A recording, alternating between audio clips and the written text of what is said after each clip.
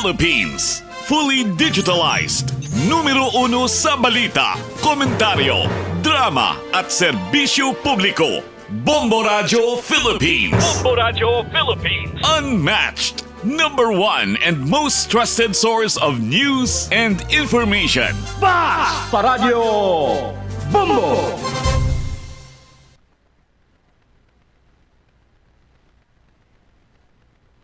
Oras 3 sa DYFM Bombo Radio Iloilo, 47 minutos na nagaligad sa alas 4 sa ngaga.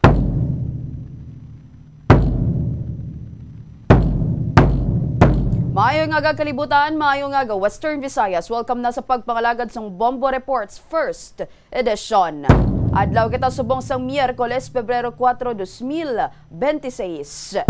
Kagkaroon sa aton mga talalopang doon nga balita subong nga Miyerkules sang aga, Senator Tulfo ginpatudsadahan si Department of Tourism Secretary Frasco sa mga appearances ni sa government-funded program o connectivities.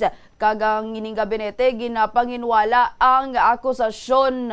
Sa ibang panatong talalopang doon nga balita, Vice Governor Lian Dibuque nagapati nga hindi standard sa Iloilo Provincial Government ang pag-promote sa personal nga identity sa mga public official sa mga proyekto sang gobyerno. Sa ibang panatong talalopang doon nga balita, si President Bongbong Marcos initial ining gin-aprobahan ining 5-year validity sa new vehicle registration. Gadugay ma-check man kita no sang aton nga lakat sang panahon bangod ining si tropical depression nga si Basyang, formerly low pressure area 02A, no? Ang ginamonitor sa pag-asa sa sulod sa Philippine Area of Responsibility. Nakip na karon ang sitwasyon diri sa palibot sa syudad sa Iloilo kag ang ginkasaman nga drug buy-bust operation sa distrito sa Maduriao. Oras diri sa DYFM Bombo Radio Iloilo, 49 minutos na ang nakaligad sa alas 4 sa aga. Diri kita danay sa pagpanaog ni bala sa memorandum circular kon campaign or anti-EPAL campaign sa DILG. But before that, recently kay may ara sa gimpatigayon nga Senate hearing. Upod diri kay Tourism Secretary Cristina Garcia Frasco, formerly alkalde sa may bahid sang Cebu, kag sa si Senator Raffy Tulfo. So di ingin panginwala, diri makita mo ni kung active ka bala sa social media. Nga before pa ni sa pag brought up sa DILG ining anti-EPAL campaign, which is basically the reiteration sa ginduso diri no ni Anay Secretary, DILG Secretary Jessie Robredo. Nga may mga pictures ini shot sa sako diri sa bugas. Diin pag ito nga mga pictures sa Boracay, hindi ko na siya no do tarpaulin. So nakita or na notice siya ran ini sa publiko. Now, we're not single, o wala taman diri gina single out si DOT Secretary Cristina Garcia Frasco. But then kiti naunahan gid ni siya ni Senator Raffy Tulfo. And ambal diri gani sa aton nga regional director, possible nga ti madamo man sang reports kinabaton diri ang DILG Central Office. Nahanungod diri siguro sa pagbutang isang personal nga identity kag ti hindi naman niya maglayo sa aton diri nga lokalidad nga makita naton nga basta kolor amo ni si amo ni nga public official, tagline nga amo ni siya nga public official, hindi na niya maglayo sa aton nga igtalopagod. Now, sa Senate hearing, no, ginpanginwala diri ni Tourism Secretary Cristina Frasco ang alegasyon sang self-promotion, no? And ginpahayag nga ang iya pagpakita sang mga nagkalain-lain man diri nga mga litrato nga gin-cite sang Senate Committee on Tourism hearing nga nagapresentar kuno sang legitimate work engagements, no, bilang kabahin sang iya official nga katungdanan sa Department of Tourism. And siling ni Frasco nga sa sulod sa nagligad man diri ako nga 3 ka tuig nga nabisitahan niya ang tanan nga rehiyon sa Pilipinas kag ang 56 sa 82 ka probinsya agud tutukan ang tourism recovery, infrastructure development, workforce upskilling, kag destination promotion na. Ilabi na ang matapos ining unprecedented disruption nga naagyan sa tourism sector. And dambal niya ko no, quote and quote, her visibility as a Secretary of Tourism has not been about her personal exposure, but about being present where the work is. Siling si Gabinete. And ang payag ni Frasco nagsunod matapos nga ginpayag ni Senator Raffy Tulfo sa hearing ati sa reklamo la yaman niya kuno ginambal yadri nga halin ni kuno sa reklamo nga nabato niya gikan sa mga pumuluyo sa padayon diri nga paglutaw sa iya nga imahe sang tourism or pictures diri sang tourism secretary sini nga mga tourism related materials, no. And gimpamangkot ni Tulfo kung may permiso bala ini ni Frasco ang paggamit sa iya litrato sa mga lugar parehos diri sa Boracay, no. Engineer kung pwede tada mapakita, no, nga may tarpaulins ini siya, tapos formerly before pa ini siya mag-tourism secretary, dumiari na ini siya nga mga materials or mga ginapanagtag bala sa general public, no, sa mga beneficiary diri nga may picture. Tingambal dan sa DLG kung kay ano ni siya mo, alain man niya nga national government agency. No, kay ti ang hambal didto sa memorandum circular sa DILG is that kung attached sa DILG mga local government units, officials, no? But then, kung halin siya sa pundo, abis yung gobyerno, karta or buwis, diri sa nga publiko.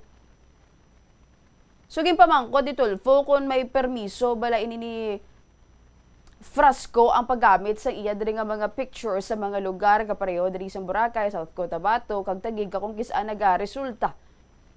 No, sa perspektibo sa nga publiko nga siya mismo ang gina-promote, no, imbes nga ang destinasyon na minagambal diri gani nga siya ba ang Philippines, no. And may mga magazine bala nga promotional ti ambal didto ni Senator Raffy Tulfo nga ti paano kita na kuno nga makasel ang aton nga pungsod kaparehos diri sa Lake Cebu nga amo ang kabahin sa Philippine Experience Programs nga ginpakita diri ni Tulfo. Isa ini kuno ka initiative sang DOT nga nagadala sang mga ambassadors, partners, kag stakeholders sa naglaylain nga lugar agon i-promote ang lokal nga kultura kag turismo sa komunidad, hindi para sa personal nga promosyon kag or promotion diri sa nga opisyal. Tinagambal diri gani nga ti kung gimpromote ni guro or gibutang niya dabi nga picture iya kang amo to sa Lake Cebu nga do iyagid bala tanan tung nagaara siya bala sa may lake ato siya. Tugod tani naibalaan to sa pungsod sa Japan nga may amo kita ni nga mga destination. Tiging klaro diri ni Frasco nga ang Philippine Topics magazine ari gina-flash to subong, which was cited in connection with the issue, hindi kuno funded, commissioned, or influenced by the Department of Tourism, stressing that it was an independent editorial work produced without DOT resources. Sa amo man diri nga hearing ginabal ni Frasco nga wala siya naghatag sang consent sa paggamit man diri sa iya nga mga picture sa magazine nga dito sa Japan, panagtag nga libre, and sining iya wala man sing interview kuno nga ginpatigayon diri sa iya Kag sa sulod sa magazine, ginhalinan lamang inisang coverage ang Philippine Expo Pavilion sa Osaka Expo sa tion sang Philippine National Day. And bangod sinigin man do Andre ni Frasco, ang isa ka immediate investigation nga nagresulta sa pagpadala sang demand letter sa Philippine Topics agud ipayag sa or pakita diri ang comprehensive nga record ang publication nga wala diri kinahilabtanan sa direktiba ako editorial decision sang Department of Tourism kag wala sang ginagamit nga pondo sang gobyerno. No, bisan pa nga ginpayag ni Tulfo nga wala niya gina-question ang legality sang presensya ni Frasco sa mga destinasyon diri bigin payag niya nga ang optics sang litrato amo ang indi nami sa pananawan diri sang publiko sa mga Pilipino. And si Frasco naman paginwalaan niya man rin ang anuman nga political motivation ang pahayag nga wala siya sing national political ambition sa 2028. Hambal diri kani si Senator Raffy Tulfo nga ti ginapangunahan niya diri ako no wala man diri nag-point out si Senator Tulfo nga ginasiling nga mapadalagan siya. Ti ang bali ako no ti bukas man no so uli bukas man kuno so no kay DOT Secretary or Tourism Secretary sa paghatag diri sang or bukas diri ang Department of Tourism sa paghatag sang documentation sa opisina ni Tulfo kabahin sang promotional initiatives nga naga-focus lamang sa destinasyon kag hindi sa iya diri nga personal identity. Bisan pa nga ti limitado kuno ang budget diri sang ahensya. Kabahin diri bala pabati nato no lipot lang ang kabahin diri sang gipatigayon nga Senate hearing no sang tourism no kahapon ni siya adlaw with DOT or Tourism Secretary Cristina Garcia Frasco kag Senator Raffy Tulfo. I just wish to place on the record that the photos that have been used and transformed into memes are actually work photos. Is that AI? You're telling me that's AI? No. Okay. This is a work photo. I was in Lake Cebu in South Cotabato promoting the Philippine Experience Program. The interpretation or misinterpretation of that, of course, is up to public consumption. But we have all the documentation to prove that my presence there was a legitimate one, and it was to help the destination as far as crafting of tourism packages, tourism circuits, building up of attention for the destination in conjunction with our tourism stakeholders. I'm not saying, Mom, that you're not present. Your presence there is not legit. Okay? What I'm saying is, yung presence mo doon, yung sa picture na yan, it doesn't fit in sa taste ng mga Pilipino na nakakita po niyan. Kaya nga po, binabash po kayo. Hanggang sa pumunta po sila sa Action Center ko para magreklamo. Nung malaman nila magkakaroon ng hearing ng ganito, they came to my office and they told me na ito yung baka pwede may parating sa Department of Tourism. That's why I'm trying to voice it out today here in the hearing. Okay? So, kasi ang nangyari, ma'am, ang dating daw sa kanila parang pinopromote mo yung sarili mo versus dapat yung Pilipinas ang pinopromote mo o yung mga probinsya ang pinopromote mo versus you're promoting yourself. Yun po yung dating sa mga tao. Hindi po sa akin yun, ha? That's not from me. From them.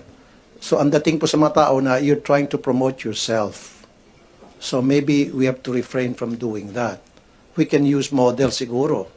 Diba? Like I said, dyan sabi mo sa Cotabato ba yan? Saan lugar yan? South Cotabato. Then, let's use Miss South Cotabato as the model. Or a native South Cotabato. Ano ba yung pinaka-native dyan sa Cotabato? Yung mga indigenous people in Cotabato. Much better versus kayo po. Yun po yung pinopoint out ng mga lumapit po sa akin. Mr. Chair, gusto magsalita si Ms. Rasco? Sec, you want to respond? Yes, I completely hear you, Senator, and I'm grateful that you have brought these matters to light. But since I have the floor, I would just like to reiterate my position that I have tried to be as present as possible in our destinations and for our stakeholders. That is the extent of the duty that I have exercised and nothing more. I have no national ambition. I'm not running for any national position, and therefore any accusation of self-promotion would fall flat because I am not running for any national position in 2028, and therefore there would be no reason for me to promote myself. I'm sorry, ma'am. I'm not saying that you're running. Don't put words into my mouth. I'm not saying that. What I'm saying is, yung po nakakalata yung mga tao na parang pinopromote yung sarili mo for whatever reason. Now, also, ma'am, compared to other countries like Vietnam, Korea, Malaysia, Japan, hindi niyo po nakikita yung mukha ng mga secretaries ng Department of Tourism nila doon eh. Wala. Never ka makakita sa tourist materials ng kahit anong bansa na banggit ko, yung kanilang Secretary of Tourism, pinopromote yung mga muka ng mga pictures nila. That's what the Yes. people that came to me. Perhaps if it is the pleasure of the senator that I no longer visit our destinations or that there be no coverage of the same, we can take that into serious consideration. But as far as Of course, my ma'am, understanding, you can yes. visit. Why not? Yeah, I would even, people will appreciate you going there so that makita. No, nabatian diri ang si Senator Raffy Tulfo and at the same time si Tourism Secretary Cristina Garcia Frasco to ginabali nga kung amo nang gusto nga ti hindi mag-visit visit diri ang Tourism Secretary sa mga aktual diri nga lugar sa bilog nga pungsod i-take niya ko noon serious matter ang human sini nga bagay. Gali hindi ang mamaniya ang punto diri ni Senator Tulfo. Kundi ang i-lay down lang nga ilikawan na ang pagbutang man diri sa personal nga identity sa mga tourism materials kag mas maayo nga kung saan mo gimani nga bagay i-promote yan ang lokal, ang mga tao, ang lugar, no? Yeah, di pa to makabulig. Now, it does not speak man mayo kahit subong na nadala ni gani sa table ang amo sining topiko kahit ma-inchakto diri kung ano ang kiwi although nga balaan naman inikuntani, no? Nga hindi bala paggamiton kahit nagaugat ni gani sa 1987 Constitution, no, Code of Conduct and Ethical Standards for Public Officials and Employees, no. And ang iban pa diri, no, nga mga hindi lang man alone ang Department of Tourism, kundi ang pila diri ka mga local officials, no. Hindi na ta magpa ano-ano nga wala na diri nagakatabo sa aton because rampant, no, ang amuman sila nga bagay. Now this tourism or Senate hearing involving diri si Tourism Secretary Frasco. Numayara bala sang thin line between performing official duties kag appearing, no, sa pag-engage diri sang self-promotion, no? And to clarify, ini man nga issue we believe and we understand man nga it is not merely about whether ining opisyal ara sa presensya ya abi or ara siya sa or ang presensya niya ara sa government activities, because as public official like these cabinet secretaries are expected, no, to be visible, magpakita, hands-on and present sa bisan diin man diri nga field of their duties, no. And ang pag-coordinate diri sa stakeholders and on the ground engagement, no, ang kabahin sa mandato. However, kita diri ang public service naga-demand sang masubra pagidabing ang compliance with the siling gati miara sang technical rules, no, nga naga-demand man diri sa pag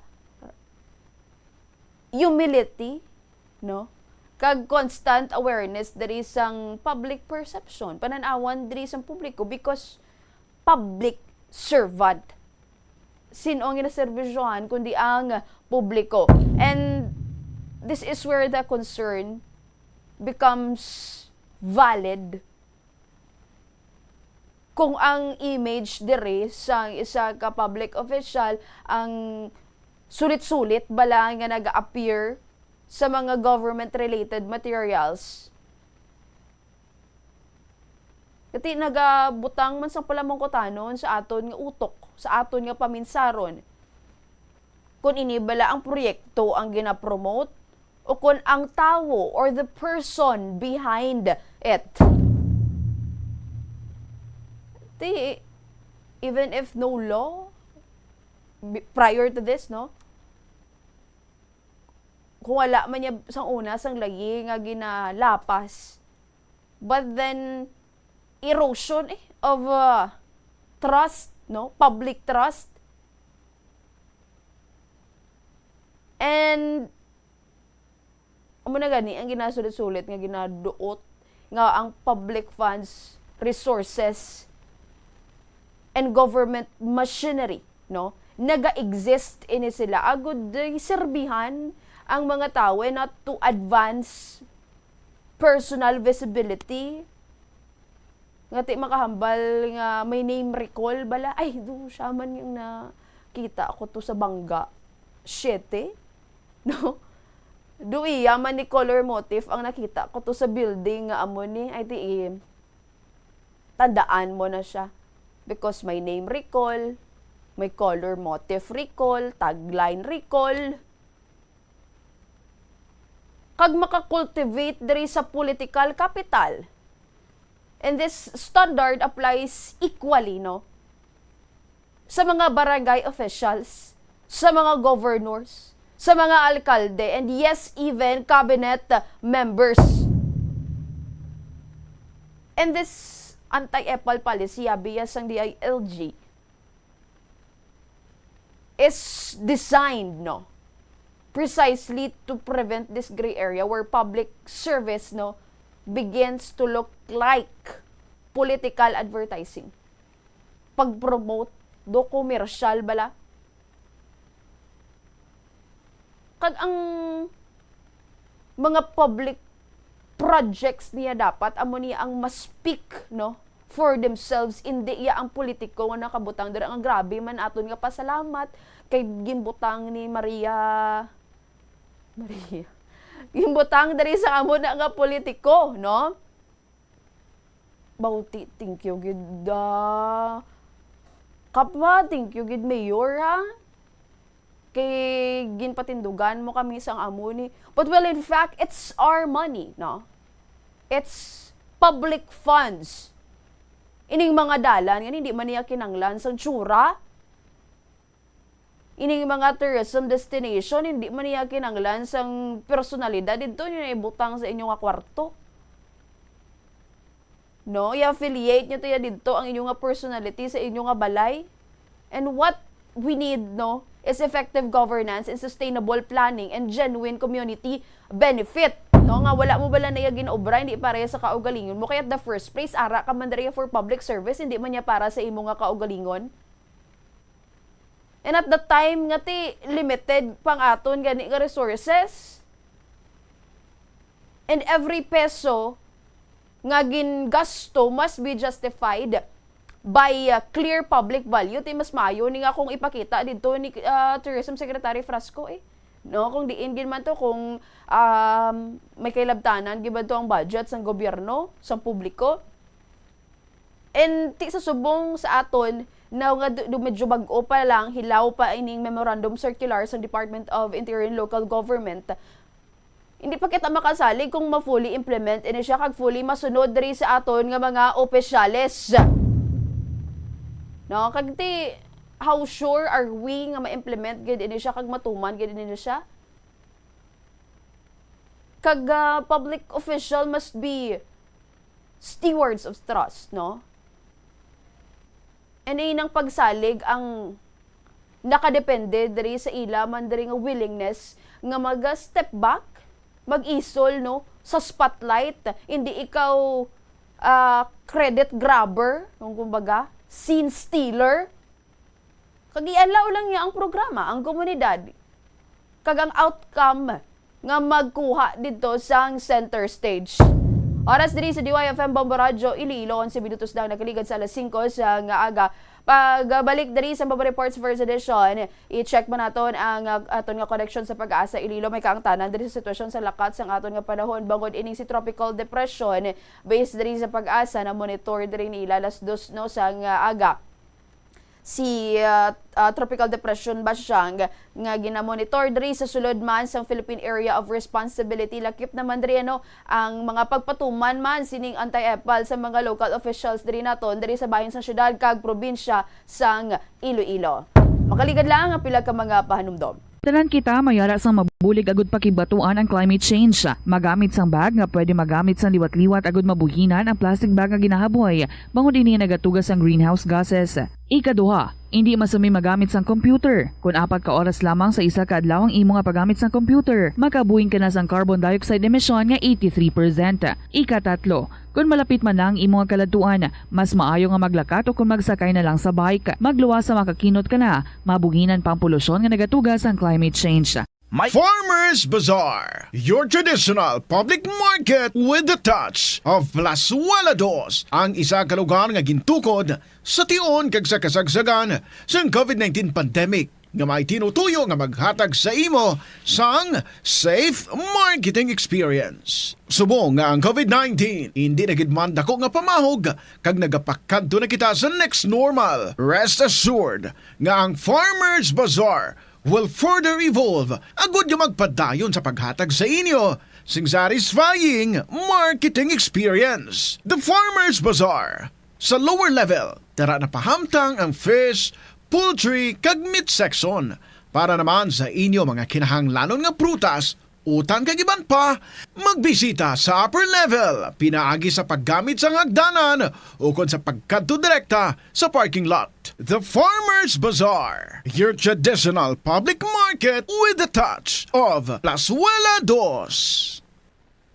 Level up your future with USA. Be an Augustinian. The University of San Agustin is now ready for admissions for pre-elementary to junior high school. Visit our USA Sambag campus. For senior high school, visit our main campus on General Luna Street. For college, law, or graduate school, apply online anytime at usa.edu.ph. One choice, endless possibilities. Be an Augustinian. Mag-enroll na sa USA. Viva San Agustin! Plazuela de Iloilo, Billboard of Activities for February 1 to 7, 2026. Ang Pebrero 6 among first Friday of the month. Ang 3 sa 12 ka mga promesa ni Jesus nga ginhambal pinaagi kay Sister Margaret Mary Alacoc para sa tanan nga mga devotees sang Sacred Heart of Jesus. I will establish peace in their homes. I will bestow abundant blessings upon all their undertakings. I promise you, in the excessive mercy of my heart, nga akon all-powerful love ang igahatag sa tanan nga magabaton sang Holy Communion sa First Fridays sa 9 ka consecutive months. Ang grasya sang final perseverance. They shall not die in my disgrace, nor without receiving the sacraments. Ang akon divine heart amoy lamangin safe refuge in this last moment. In line with this, ginaagdang tanan nga mag-attend ang First Friday Mass to honor the Sacred Heart of Jesus sa El Puente or the Bridge sa Pebrero 6, 2026. Mag-aumpisa alas 5:30 sa hapon. Ang Technocrats Band ang liwat nga maghahatag sa inyo sa One Great Musical Show sa concert at the Plaza, kicking off alas 6 ng gabi sa Pebrero 7, Sabado. Sa tion sa musical show, napuno ka mga matahom nga Plazuela de Iloilo, Valentine's Edition mugs kag madamo pa nga iban ang igaparapol sa mga suki sang Plazuela de Iloilo. Sa February 8, Domingo, ginaagdang tanan nga mangin kabahin sa Eucharistic celebration nga paghahiwaton sa El Puente or the Bridge sa among adlaw alas 11 sang aga. Sa tion sang Holy Mass, ipangamuyo naton sa Ginoo nga padayon niya nga tandugon ang kasing-kasing sa mga tawo nga involved sa anomalous flood control projects nga pamatian ang panawagan angot sa restitution. Plazuela de Iloilo, we remain to be one with you in the common hope for a better community and a progressive country in 2026. sang good manners and right conduct ang makabulig sa paghimo sang positive, respectful environment para sa pagtuon. Nagapakita ini sang pagtahod hindi lang sa mga manunudlo kundi mangin sa imo mga classmate kag sa school community. Mag-abot sa eskwelahan on time. Ang pag-abot sang late sa klase kag sa aktibidad ang nagapakita sang kakulang sang respeto sa oras sang iban. Magpamati sa imo maestra o kun maestro samtang nagadiscuss sang lesson kag sundon sang maayo kun may yara sang instructions. Tawgon nga ma'am o kun sir ang imo teacher o kun staff. Kun may pamangkot, ibayaw ang kamot, agud mahatagan ikaw sang kahigayunan nga makasabat. Maggamit sang please, thank you kag excuse me kung nagaistorya sa imo classmate o kung sino man ang imo ginaatubang. Likawan ang pagpanunlog, pagbuli o kung pagpanginsulto. Mangin maayo kag may respeto sa isig kapareho. Mangin matinlo sa classroom kag school grounds. Ibutang sa basurahan ang basura kag indi pag-ihaboy sa bisan diin lang ilabi na sa sulod sang classroom. Respetohon ang propiedad sang eskwelahan. Halungan ang mga libro kag supplies kag likawan ang mangguba sang Sa DYFM Bombo Radyo Ililo, 17 minutos na nagaligad sa alas 5 sang aga. Kamusta po nagapamatik ang nagatutok dari sa Bombo Reports First Edition. This time, i-check na ton ang aton nga koneksyon sa Pag-asa Ililo.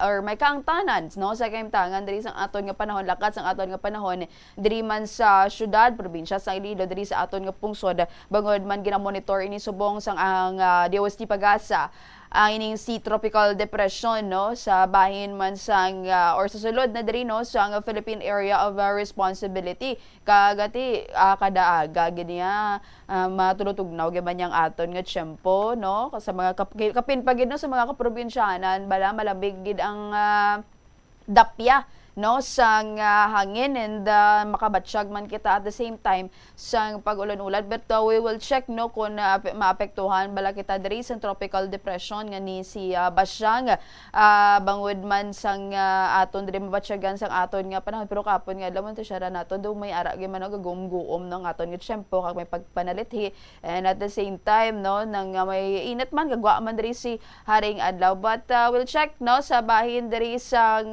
Pag-asa Iloilo kung kamusta subong nga adlaw ang lakat sang aton nga panahon. Ara sa piyak nga linya si Engineer Ferds Rubin. Engineer, good morning. Welcome diri sa Bombo Reports First Edition. You're with Bombo Pauline. Yes ma'am, good morning kay sa aton mga tagpalamati. Amo ni aton latest weather update para sa subong nga February 4, 2026. Sa atong gina-monitor nga si Bagyong Basyang, yari na nisa sa 895 km silangan sang northeastern Mindanao. Kagahulag ni siya west-southwest sa direksyon direksyon sa kada sigon nga 20 km per hour. Ginalantaw na to nga ang ining bagyo possible ni siya mag-landfall no diri sa may Mindanao area, pero ginalantaw naton nga masaka ini siya kag mag-landfall man diri sa aton sa may Visayas area.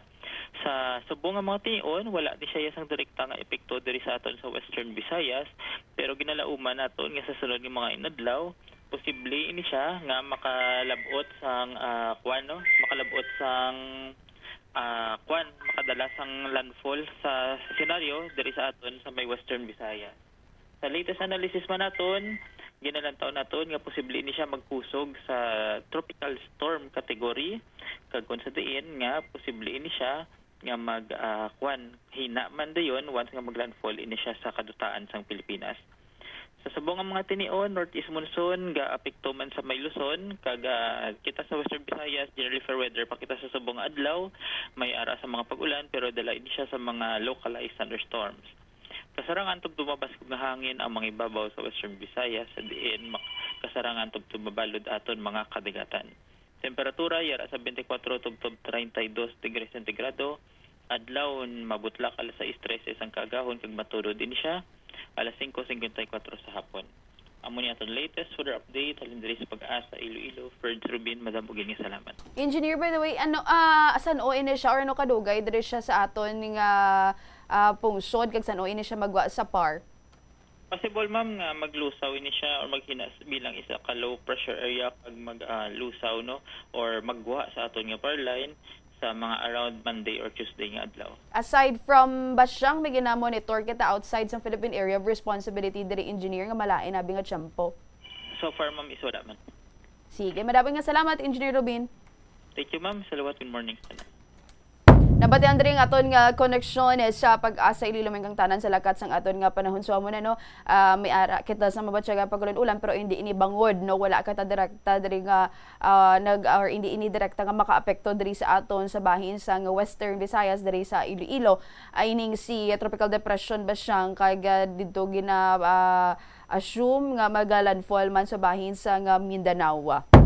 Oras 3 sa DYFM, Bombo Radyo Iloilo, 21 minutos na nagkalikan sa alas 5 sa aga. Nagidugay matcheck man kita sa linya ni Bombo Brian Gonzales, may kaangtanan sa gamay lang nga dipot dari nga, lakat dari sang aton man nga or sitwasyon dari sa syudad sa Iloilo and at the same time, gingkasa dari no, nga by bus operation sang aton nga kapulisan sa distrito man diri sang Mandurriao.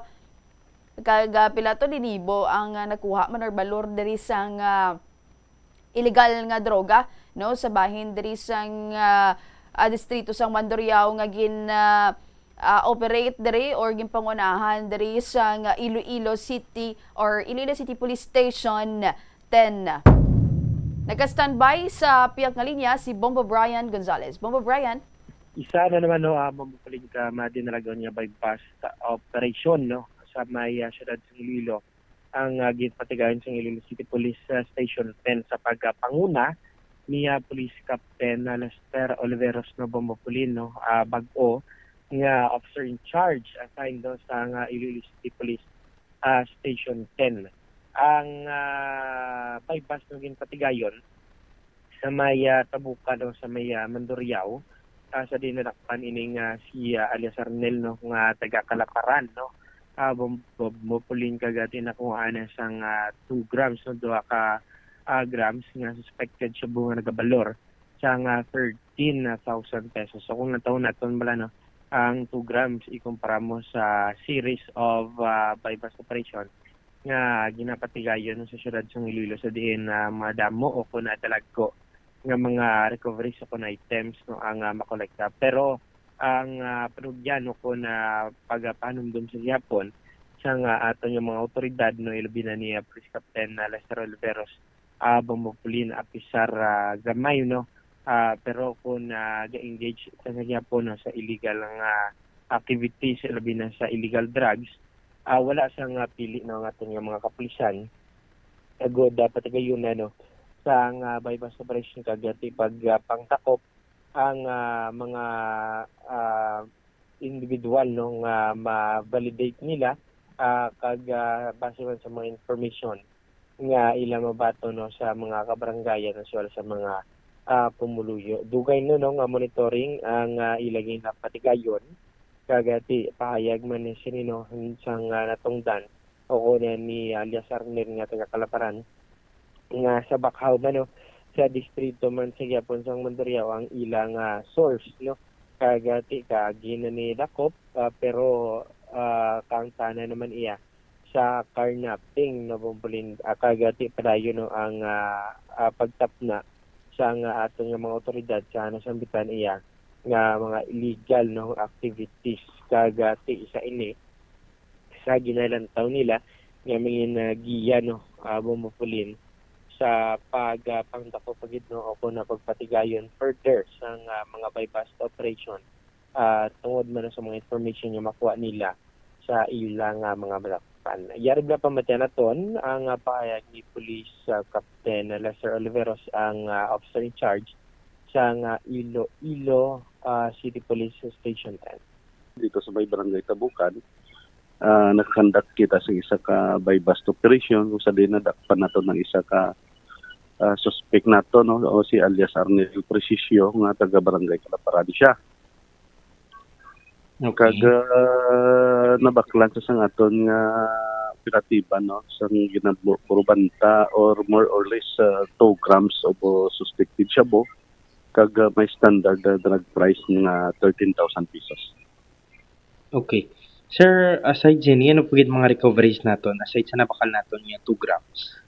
So para sir no amo lang tong isa ka siya ang na-recovered sa iya okay. Kag ang aton nga bypass money nga worth 1,000 pesos. Mm-hmm. Sir, ano dugay tanan ni ginamonitor si alias Arnel, sir? Taga Tabukan. Yes sir, based sa pag-investigar kag monitoring sa naton nga mga operatiba, taga barangay Kalaparan siya sir. Kag ang iyang source sini is diri sa kuno nagkakuha sa may barangay Bakhaw, distriman sa distrito sang Mandurriao, no? Kung diin sa may mga transaksyon ginadulong ya, hasta makalabot ang mga items siya dito sa may barangay Kalaparan. Kag kung may mga parokyano sa diri sa distrito sang Mandurriao, ginadulungan niya. Okay. Sir, ano ni siya, sir? May ubra ni siya, pamilyado man. Based sa pagpangusisa na to kina sa iya, tagin sa dakop ko no, ang kaso niya is nalipat lang sa kung ano nga tuig, pero may mga kaso sa karnaping daw. Okay. Carnapping. Pero related sa drugs, sir, ano? First time isa nadakpan sa pag-verify man nato. First time niya nga nadakpan, no? Sila niya ganito, kadugay-dugay niya nag-engage sa mga nato bago lang sa na-monitor nga nadakpan. Sir, wala man sa siling iban niya upod yung gin-deliveran sa sinangat oras sa may tabukan. Wa isa no kay solo nang gid siya nga siya nang gikakuha to sang items sa may barangay Bakhaw. Okay. Aton pa ni sa pag-imbestigaran kung sino tong ginakuha niya dito sa ginasambit niya nga mga lugar. Kaya basi makakondak mo kita sa isa pagid kadako nga operation against illegal drugs. Okay. Sir, daw sa ano ni kadako nga bulig, halimbawa may madakpan kamo tapos giyaman ni sa inyo para may pagid kamo madakpan nga mas dalag ko pagid sir nga nag-engage. Yes sir, kaya aton na kandakad ina sa follow-up investigation kag monitoring ang mga ginamit pang negosyon niya nga mga pangalan, no. Okay. So wala pa namon na ginaano sa balita, no, kay para makakandak ng isang validation gid kung positive gini gina tudlo ya nga dagko gini nga tawo. Okay. Sir, lastly, ano ang panugyan nato no sa bilang bag-o nga OIC, sir, sang Iloilo City Police Station 10 sa inyo na sakupan niya area of responsibility, sir, nga nagapadayon ang inyo paggatap na sang illegal drugs?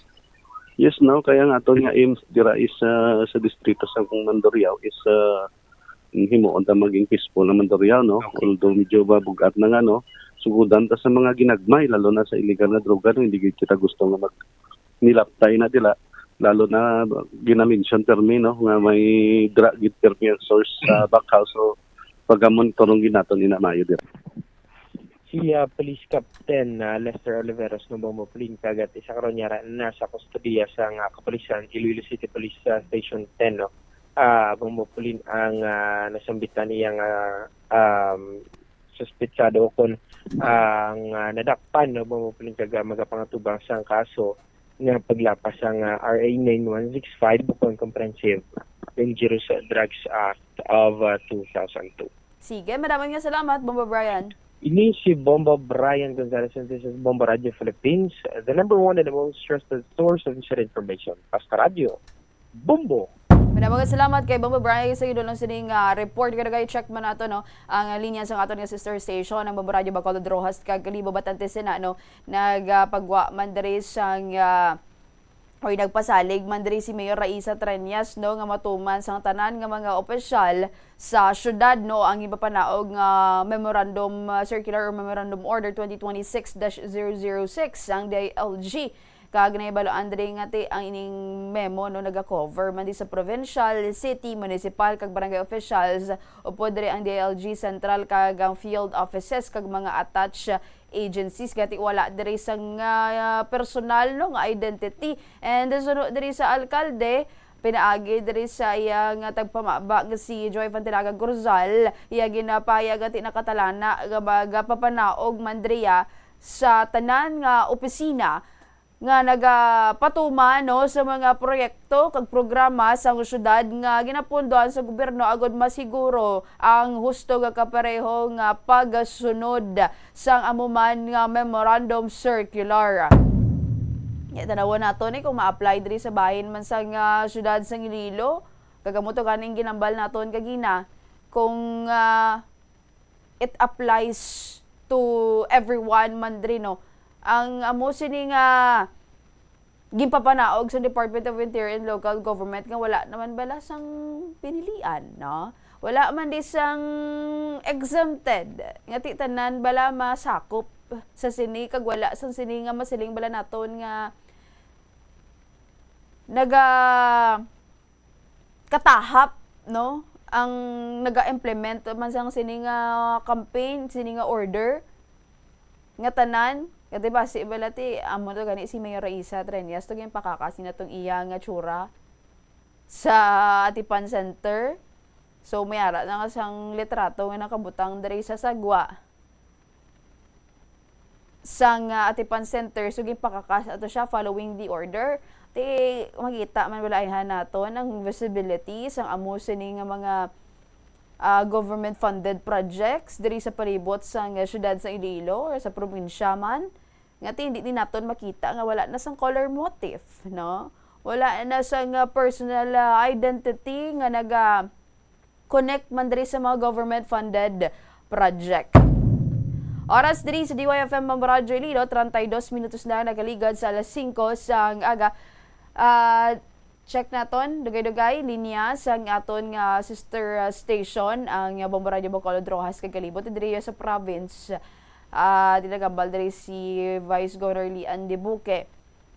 Ngati wala no or hindi diri pag or i-review diri niya ang iniman nga memorandum circular para mas maayo pero nagambal siya ngati hindi niya ang standard sa Iloilo Provincial Government, no? Ngati ginatapik dito ang personal identity sa mga government-funded project nga ginapatuman. So wala niya ko no or wala hindi niya ko no ang standards ng provincial government. And ginatun-an niya pa diri Nas maayo ngati resolution of support abi sa siniman nga memorandum circular sa DILG. Ay di parang iban man din nga mga local officials mahuya man no? And kumbaga it's one way for us diri sa public nga mabalaan diri nga amo na ni ang tion for us no? Nga mabalaan man diri nga nagapakita sa transparency and at the same time ang kwarta sa pumuruyo nagakadto ya mismo no sa programa mismo, sa proyekto mismo, nga wala naga-promote sa kaugalingon. Sige. Engineer, ready na i-check naton linya sa aton nga sister station no nakita diri sa bahin sang Bomboradyo Bacolod. Welcome and good morning, Bomboradyo Bacolod. Good morning, Bombo Polin, Bombo Radio Western Visayas, diri sa syudad sa Bacolod, kag probinsya sa Negros Occidental, yari ang mga nagapanguna namon nga mga balita. Patay ang duha ka lalaki samtang isa ang pilason matapos nga nabunggo ang ilagi na sakyan nga motorsiklo sa isa ka nakaparada nga cargo truck nga kargado sang tubo sa National Road sang Barangay Alangilan, Manhuyod, Negros Oriental sang Pebrero 2 pasado alauna sang kaagahon. Santo diri sa report Bombo Polin, Bombo Radio Western Visayas sang Manhuyod Police Station nga lunsay mga residente sang Barangay Maaslum, Barangay Manhuyod ang mga biktima. Kag suno pa diri ang driver ang magalikaw kung tani sa early warning device nga yara sa kalsada apang nadulaan ini sang kontrol sa iyang motorsiklo kag nagdiretso sa likod nga bahin sang cargo truck. Kag bangod sa impact nakaagom sang grabe nga pila sa mga sakay sa motorsiklo samtang gindeklarar naman nga dead on arrival ang driver kag ang 66 anyos nga back rider. Ang isa ka pasahero ang yara pasubong sa ospital kag ginadapatan sang nagakaigo nga pagbulong kag ti sa karon padayon pa ang investigasyon sa mga kapulisan sa natabo nga insidente. Kag sa katapusan diri namon nga balita, ginausisa subong sang Bacolod Environment and Natural Resources Office o Conbenro upod sang City Legal Office ang mga individual lokon grupo nga ginarigar nagahimo sang illegal dumping sang basura matapos makit-an sa pila ka mga CCTV footages. Bombo Pulin, Bombo Radio, Western Visayas, ang tinalikdan, nagdamo gid diri ang mga illegal dump sites diri sa syudad sang Bacolod, bangod nga nagasugod pa lang ang bag-o nga kontraktor sa pag-haul kag sa pagkolekta sang basura nga amo ang International Solid Waste Integrated Management Specialist Incorporated o kon ISWIMS. Bag-o pa lang sila, Bombo Radio Western Visayas, gin-consider nga ti kadamo sa mga mini dump sites diriya sa syudad sang Bacolod, bangod man nga kadamo sang mga backlogs nga ginbilin sang anay garbage hauler sang syudad. Kag santo man sa report nga nakuha sang Benro, ang mga mini dump sites diri sa pila ka lugar lakip na ang circumferential road diri sa syudad sang Bacolod, may mga nagahaboy sang basura gamit ang duha ka mga close van kag mayara man sang mga saksi nga nakakita sa ngamo nga illegal nga aktibidad.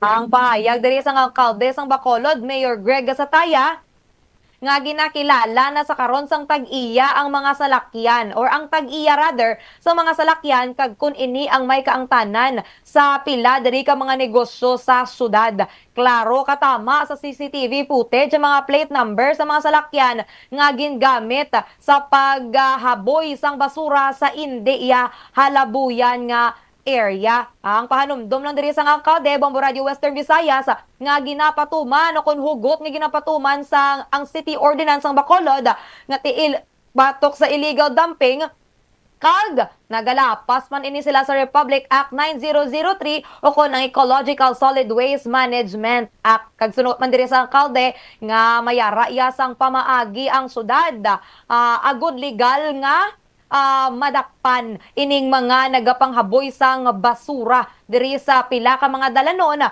Kag kung gusto gid Manila maghaboy sang madamo nga basura, pwede gid sila makarekta didto sa sanitary landfill sang syudad kag sila na lang niya mismo ang mahaboy, hindi na maghulat Bombo Radio Western Visayas sa pagkolekta santo sa ilang schedule. Nagapakig-angot naman sa karon ng City Government of Bacolod sa Land Transportation Office para sa dugang impormasyon agud nga matumod ining tag-iya sang nasambit nga mga salakyan. Amoy na mga reports nga natipon diri sa syudad sa Bacolod kag probinsya sa Negros Occidental kag Oriental. Balik sa imo, Bombo Pulin. Maraming salamat, Bombo Mia sa Bombo Radio Bacolod. This time, check na ito ang linya sa Bombo Radio Kalibo. Welcome and good morning, Bombo Radio Kalibo. Welcome kag mayong agaman, Bombo Radio Western Visayas, Bacolod, Rojas, Iloilo, Bombo Pulin. Mga balita man namon diri sa probinsya sa Ngaklan, posibleng maideklara bilang African Swine Fever Free o ASF Free na ang bilog nga probinsya sa Ngaklan sa maabot nga mga binulan kung hindi na makailista sa among nga kaso diri sa probinsya sa Ngaklan. Amo ni ang ginapahayag man ni Dr. Mabel Siniel sa Office of the Provincial Veterinarian ini matapos nga ang ginpagawa bala nga updated zoning progression sa Bureau of Animal Industry Central Office. So sa kay Dr. Siniel nga na-upgrade na sa yellow zone ang pila ka kabanuhanan namon diri sa probinsya sa Ngaklan, particular ang Banwasang Baga, Balete, Buruanga, Nabas, Madalag, Malinaw kag New Washington. So butambalon sini pwede na makamat-amat ang mga hog racer sang pag-alaga sa baboy bangod nga wala na sang nilista nga kaso sang ASF halin sa nagliligan nga mga bulan. Aside sini nga mga kabanuhanan, ang iba namon nga banwa nagapabilin nga ara sa red zone kag ang iban yara man sa pink zone. Samtang dugang paginamon nga mga balita gin at hagman diri o gin klaro man ni Attorney Brent Asher Gonzales, focal person man sa ngamon diri nga sanitary landfill sa Banwasang Kalibo nga ang pagbisita sang ining DNR, EMB or Environmental Management Bureau Region 6 diri sa Banwasang Kalibo wala nag-ugat sa isyu sa dumping site, particular diri sa barangay Bacausor, Kalibo. So sa iya kaparte kuno ini sa regular nga pagkandak sang monitoring kag assessment activity kada tuig sa tanan nga landfill diri sa aton sa rehiyon sa East para ma-monitor kon ang ining mga LGU naga-comply sa compliance pag-abot sa Republic Act 9003 o kung ang ginatawag nga Ecological Solid Waste Management Act of 2000. But kapon na interview man namon diri si punong barangay Aquino sa barangay Bacausor nga bantayan gid nila ni kahapon ang taga DNR EMB para maipabot ang ilang concern labi na gid sang ila tong mga pumuluyo bangod gani sa hugom bala, no? Mabako nga hugom nga naghalin sa dumping site diri sa Banwasang Kalibo.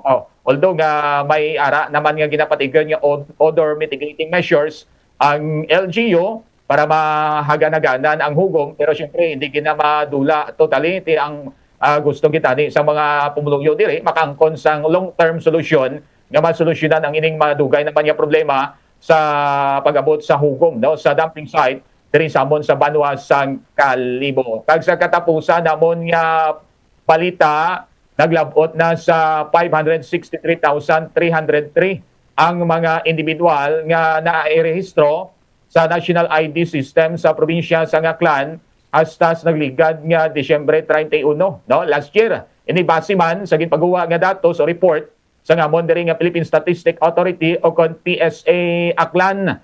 Sa nagligad nga tuig nakalista ang PSA sa 19,068 nga mga bag-o nga nagparehistro, nilampas ko na ini sa ila target nga 15,430. Kabilugan nga sa kabilugan nga numero 441,005 ang may edad 5 katuig pataas samtang 22,298 man ang mga kabataan nga wala pa nagalamot sa 5 katuig. Kag subong nga panyempo padayon pa ang ginapatigayon nga fixed registration sa ngamon nga PSA sa ila nga talatapan diri sa Banwasang Kalibo. Kag padayon man ang ilang nga pag-inganyo sa gihapon sa mga kultura namon nga wala pagid nakaparehistro o kung wala pagid nakaparecord o nakakuha sa ilang Philippine ID. Amo ni so far mga balita namon diri sa probinsya sa Aklan.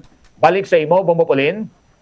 Madamang nga salamat pa Michael sa Bombo Radio Kalibo para naman diri sa natipon naman nga balita sa syudad kag probinsya sa Iloilo, Bombo Radio Western Visayas. Itunaan pa diri sa Department of Interior and Local Government Region 6 kung paano makareport ang publiko batok diri sa mga government officials nga nagabutang diri sa ilamay nga mga personal identity sa mga government funded projects. Ining may kaangtanan sa Memorandum Circular number 2026-006 kung ining anti-Apple campaign kung sining kinabanduan mandiri ang tanan nga provincial, city, municipal kag barangay officials upod na diri ang DILG Central Regional Field Offices kag mga attached agencies nga siguraduhon nga wala sa ngalan, letrato, logo, initials, bisan pa mga color motifs, slogan o kung bisan ano nga identifying symbol sa public official nga makita sa signage, marker, tarpaulin kag iban pa nga mga materyales nga ginbayaran sang pondo sang gobyerno. Suno diri or sa interview diri sa Bombo Radio kay Juan Jovian Ineniero ang Regional Director sa DILG Region 6. Yadrigin payag ang ginatan-aw pa nila kung ano nga medium ang mahimo gamiton sa publiko agod nga makareport sang amo nga paglapas kag isa sa ginakabig nga opsyon amo ang official nga Facebook page sang DILG apang kinahanglan sa gihapon ang validation sa ilang bahin antes makahimo man diri sang tikang ginpayag man diri sa atod sa DILG province nga mahimo gid makapadala diri sang litrato ang mga individual or ang publiko man diri kag i-report man sa ilang talatapan. Ginpayag man nga na-inform na ang mga provincial directors kag kahapon nga adlaw napapanaog na diri ang regional memorandum circular kag maga-issue sang ukod agud ma-implement madri sa rehiyon kag magahatag sang direktiba para sa pagmonitor sang implementasyon kag ipabalo man ini sa mga local government units kag i-explicar sa ila ang probisyon sang amo nga circular. Base dire no ang sino man nga maglapas sa sining mangin subject or ang mangin subject sa administrative kag criminal liability suno dire sa lagi. Sa subong wala pa sang may nabaton nga report antes pa no ang pag-issue sang circular kag mas pagtandari ang subong no bangod nga may direktiba na ay kumpara diri sang una kag sa ila pag-obserbar may mga kaso man ini sila nga nakita sa palibot diri sang rehiyon apang wala masita bangod ginakabig sini nga in good faith. Sa dugang pagidiri nga balita or kaangot diri nga balita nagapati diri si Iloilo Provincial Vice Governor Nathalie Ann Dibuque nga hindi standard sang Iloilo Provincial Government ang pag-usar sang public officials sa mga government funded project agud nga mag-promote diri sang personal nga identity. Suno diri sa Vice Gobernador iyagin payag ginasuportahan sini ang campaign sang DILG kag i-review man sini ang mga pulisiya sa provincial board agud mapakita ang ilang suporta. Enton-an man diri ni Dibuque kun bala mapasar sang resolusyon nga nagasuporta sa memorandum sang DILG. Diriya sa bahin sang syudad sang Iloilo, Bamboradio, Western Visayas nagpasalig diri si Mayor Raisa Tranias nga matuman sang tanan nga mga opisyal sa syudad ang ginpanaog nga memorandum order sa DILG and suno diri sa iya nga or pinaagi diri sa tagpamaba nga si Joy Fantilaga Gorzal iyagin payag nga nakatalana na nga magpanaog sang memorandum sa tanan diri nga opisina nga nagapatuman man diri sang proyekto kag programa sa syudad nga ginapunduhan diri sa nga gobyerno. Agud masiguro diri nga husto kag pareho ang pagsunod sini sa una diri gani nga tikang Bamboradio Western Visayas gipakakas didto ni Mayor Raisa Tranias sa iya nga tsura sa sagwa man diri sa nga Atipan Center. Sa ibang panamon nga balita, diri sa gihapon sa syudad sang Iloilo nagpabombo ang tag-iya siyang motor nga ginkawat malapit sa Land Transportation Office sa Barangay Quintin Salas, Haro, Iloilo City. Sunod diri sa tag-iya sang motor nga agapay ni siya nagpadulong sa LTO agud nga magproseso diri sa iya nga lisensya. Kaga sunod diri sa iyala sa 50 sang aga ini nakaabot sa lugar kag ginpark diri niya ang iya nga motor sa napatung-an diri sang duwa pagay ka motor kag sang tion nga nagwa na ini sa opisina sang LTO mga alas 11 sang aga agud nga magpauli natalo pang daniya nga wala na ang iya motor nga sa iya diri nga parkingan dugang pa niya nga wala niya nalak ang motor apang dala niya ang yabi sang iya man diri nga motor. Ang gingkawat nga iya diri is ang model Bamboradio Western Visayas XRM 125 2017 model nga may color nga black kag silver kag may plate number nga 665 FAJ. Nagpanawagan diri karon ng tag-iyaw kaya nagkawat nga kun mahimo ibalik lang ang iya diri kawat nga motor kag kun hindi man halungan na lang kuno ini Bamboradio Western Visayas. Apang kumadakpan man ang nagkawat desidido ang tag-iya nga magpasaka sang kaso batok sa amo nga suspect. And nagapadayon man diri ang investigasyon sa mga kapulisan sa amuman nga insidente kag pagpangita diri sa suspect. Amay na mga natipon namon nga balita diri sa bayan sa syudad kag probinsya sa Iloilo, Bamboradio, Western Visayas diri sa amon Bamboradio, Western Visayas nagaamat-amat na diri mga local officials no nga ti mansig pabutsyag man diri nga ipatuman man diri nila ya ang memorandum circular ang ning anti-EPAL campaign sa Department of Interior Local Government dira sa inyo Bamboradio, Bacolod ano nakabatsyag nakabudar makita inyo dira based sa inyo observation nga ginatuman na ini kay immediate no suno diri sa DILG Central Office Bombo Pauline, Bombo Radio Kalibo, kadamo actually no sa mga pila diri ka mga pangalan. May mga pangalan kita nga makita especially bala sa mga ring boards, sa mga covered courts, kung sa mga courts sa barangay kag mga pangalan sa mga ambulance pero ti amat-amaton ina Bombo Radio Western Visayas nga pangkakson kay ti sa nasaad gani nimo Bombo Pauline ti immediate no ang pagpatuman sang sinaiya nga implementation rather sang sinaabi nga memorandum kag di mas maayo gid nga early palang ipangkakso nga daan ilang mga tsura ilang mga pangalan sa mga government funded nga mga project especially diri sa Bacolod City kadamo sa mga proyekto diri nga mga ongoing sa karon pero so far wala man kita sang may nakita nga mga itsura sa mga konsehal kag alkalde even sang congressman na Bombo Pauline, Bombo Radio Western Visayas. Nas maayo nga mga kakas diri dayon kag diri galing kay ti mahulat pa kita diri subong kay ti may nagwa na diri nga memorandum circular kay hindi man niya nagakadapat kay iniya pundo sang publiko ti dira sa inyo ya sa Kalibo Bombo Michael may ara man or nagasugod na dira hulag ining mga local officials ninyo or mga attached agencies ng Department of Interior and Local Government Bombo Michael. Kung ano ang sinyo da Bombo Pauline no Bombo Radio Bacolod ti amo man direktamon sa probinsya sa Ngaklan amat-amat na gid man no, nga ginakuha nila to, ang iban to ginapinturahan nila to para madula na tong mga pangalan to sa pilag ka mga public buildings, the same as ang inibalang nga mga kwan, mga gina-release nga mga business permit, barangay clearance, di ba? Laban-laban sina. May mga pangalan kag may mga itsura o laragway sa mga barangay official, daw gin-edit naman nila. Ginayos naman nila ang ilang nga mga form subong kag ang iban pagid nga mga bagay-bagay nga dira gid nagabalikatang ang mga barangay officials or mga municipal officials at amat-amat naging man nila nga ginaayos kag ginakayo subong nga panyimpo kun lang tabunta dapat dugay na ini nga implement kay dugay naman ini nga anti-EPAL diri sa aton sa pungsod Pilipinas. But at least kay papano bisan karon lang may action taken man ang aton nga DILG lang ang ato lang sini kabay pa nga i-monitor nila para sa proper implementation kag hindi lang bala sa hambal kag sugid kay basi bala kun puro sugid lang sila pag abot sa aktwal wala man sang monitoring wala gid sa matabo sini Bombopolin. Speaking of proper implementation, aram ba siling bala naton nga wala bala nagakatahap man diri ang implementing agency diri mga opisyales man diri bihalin sa Department of Interior Local Government nga magsaway man diri kag ti ambal diri sa DILG may ara sang administrative kag criminal liability man diri ang pag-question naman diri kung may ara to no Bombo Michael sang proper implementation kaga tanan nga mga opisyalis nga may color motif, may slogan o kung mga tsura man diri sining mga public officials naton Bombo Michael.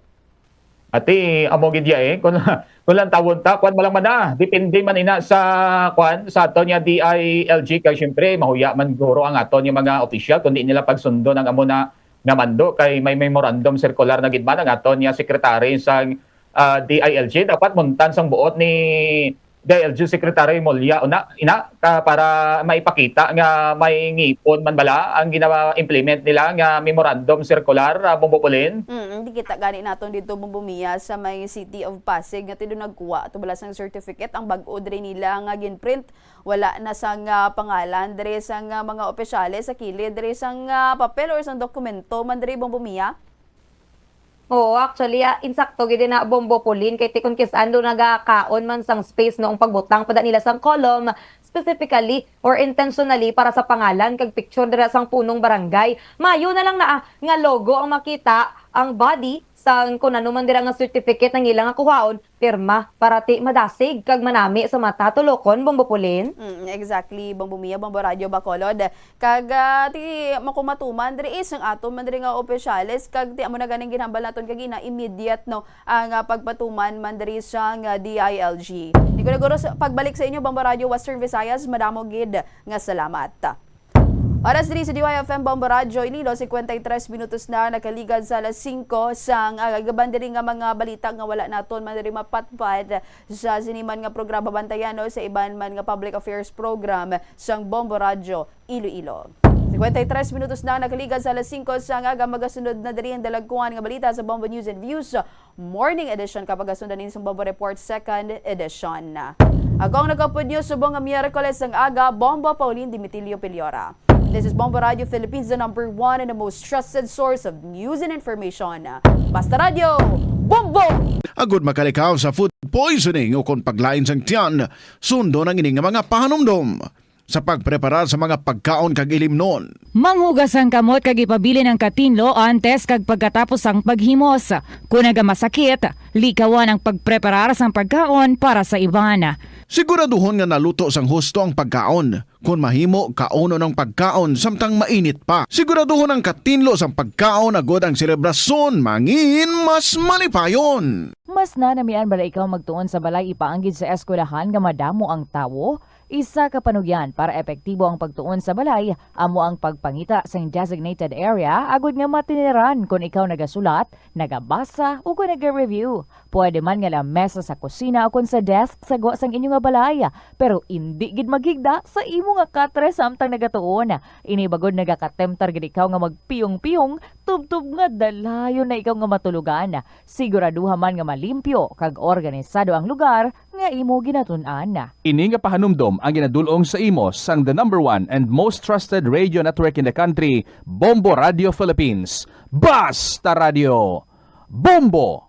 Kung ikaw isa ka chess lover, yaring pila ka brain benefit sa paghampang sini. Kag kung wala ka nagahampang sini, umpisahin na.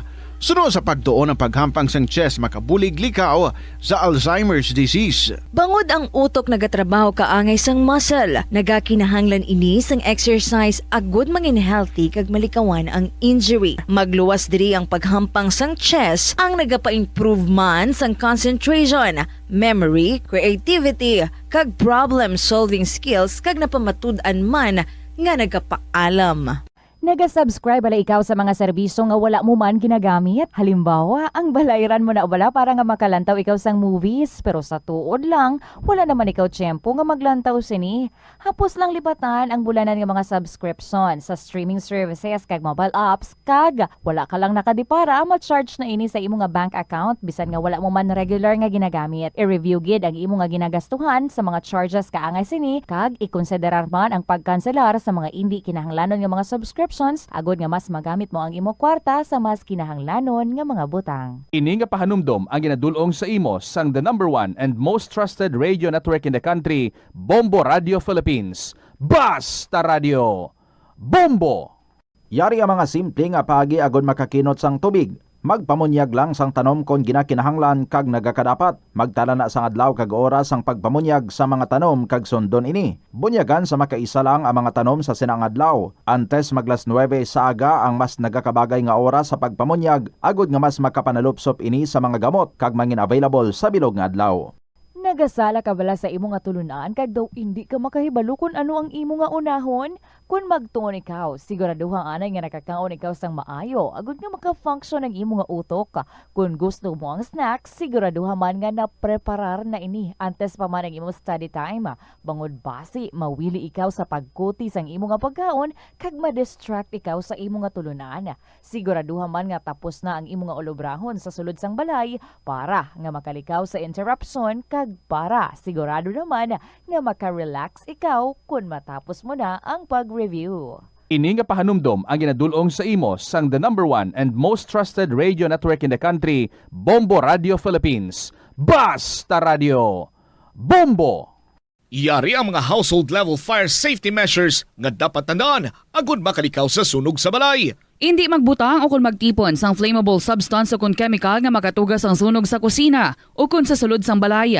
Ipalayo man sa mga kabataan ang pospro kag lighters. Patya ang kalayo kag baga matapos ang pagluto sa kusina. Siguraduhon nga wala nagasungaw kag pirmi limpyuhan ang mga kerosene kag gas stoves. Tandaan, ang paglikaw sa sunog sa sulod sang balay, responsibilidad sang bilog nga pamilya.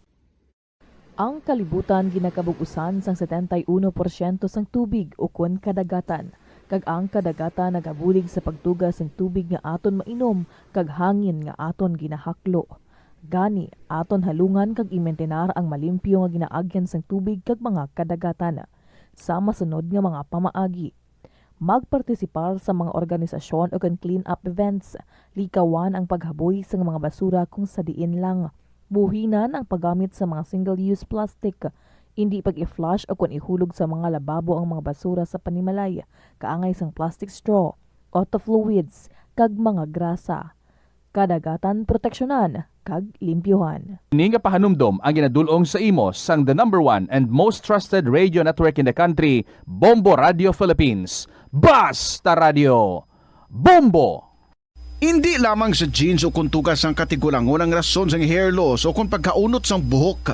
Natukiban sang health expert sa South Korea nga ang hair loss ang tuga sang environmental factors. Sa bugos nga kalibutan, nagalabot sa 4.2 million ang nagakapatay bangod sa outdoor air pollution suno sa World Health Organization. Mas sobra 90% sang populasyon sa kalibutan ang nagaistar sa populated areas, sa diin ang heart attacks, aggravated asthma, irregular heartbeat kag poorer lung function ang pila lamang sa epekto sang air pollution. Ang kasubo kag depresyon ang hindi pareho nga balatyagon. Ang depresyon ang hindi gulpiyada lang nga nagakatabo sa isa ka tawo. Masami man nga ginakabig sa mga tawo nga depressed ini bangod sa kasubo nga nagakabatyagan. Ang kasubo, temporaryo lang nga nagakabatyagan sang tawo kag masami nagadugay sang pila lang ka adlaw. Samtang, Magkabig naman nga nag-eksperyensya ikaw sang depresyon kung masobre na sa 3 ka bulan nga nagabatyag ikaw sang kasubo. Importante nga mahibaluan ang mga naga-trigger sa amo nga balatyagon, agud nga mahibaluan kung paano ini nga bulngon. Sa pagbugtaw mo sa aga, cold baladayon nga tubig ang imo ginainom? Ay, dali lang, wait a minute. Para sa ininit. Suno kay Dr. Deborah Weatherspoon, isa ka advanced practice nurse, mas maayo nga mag-inom sang alabaab nga tubig sa aga. Paathag ni Weatherspoon, iniya nagabulig sa lawas nga magpagwa sang toxins. Ito ang Bombo Radio Philippines. Fully digitalized. Numero 1 sa balita, komentaryo, drama at serbisyo publiko. Bombo Radio Philippines. Bombo Radio Philippines. Unmatched. Number 1 and most trusted source of news and information. Basta Radio Bombo.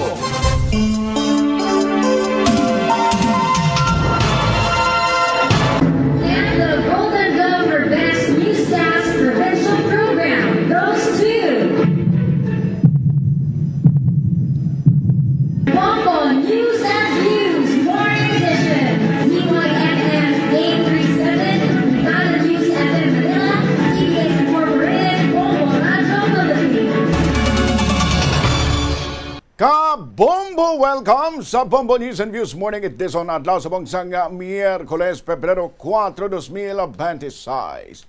Sa aton sa mga headlines sa top story of the day, draft report sang Senate Blue Ribbon Committee kangot sa investigasyon sa flood control corruption nag-leak.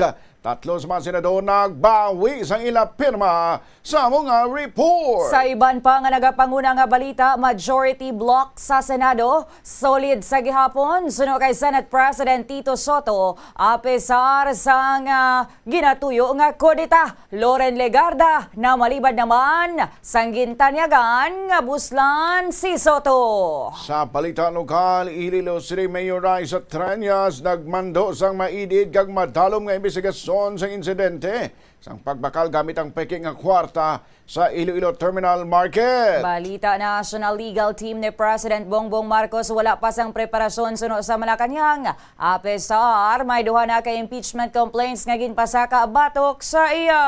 Sa balita international, Russia nag-umpisa na naman sa pagpangatake sa critical nga energy infrastructure sa Ukraine. Sa negosyo utang sang Pilipinas nagpanglakak sa 17.71 trillion pesos sa pagtakop sang 2025. Sa balita sa inampang, Gilas Pilipinas magatipon liwas sa tunga-tunga sang Pebrero para sa 2027 FIBA Asian Qualifiers. Coach Tim Cone nalangkag nga makaupod na nilaliwat si Kai Soto. Kag sa balita sa entertainment, tiglawas ang Quezon City nga si Sir Rose Simpson ginkoronahan nga Miss World Philippines 2026. 3 minutos makinig sa alas 6 sa aga detalye sa mga balita. Bantayan, makinig lang importante nga mga pahanumdo. Hindi ako ne. Kada 39 segundo, may isa ka tawo nga nagakabiktima bangod sa paggamit sang computer. 8 ka milyon sa kada tuig ang ginaatake sang hacker. Likawan ang mangin isa sa biktima, mangin mahinalungon sa mga ginapanghatag nga impormasyon, protektahan ang kaugalingon, paggamit sang internet pasangkaron. Ini nga pahanumdom ang ginadulong sa imo sang the number 1 and most trusted radio network in the country, Bombo Radio Philippines. 5 minutos na makinig sa alas 6 sa aga para ikaw ka-bombo nga nagalantaw ka nagapamati sa Bombo News and Views Morning Edition. Sa detalye na sa mga balita, top story of the day, ginkompirma ni Senate President Vicente Tito Soto III nga nagwidyo sa ila pirma ang 3 ka mga senador sa draft report sang Senate Blue Ribbon Committee kangot sa investigasyon sa flood control corruption. Ang nagbawi sa ila pirma mo sanday Senate Majority Leader Juan Miguel Zubiri, Senator J.V. Ejercito kag Senator Sherwin Gatchalian. Suno kay Soto, ang pirmado nga draft nga nalik sa publiko, hindi amo ang official report. Bangod nga diskusyonan pa ini subong adlaw. Naibaluan nga lakip sa naglik nga draft report among rekomendasyon sang pagpasaka sang kaso kriminal kag kaso administratibo batok sa iban pa nga kaupdanan nila sa Senado nga sanday Senador Jinggoy Estrada, Senador Joel Villanueva kag former Senate President Francis Escudero. Ginrekomendar man sa Senate panel ang kaso kriminal batok kanay former Senador Ramon Revilla Jr., resigned ako Bicol Representative Zaldico, former Caloocan City Representative Mitch Cahayon Uy, former Education Undersecretary Olaivar kag alleged bagman Escudero nga si Maynard Ngo. Sa sulat naman ang Zubiri, Gatchalian kag Ehersito, ilagin siling nga ginabawi nila anay ang ila pirma samtang nga ginapreparar pa ang final committee report agud nga mahatagan sila sang tiempo nga matun-an ini. Sunod naman kay Senate Blue Ribbon Committee Chairman kag Senate President Pro Tempore Panfilo Lacson, diskusyonan pa lamang sa mga adlaw ang draft partial committee report.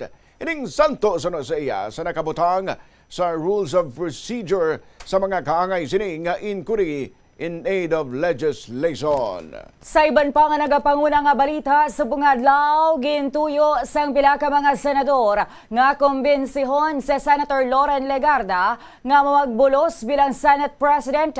Sunod kay Senate President Vicente Soto III, si Legarda nga halin man sa majority amo mismo ang nagpanugid sa iya sang sini nga impormasyon. Apang sunod kay Soto nagpasalig si Legarda nga hindi ini interesado sa nga posisyon. Sa inisyal nga impormasyon halin kay Legarda suno kay Soto, ang minority senator sa nagpalapit sa iya agud nga kumbensyon siya apang nagpamalibad siya sa mga tanyaga. Wala man ginhingadlan kung sino halin sa minority ang nagpanguna sa mga tuyo nga kudita. Yeah, I heard that. I was told. Yes. The other day, yung ko lang kapag-usapan yung mga kasi just they were merely talks. So ganda sinabi niya hindi siya interesado. Oo naman, so, ang buong majority namin very solid. As a matter of fact, mga dalawa sa mga hindi namin kasama dati, baka mapasama ko eh. President Tito Soto. Sa pihak nga bahin, una na nga nag-ako si Senate Minority Leader Alan Peter Cayetano nga may mga diskusyon nga islan ang liderato sa Senado apang sa subong hindi pa nila makumpleto ang numero bangod wala pa sila nakalabot sa 13. Balikan ta ang iya nga pahayag. It's rumors until it's there, diba? There's always discussions. There are people with happy of our direction, may people na hindi happy sa direction. Ako personally, I think everyone's campaigning instead of governing. So it's really, do you get 13 people of like minds? But as of today, wala pa yung 13 na yan or yung 13 hindi present. No, we're in the minority. So of course, we want to be in the majority. Okay. Diba? That was never a secret. Diba? Sila, they were in the minority. They got into the majority. But when they got there, everyone was happy, giving them a try.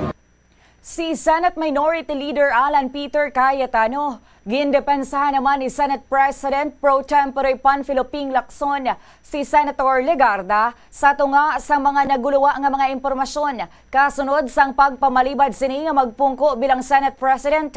Suno kay Lacson, sang napaslawan ang gintuyo nga kudeta, ginbaliskad sa iban ang lamesa, kaginpalapta ang istorya nga nagboluntaryo si Legarda agod nga buligan ang iban nga mga senador nga magtipon sang suporta agod nga kakason si Tito Soto bilang Senate Leader. Pahayag pa ni Lacson, lunsay malisyoso ini nga mga naratibo nga nagalapta. Una naman nga ginpahayag ni Soto nga nagapabilin nga solid ang majority block apesar sang ginatanaw sang iban nga posibilidad nga magabalhin si Legarda sa iya nga suporta. Pahayag pa ni Soto, maisa tubtub duha pagani ka mga senador nga hindi miyembro sang majority block apang posible nga mag-upod sa ila.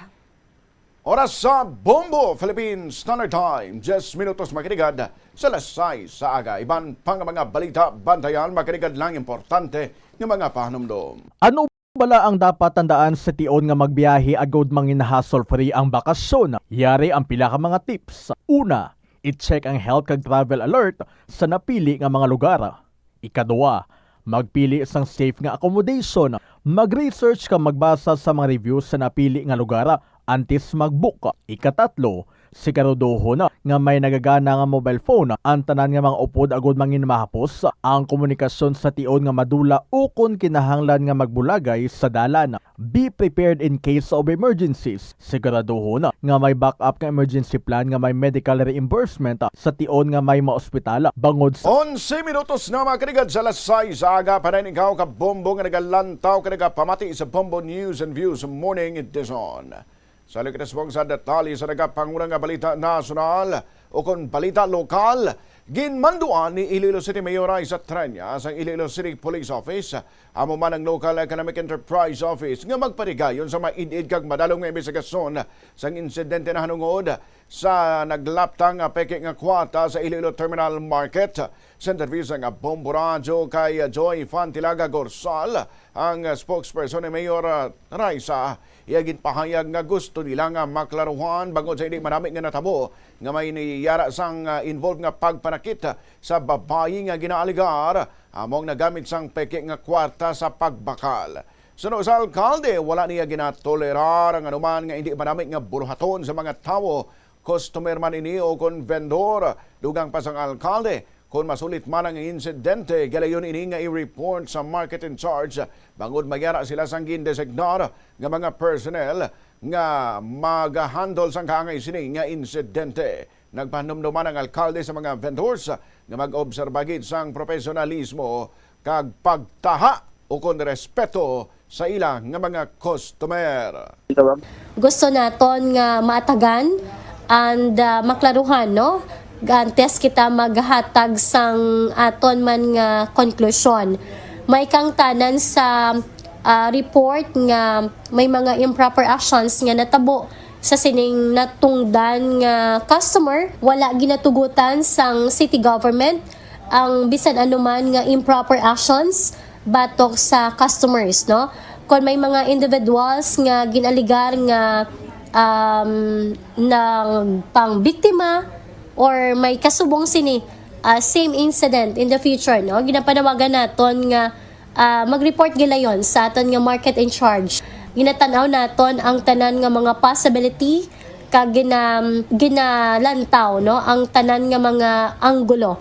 Importante ged nga fair ang investigation, no, sa both parties, sa customer kag sa aton sini nga mga sa vendor. Nabarihan ang kabayinsang pahayag ni Joy Fantilaga Gorsal, spokesperson ni Iloilo City Mayor Isa Trenya. Sa kaangot dira nga balita, ginakabig sang Iloilo City Police Station 7 nga isa ka pagpanghangkat ang pag-tray sang ginhalinan sang peke nga kwarta nga gingamit sa pagbakal sa Iloilo Terminal Market. Ini kasunod sang paggamit sang amo nga kwarta sang isa ka manugbakal nga babayi kag rason nga ginsakit pa ini sang mga manugbaligya sa nasambit nga merkado. Sa interview sang Bombo Radio kay Police Major Eduardo Sacon, ang hepe sang Iloilo City Police Station 7, iyagin pahayag nga antes maglabot sa pagkadiskubre nga peke gali ang amo nga kwarta, madamo na ini sang ginhalinan. Suno pa kay Sacon nga hindi lang sa isa ka kamot nag-agi ang kwarta sa sulod sang merkado bangod ginpasinsilyuhan ini. Dugang paniya nga sang naglabot na sa police station ang babayi nga ginaaligar na gamit bakal sang peke nga kwarta. Nagpatigayon sila sang body search para ilang mahibaluan kung mayara sang kwarta nga nabilin sa bayo o kung sa lawas sang amo nga babayi.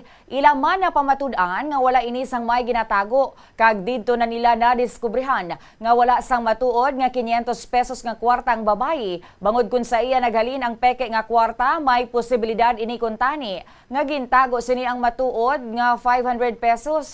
Sa karon pareho sa mga nag-ukon sa karon, pareho na nga nagsettle ang duha ka kampo kag nagpirmahanay kag nagpangayo na sang pasensya sa isa kag isa. Ginatutukan na lang subong sang kapulisan sa ila investigasyon kung sa diin nagalin ang peke nga kwarta agud matulid ang matuod nga natabo kag mahatagan ini sang solusyon. So, ang aton investigation, sir, focus subong kundiin natabo ang switching sang 500 peso bill nga fake. Tawag ko nga ako nga pulis nga babae, saying ko i-body search na dito ka mo sa may CR. So dito siya sorry sa term gin paubahan, tanan body search. So wala man kami sa may na-recover nga kung ara siya kung gin switch niya ang 500 peso bill nga oregs, gin bayloan niya sa pike. Supposed to be may sa possession niya may original sa 500 peso bill. So, galing kayo wala kami sa may nakita. Sa muna sa buong yung na-trace natin, kundiin, naghalin, ining 500 peso bill nga fake. Si Police Major Eduardo Chacon Hepes ang Iloilo City Police Station 7. 16 minutos makiligad sa alas 6 sa aga. Sa dugang pang balita lokal, ipaidalom sang Police Regional Office 6 sa refresher training o kon ang Command Responsibility and Operational Revitalization Course ang 110 ka mga hepe sa Western Visayas. Ang nasabit nga refresher training ginalakipan sang Criminal Investigation Procedure kag husto nga pagmanage sang isa ka hepe sa isa ka unit o kon istasyon nga iagin na o kon sa din sa na-assign. Inibangod sa kay Police Regional Office 6 Director Police Brigadier General Josefino Ligan, bilang isa ka hepe wala lang nakafocus ang trabaho sini sa pagsolbar sa mga kaso kundi pati man sa kung paano sini i-handle kag i-manage ang isa ka unit. Pahayag niligan dako ang responsibilidad sa isa ka Chief of Police. Rason nga dapat sila ipaidalom sa refresher training bangod sa iya posible ang iban sa mga hepe na limtan na nila ang inaobligasyon bilang mga Chief of Police. Siniman kasunod sang reassignment sang 46 ka mga hepe sa rin ng iban sa ila ang mayara sang kapaltahan sa pag-imbestigahan sa mga insidente kag kakulangan sa pagmanage sang ilang unit. Ginpahayag niligan nga posible maglawig ang training sang 2 ka semana tubtob isa ka bulan. Dugang pa niya, kada anong kabulan mayara sang re-evaluation sang performance sa mga hepe rason nga hindi dapat magpakampante ang wala na relieve sa ilang mga posisyon subong. Idibanggod kung makita nga mayara sa mga inisang kapaltahan suno pa sa Regional Director, gilayon man nga pangkakson sila sa ilang mga pwesto. Retraining, refresher for the commanders. Yes, we will be capacitating them on that regard, lalo na dun sa pag-iimbestiga, criminal investigation procedure, and most especially dun sa management ng isang unit. Being a commander, ang daming aspeto, hindi lang basta pagsusolve ng krimen. Hindi lang basta pag-coordinate sa local government. Spectrum, a very wide spectrum ng isang commander. Kaya dapat magkakaroon siya ng refresher. Nabalian si Police Regional Office 6 Director Police Brigadier General Josefino Ligan. Ginalauman ni Police Regional Office 6 Director Police Brigadier General Josefino Ligan nga maangkon sang Iloilo City Police Office o kanay ICPO ang Grand Slam victory bilang Best City Police Office sa bilog nga Pilipinas. Suno kay Ligan, iagid ginakilala ang kadalagan sa mga opisina kung sa din ginkilala ini bilang Best City Police Office sa ikaduha na nga tuig.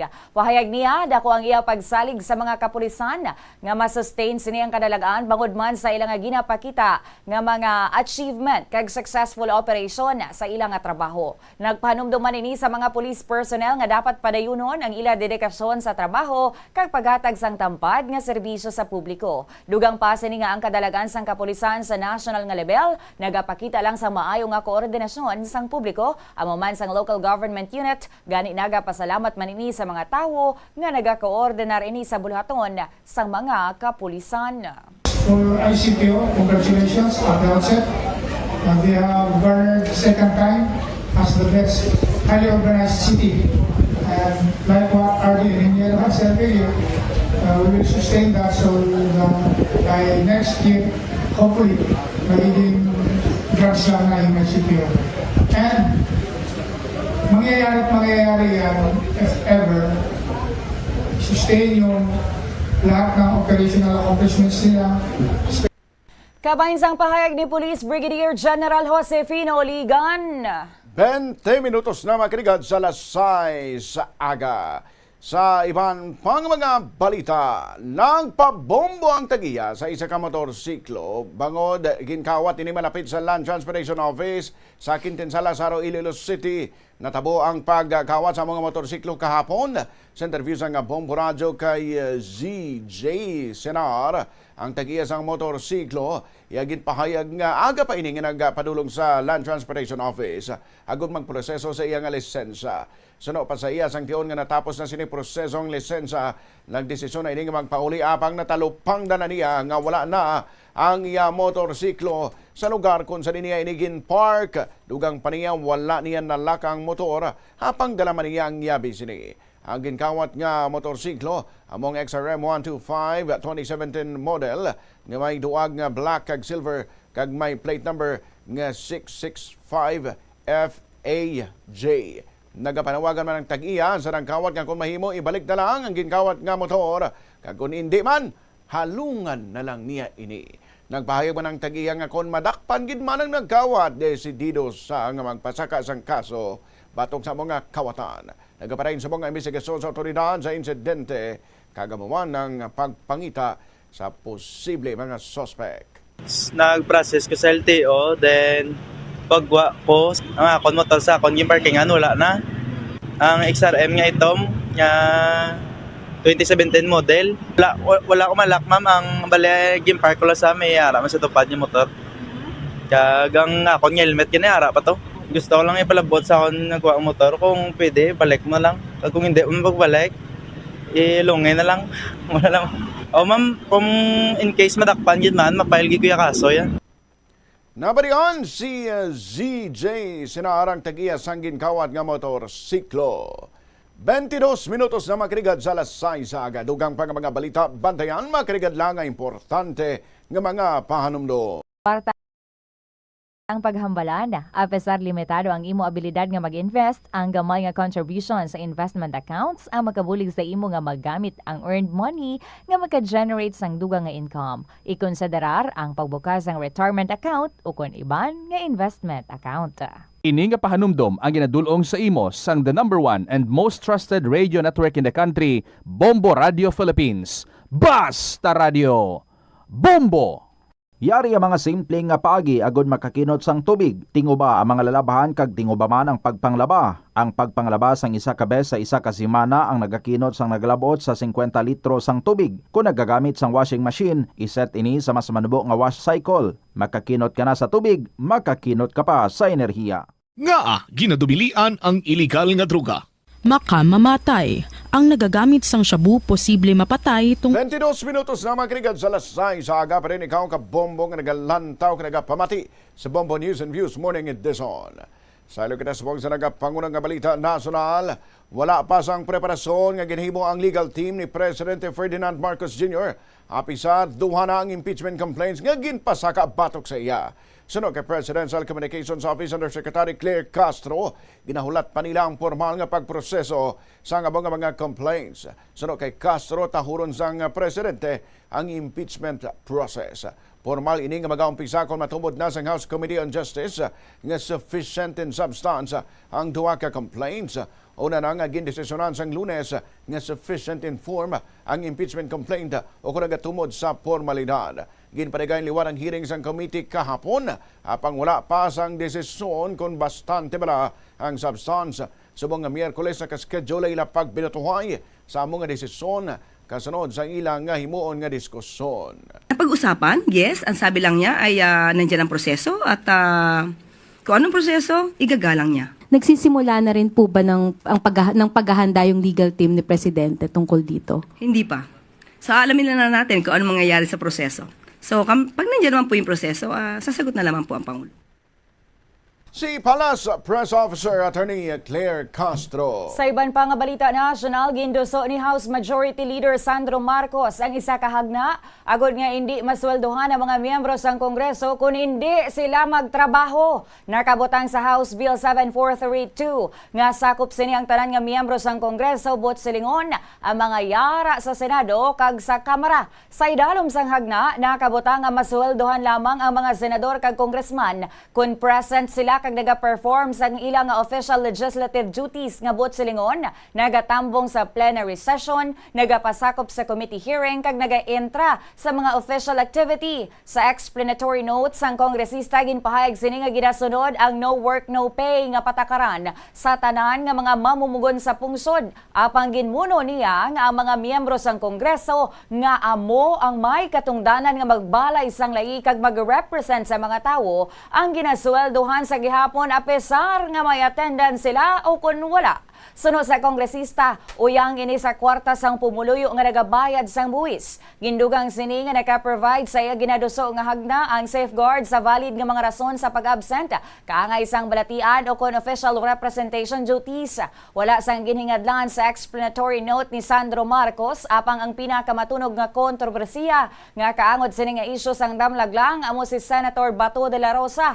Madamo ang nagpakamalaot sa sistema bangod apesar wala nagapakita si de la Rosa. Halin sa Nobyembre 2025, nagabaton gihapon siya sang sweldo. Positibo naman ang ginpakita nga reaksyon sang Malacañang sa amo nga ginaduso nga pulisa. Suno kay Communications Under Secretary Attorney Claire Castro, husto lang ini bangod hindi dapat magsweldo halin sa pondo sang pungsod ang mga mamalidha nga wala nagasulod o kung nagatrabaho. Dugang pa sang opisyal nakibot man mismo si President Bongbong Marcos sang mahibaluan niya nga ang iya mismo anak ang nagduso sang amo nga hagna.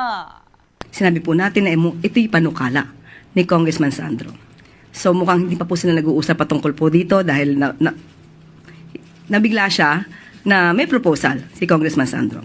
Pero ang sabi lamang po ng Pangulo, trabaho po yan ng babatas at hindi po siya makikialam kung ano po ang mangyayari kung ito'y magiging batas.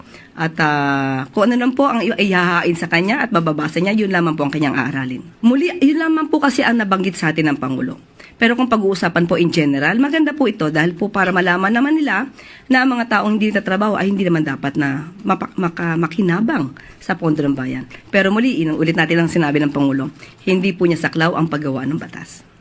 Si Palace Press Officer Attorney Claire Castro. Sa ibang pang balita national, ginpasalig ni Department of Education Secretary Sani Angara nga tutukan sa ahensya mga isyu kaangod sa mass promotion sa mga kabataan. Kasunod din isang panawagan sa Second Congressional Commission on Education o EDCOM 2 nga tapnaon gilayon ini nga practice magunag ka-pressure lamang ang mga manunudlo nga papasaro ng hindi man kwalipikado nga may estudyante agud lamang malabot nila ang ilang administrative performance targets. Sunod naman kay Secretary Angara, wala man sang partikular nga polisa sa mass promotion sa DepEd apang nakahibalo sa nga may nagaandan nga buluhaton kangay isang pagtutor sa maestro kag maestra sa estudyante nga wala nakapasar. Bangod sinisano sa Tiglikom ang tendency amo nga papasaron na lang ang bata. Importante man sano kay Angara ang kolaborasyon sa simbahan kag gobyerno para sa reforma sa edukasyon. Ginhalimbawa sini ang pagpartner sa DepEd sa nationwide network sa Caritas Philippines sa 86 ka diocesan social action centers. Bangod sini nga partnership sa iya, nag-uswag ang dalagko nga mga programa kagay sa school-based feeding, learning recovery initiatives, kag alternative learning system. May mga hindi sinasadyang polisiya na parang ganun ang nagiging epekto. Tulad na pagka parehong teacher ang mag-tutor sa bata kapag binagsak niya. Siyempre, ang human nature dyan, hindi niya babagsak yung bata. Diba?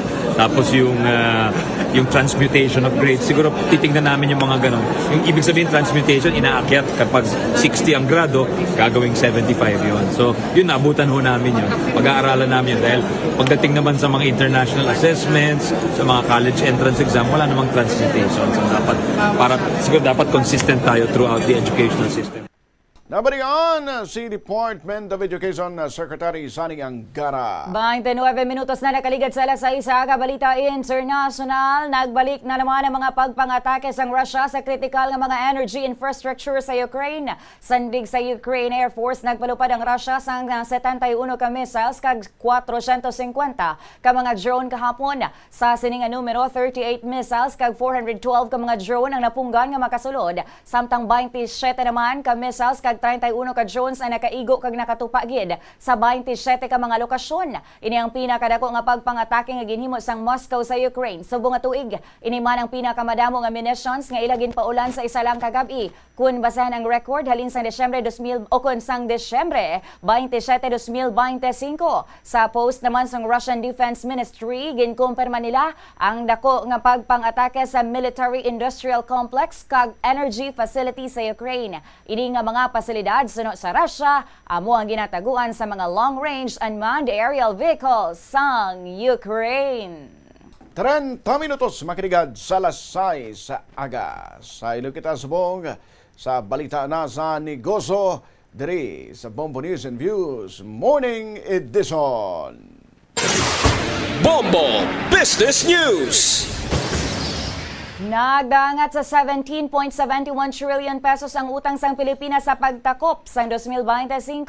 Sandi gini sa data nga ginpagwa sang Bureau of the Treasury. Sano sa ahensya ang utang sang gobyerno sa pagtapos sa Desyembre 2025, nagtaas pa sang 10.32% o kun 1.66 trillion pesos halin sa utang nga 16.05 trillion pesos sa December 2024. Lapaw man ang kantidad sa ceiling o kun maximum lang kung tani nga utangon sang gobyerno nga mo ang 17.36 trillion pesos. Isa sa generason sang ahensya mong epekto sang pagluya sang balor sang peso batok sa US dollar kag ang third currencies lakip na ang euro kag ang Japanese yen. Gindugang mangan sang ahensya nga kadamaan sang utang sang Pilipinas o kun 68.4% naghalin man mismo dire sa pungsod. Ang foreign debt o kun ang utang naman sa luwas sang pungsod naglabot sa 5.59 trillion pesos nga mas mataas sang 9.19% halin sa 5.12 trillion pesos sa katapusan sang 2024. Sa ato na nga reference rate. Bombo Foreign Exchange Update is brought to you by Quinbank Business Banking. Kabombo ining exchange rate ginbase sa closing transactions ang Bankers Association of the Philippines sa BAP kag Bangko Sentral ng Pilipinas sa BSP kahapon sang hapon. Magabalik liwat ang transaksyon sa bunga aga. Sa ato na nga latest nga reference rate. 58 pesos and 89 centavos baylo sang US dollar, 7 pesos and 54 centavos ang baylo sang Hong Kong dollar, 46 pesos and 30 centavos sa Singapore dollar, 15 pesos and 70 centavos sa Saudi Real, 69 pesos and 45 centavos baylo sa euro.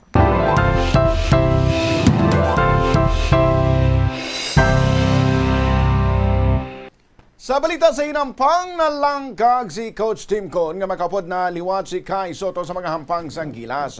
Ini matapos masobra isa ka tuig nga nagpahuway bangod sa injury, particular ang anterior cruciate ligament. Suno kay Con, magatipon liwat ang gilas sa tunga-tunga sa mga bulan samtang ginapreparahan ang duwa ka hampang diri sa Pilipinas sa 2027 FIBA Asian qualifiers. Matubang sa national team ang New Zealand sa Pebrero 26 kag ang Australia sa Marso 1.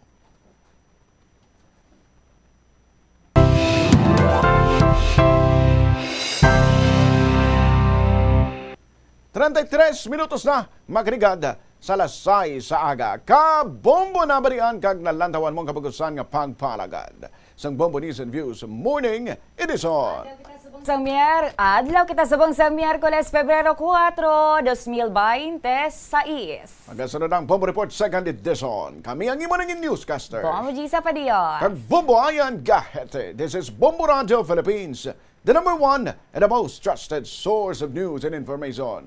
Basta Radio Bombo! Note sa ang tubig, kaayuha ang mga taga sa tubo o kon hose. Hindi tanan nga taga sa mahapos kagilayon nga makita tungod ang mga tubo o kon hose ang nakalubong sa duta o kon semento nga bahin sang balay. Kung magsigi ang mga tagas nga ini, mahimo nga magalabot sa 10,000 ka litro sang tubig ang mausik sa isa ka tuig. Maggamit sang leak detection tool o kon magkonsulta sa mga eksperto kung may pagpangduwa-duwa nga may tagas sa mga tubo sang tubig agod ini gilayon nga makaayo. Wala sang adlaw nga ginapili ang mga aksidente. Gani ari ang mga tips nga dapat tandaan sa tion nga nagamaneho. Una, regular nga i-check ang kondisyon sa salakyan, lakip diri ang tire pressure, bastante nga oil kag brake fluid, kag ang side mirror ang dapat nga yara sa insakto nga anggulo. Siguraduhon nga hugot pa ang mga breakers kag matinlo ang air filter. Ikaduha, mag-seatbelt apisar malapit lang ang kantuan. Ikatatlo, mag-signal sa tion nga nagaliko. I-on ang signal light kung ikaw ang yara sa ginabanta 300 katapak halin sa imo likuan. Ini nga pahanumdom ang ginadulong sa imo sang the number 1 and most trusted radio network in the country, Bombo Radio Philippines. Basta Radio Bombo! Paano ipabilin nga matinlo ang ginakaon nga mga prutas kag utan? Dapat nga regular ang paghugas ng kamot nga may habon sa sulod sang 20 segundos bag-o kag pagkatapos mag-uyat sang anuman nga butang. Hugasan sa maayo mga prutas kag utan gamit ang tubig bago ini kaunon o kun isimpon sa ginaluto nga pagkaon. Likawan nga maggamit sang habon o kun bleach o kun anuman nga kemikal sa paghugas sa mga ini. Lutuon sa maayo ang mga utan agod mapatay ang mga mikrobyo nga nagatapik diri. Kung ikaw may ubo o kun sipon, mas maayo nga itugyan na lang sa iban nga miyembro sang pamilya ang paghanda sang pagkaon agud malikawan ang cross-contamination. Ini nga pahanumdom ang ginadulong sa imo sang the number 1 and most trusted radio network in the country, Bombo Radio Philippines. Basta Radio Bombo!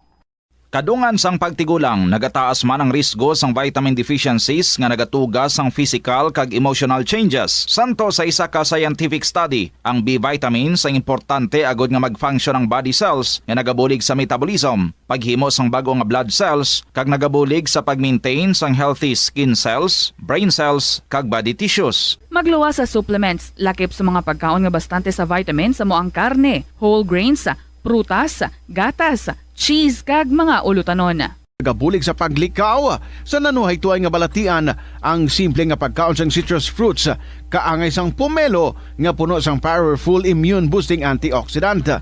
Ang pomelo ang puno man sang lycopene, isa ka anti-inflammatory, anti-aging antioxidant nga nagapanami sang supat.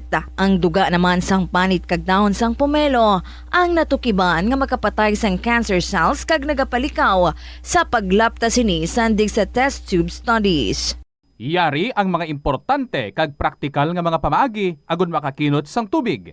Sa kusina, magamit sang yahong o kon labador sa paghugas sang mga ulutanon o kon prutas. Magdesignar sang baso o kon water bottle agud gamiton sa bilog nga adlaw agud indi magsigi panghugas sini kada matapos ang pag-inom. Kung aksidente nga may nahulog nga ice o kon yelo, indi ini pag-ihaboy. Sa baylo, ibutang ini sa mga masitera sang tanom. Kung may bilin man nga yelo o kung tubig sa baso nga ginimnan, tipunon anay ini sa balde agud ibunyag sa mga tanom antes hugasan. Paano ba lamang kalikaw sa aksidente sa dalan? Yari mga tips nga dapat tandaan sa tion nga nagamaneho. Una, likawan ang masaming nga pagsaylo sang linya. Ang swerving o kung pagsaylo sang lane sa isa ka delikado nga maneuver nga masamig ginatunaan sang bunggo anay. Kung himuon ini, siguraduhon nga may bastante ang oras kag espasyo. Ikaduha, i-check ang blind spots. I-check ang mirrors kung clear ang alagyan. Magbalikid o kung maglantaw sa nagaagi sa ibang nga anggulo agud makasigurado nga maathag ang alagyan. Ang responsable nga driver ang masaming nga handa sa anuman nga aksidente. Kabahin na sang pagkaresponsable ang pagkuha sa nga insurance agud masigurado nga may peace of mind sa dalan. Ini nga pahanumdom ang ginadulong sa imo sang the number 1 and most trusted radio network in the country, Bombo Radio Philippines. Basta Radio Bombo! Tanan kita mayara sang mabulig agud pakibatuan ang climate change. Magamit sang bag nga pwede magamit sang liwat-liwat agud mabuhinan ang plastic bag nga ginahaboy. Bangod ini nagatugas ang greenhouse gases. Ikaduha, hindi masumi magamit sang computer. Kung 4 ka oras lamang sa isa ka adlaw ang imo nga paggamit sang computer, makabuhing ka na sang carbon dioxide emission nga 83%. Ikatatlo, kung malapit man lang imo nga kaladtuan, mas maayo nga maglakat o kung magsakay na lang sa bike. Magluwas sa makakinot ka na, mabuhinan pang polusyon nga nagatugas ang climate change. May kilala ka bala nga mga bata nga mahilig sa video games? Nagausik bala ini sang inoras sa paghampang sang iya ginakaadikan nga games? Isa ka pagtuon sang American Academy of Pediatrics ang nagapahayag ngang sobra-sobra o kun inoras nga pagtiner sa paghampang sang video games ang makadulot sang depresyon, anxiety kag manubo nga grade sa eskwelahan. Suno sa mga eksperto, halos 9% sa kada 3,000 ka mga elementary students sa kada pungsod ang makabig pathological o kun addict sa paghampang. Makabig nga pathological o kung addicted ang isa ka estudyante kung nagaapekto na ang paghampang sa iya nga pag-eskwela. Dugang pa sa among nga pagtuon, Ang kaadik sang isa ka bata makapabudlay sa iya sa pagkontrol sang iya impulse. Kaangot diri, ginpanugyan nga dapat hindi magsobra sa isa ka oras kada adlaw ang gastuhon sang isa ka elementary student sa paghampang kag hindi naman magsobra sa 2 ka oras ang isa ka high school student. Sa eskwelahan, ang pagpractice ng good manners and right conduct ang makabulig sa paghimo sang positive, respectful environment para sa pagtuon. Nagapakita ini sang pagtahod hindi lang sa mga manunudlo kundi mangin sa imo mga class. Ito ang Bombo Radio Philippines. Fully digitalized.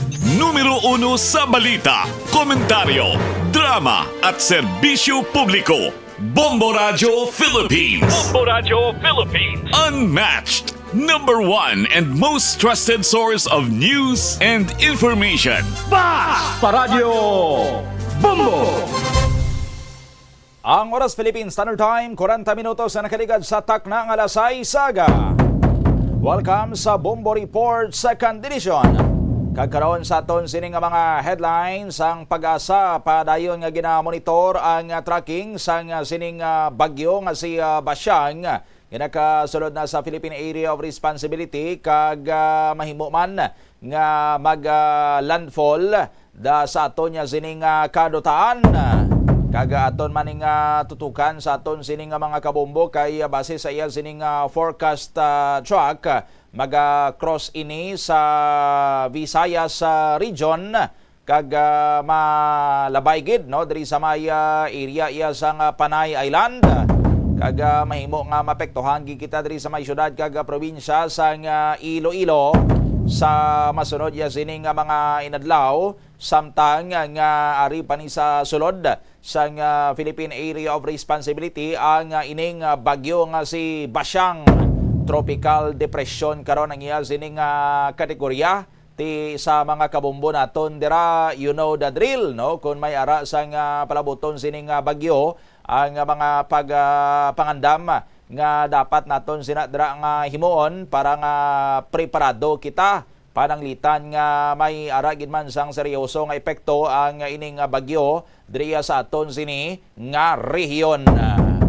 Sa dugang karon nga mga balita, check naton ang report ni Bombo Brian Gonzales kay may ara sunod diri sang piryahan sa may distrito sang Haro nga raid no sang mga katapo sang Iloilo City Police Station kay siging operasyon niya sini pero expired ang iya sini nga permit.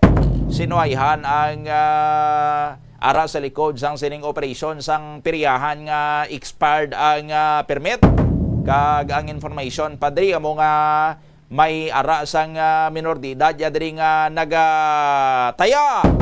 Check ta sa detalye sang balita si Bombo Brian Gonzales sa report. Bombo Brian, go ahead. Kita diri karon no Bombo doni sa may Iloilo City Police Station 2. Sa din na ginatinguan naton nga mapagigangutan no ang officer in charge sa nga nasambitan iyang stasyon no nga si Police Captain G. Malacuesta.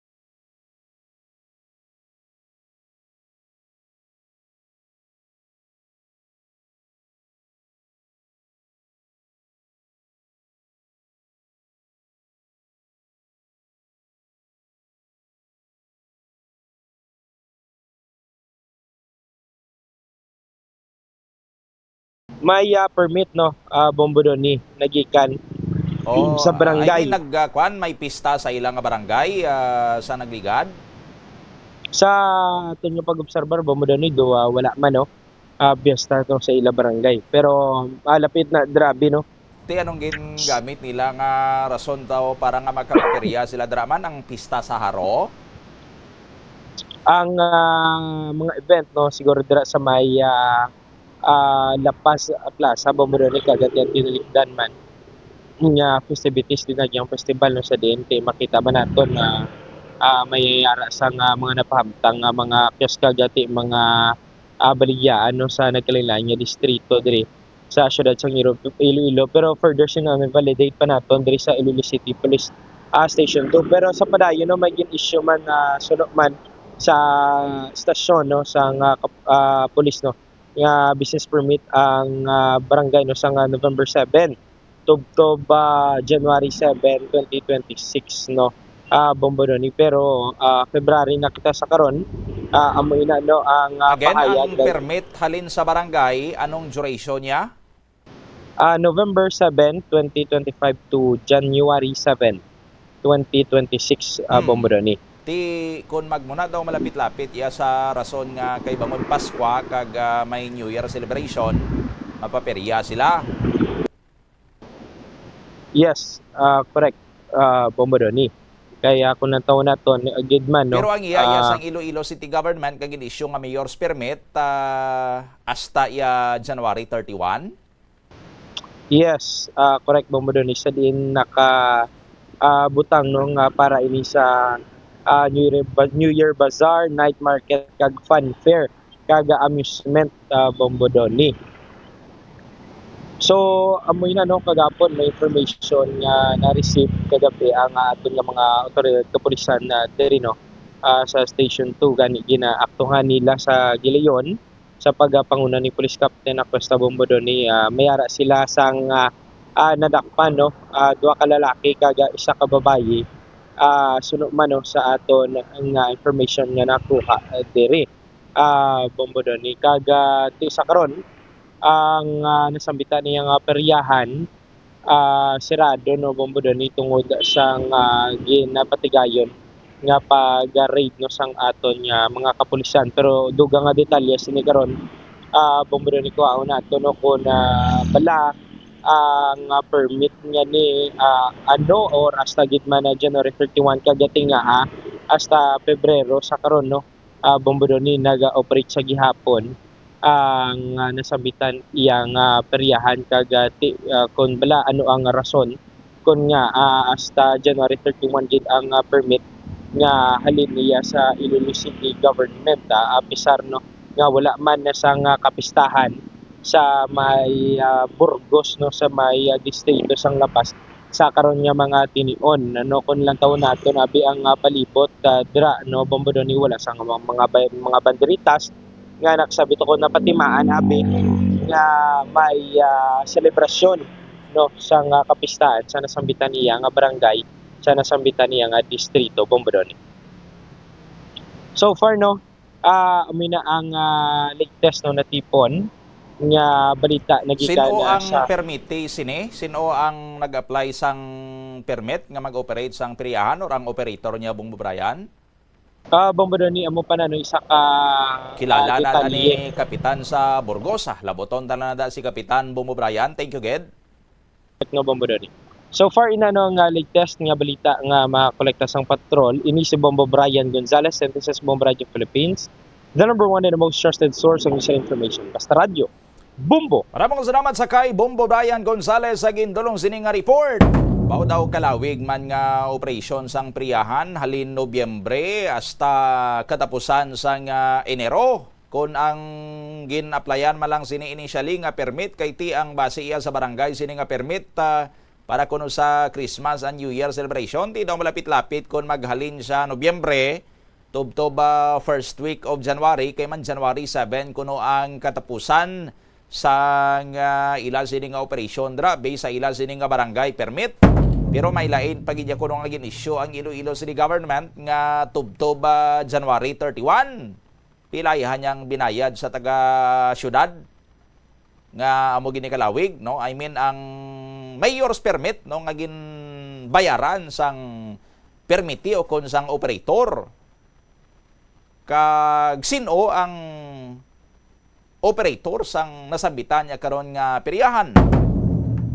10 minutos antes ang las 10 sa aga o kon las 7 sa aga diri sa aton sini nga pagpangalagad gin aprobahan na ni President Bongbong Marcos ang additional sini nga 7.372 billion pesos funding ini o kon pondo nga para sa cash incentives sa mga public school teachers kag mga non-teaching personnel. Bauti good news ini kag sa mga public school teachers naton da nga daw maipit-ipit gid subong mga inadlaw or subong sini nga mga sinimana, no, basi pwede na sila maka-advance sa ila sini nga mga ginautangan da. Ang problema kay basi kag na-advance na gani ini kay ang ining funding mag-cover ini sa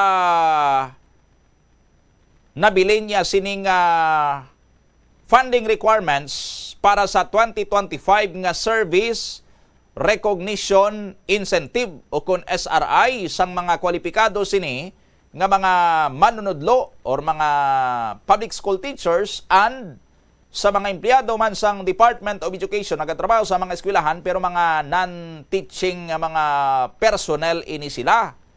So meaning 2025 patani gali ni ginapropaabot siguro sang aton sini nga mga manunodlo kag sang mga non-teaching personnel ugaling kay subong lang iya ini na aprobahan sang aton sining gobyerno subong na naaprubahan sa Department of Budget and Management o kon DBM ang notice of cash allocation ngati may ara na sang funding or may ara na sang ipagwa sining funding ang Department of Budget and Management kag ti nagadangat kanini sa 7.372 billion pesos.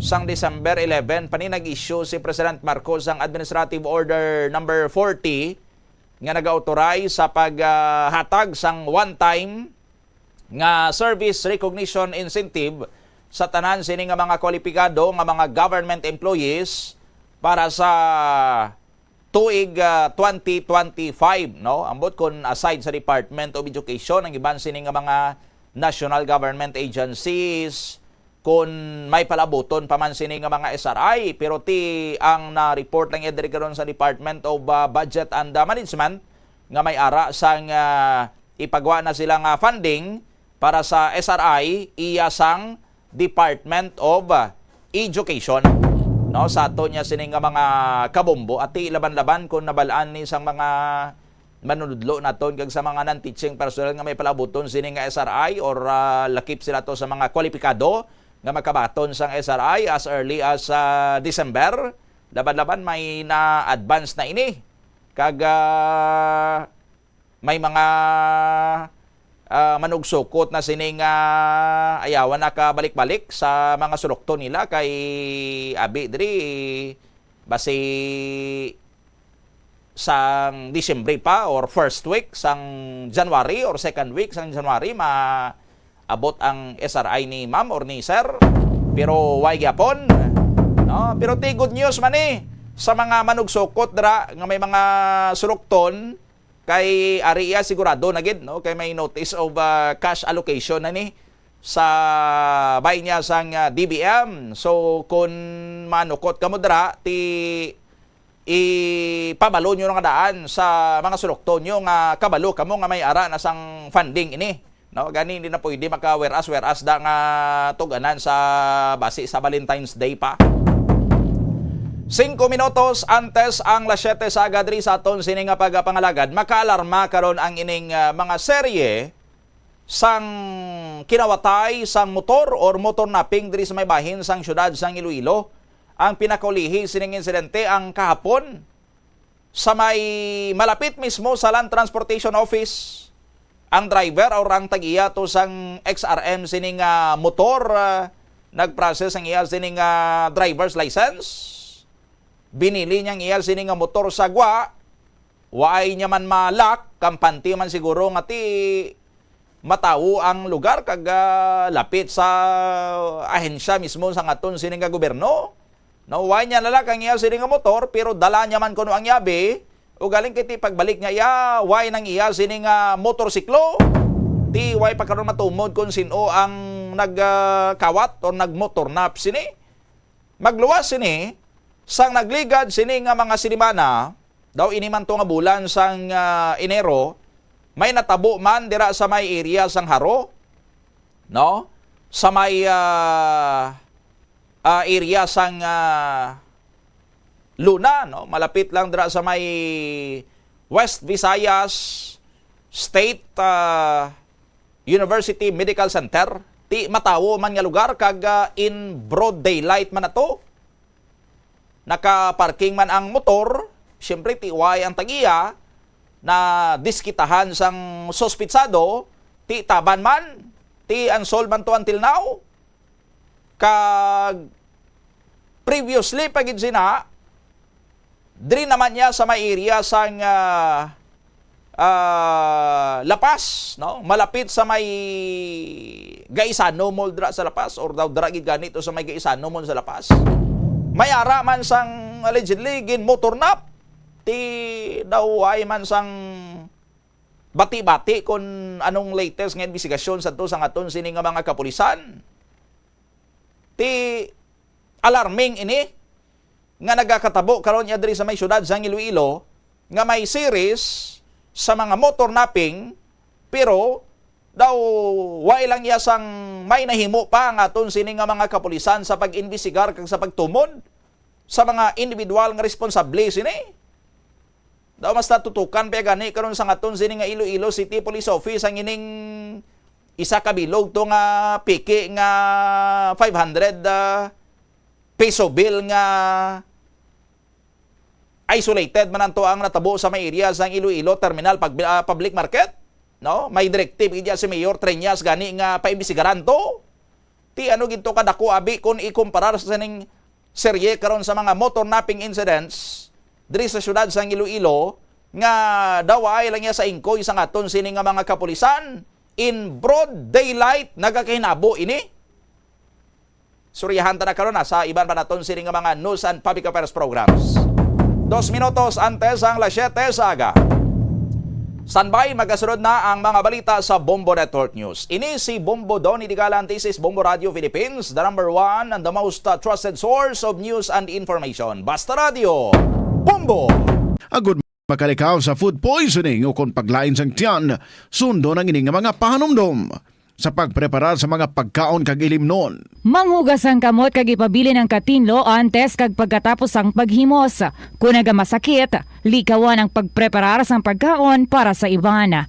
Siguraduhon nga naluto sang husto ang pagkaon. Kung mahimo, kauno ng pagkaon samtang mainit pa. Siguraduhon ang katinlo sang pagkaon agod ang selebrasyon mangin mas malipayon. Mas nanamian bala ikaw magtuon sa balay ipaanggid sa eskwelahan nga madamo ang tawo? Isa ka panugyan para epektibo ang pagtuon sa balay, amo ang pagpangita sa designated area agud nga matiniran kung ikaw nagasulat, nagabasa o kung nag-review. Pwede man nga lamesa sa kusina na akon sa desk sa Ito ang Bombo Radio Philippines. Fully digitalized. Numero 1 sa balita, komentaryo, drama at serbisyo publiko.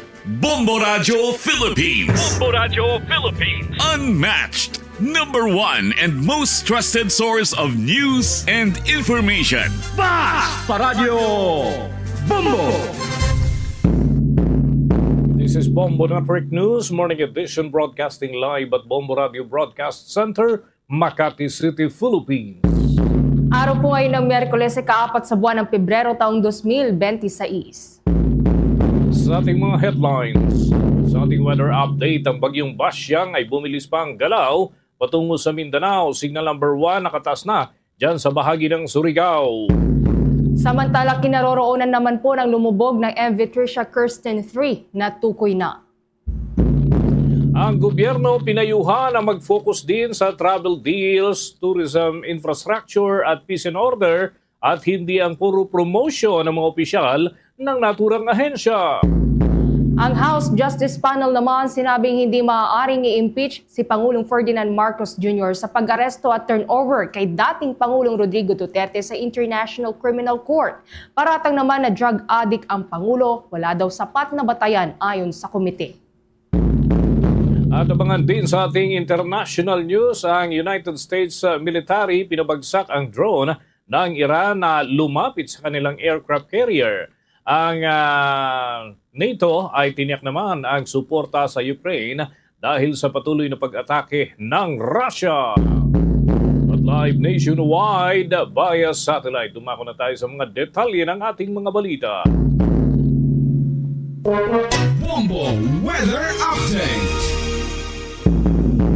Patuloy mga kabombo ang pagbilis ng galaw ng Tropical Depression Basyang habang ito ay nananatili sa bahagi po ng Mindanao. Ayon sa pinakuling data na nakalap ng Bombo Weather Center, ang sentro ng bagyo ay nasa layong 800 at 75 kilometro sa silangan ng hilagang silangan ng bahagi po ng Mindanao. Kumikilos ito ng pakanluran, timog-kanluran sa bilisyan na 20 kilometro bawat oras. Sa kasalukuyan ay taglay ng naturang sama ng panahon ng 55 kilometers per hour na maximum sustained wind habang yung kanyang gustiness ay pumapalo naman ng 70 kilometers per hour. At mga kabombo, dahil nga sa patuloy na paglapit nito sa rehiyon ng Mindanao, ay itinaas na ang Tropical Cyclone Wind Signal number 1 sa dyan sa ilang bahagi po ng Mindanao, partikular sa katimugan ng Surigao del Sur, na kinabibilangan naman ng mga bayan ng Caguait, Marihatag, San Agustin at Barobo, Tagbina, Hinatuan at Bislig City, Lingig at maging yung area ho ng Lianga. Pinapayuhan ng mga residente ng mga nabanggit na lugar na mag-ingat sa posibleng epekto ng malalakas na hangin at pag-ulan, lalo na sa mabababang lugar na madaling bahain o yung mga tinatawag na high-risk areas at flood-prone areas sa naturang rehiyon ng Caraga. At inaasahan na mas dadami pa mga lugar na isasailalim sa Tropical Cyclone Wind Signal number 1 sa mga susunod na oras. Samantala, update naman po sa lumubog na Ro-Ro vessel sa May Basilan. Natukoy na ng Philippine Coast Guard ang kinaroroonan ng MV Trisha Kirsten III. Ayon sa Philippine Coast Guard, nakita ang barko sa ilalim ng karagatan sa may tapa ng Baluk-Baluk Island. Dagdag pa nito na sa pinagsamang tulong ng search and rescue team na binubuo ng mga ahensya ng gobyerno at mga volunteer ng mga mangingisda ay nakita rin nila ang isang labi. Umalo na rin ngayon sa 43 ang bilang ng mga nasawi sa insidente, habang ang bilang ng mga nakaligtas ay nananatiling nasa 316. Magugunita po na lumubog ang bangka sa karagatan ng Basilan madaling araw po yan ng Enero 26, kung saan dahil sa insidente ay itinigil po ng Maritime Industry Authority o Marina ang operasyon ng Allison Shipping Lines, ang kumpanya na nagmamay-ari ng nasabi pong barko. Sa ibang balita muna tayo mga kabombo, hinimok ni Senator Raffy Tulfo si Department of Tourism Secretary Cristina Frasco na pati na yung iba pang mga opisyal ng naturang ahensya na mga tourist destination sana ang higit na ipromote at mga event pati na ang mga travel deals at dapat na higit itong bigyan ng pansin sa halip na mismo mga opisyal ng ahensya ang itampok sa mga featured programs. Ito ay matapos ngang lumitaw ang mga larawan ng kalihim sa ilang magazine at marketing materials sa halip na mga tanawin ng ating bansa ang ilathala. Gate nga ni Senator Tulfo, dapat na nakatuon ang promosyon sa mga destinasyon ng Pilipinas at hindi sa personalidad ng kanilang ahensya. Narito ang naging bahagi ng mga pahayag ni Senator Raffy Tulfo. Parang lumilitaw na ikaw ay nagiging vlogger na it will not sell pag doon sa mga marketing materials natin puro mukha mong nakalagay doon. It shouldn't happen kasi another thing one thing na na-notice ko, halimbawa meron tong sa Japan ba ito na magazine, I think it's a free magazine, pagkakataon na sana natin na para sumikat tayo sa Japan, yung tourism industry natin. Sa halip, ang nakalagay dito, ikaw ng ikaw, and then yung mga groundbreaking pinapakita natin sa halip na dapat ipapakita natin yung underground river, 8 wonders of the world, yun, Tabon Cave, etc. Ang pinakita doon, kayo po, at saka yung mga groundbreaking ceremony, which will not sell. Bagian ang mga pahayag ni Senator Raffy Tulfo ng Public Services Committee.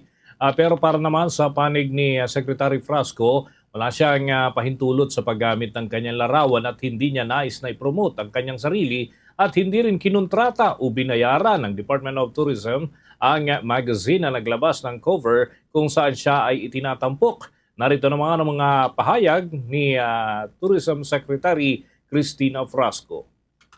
Promotions is concerned, and which is our chief mandate, I would like to put on the record a matter that has been already clarified by the Department of Tourism. In that, the magazine that bore my image, called Philippine Topics, that was published in Japan and subsequently distributed for free, absolutely had no consent, funding, or information on the part of myself or on the part of the Department of Tourism. I did not pay for that magazine. No government funds were used for that magazine, and my consent was never obtained in the use of my image for that magazine. That being said, I wish to clarify that the Department of Tourism maintains 2 social media sites. Bagay naman yan ang naging pagtugon ni Secretary Cristina Frasco kaugnay ng investigasyon ng Senado kaugnay doon sa pagpapalakas ng turismo. Sa kasalukuyan, target ho ng ahensya na makapagtala ng mahigit 7.7 milyon na international tourist arrivals ngayong taon bilang bahagi ng pagbangon mula sa pandemya.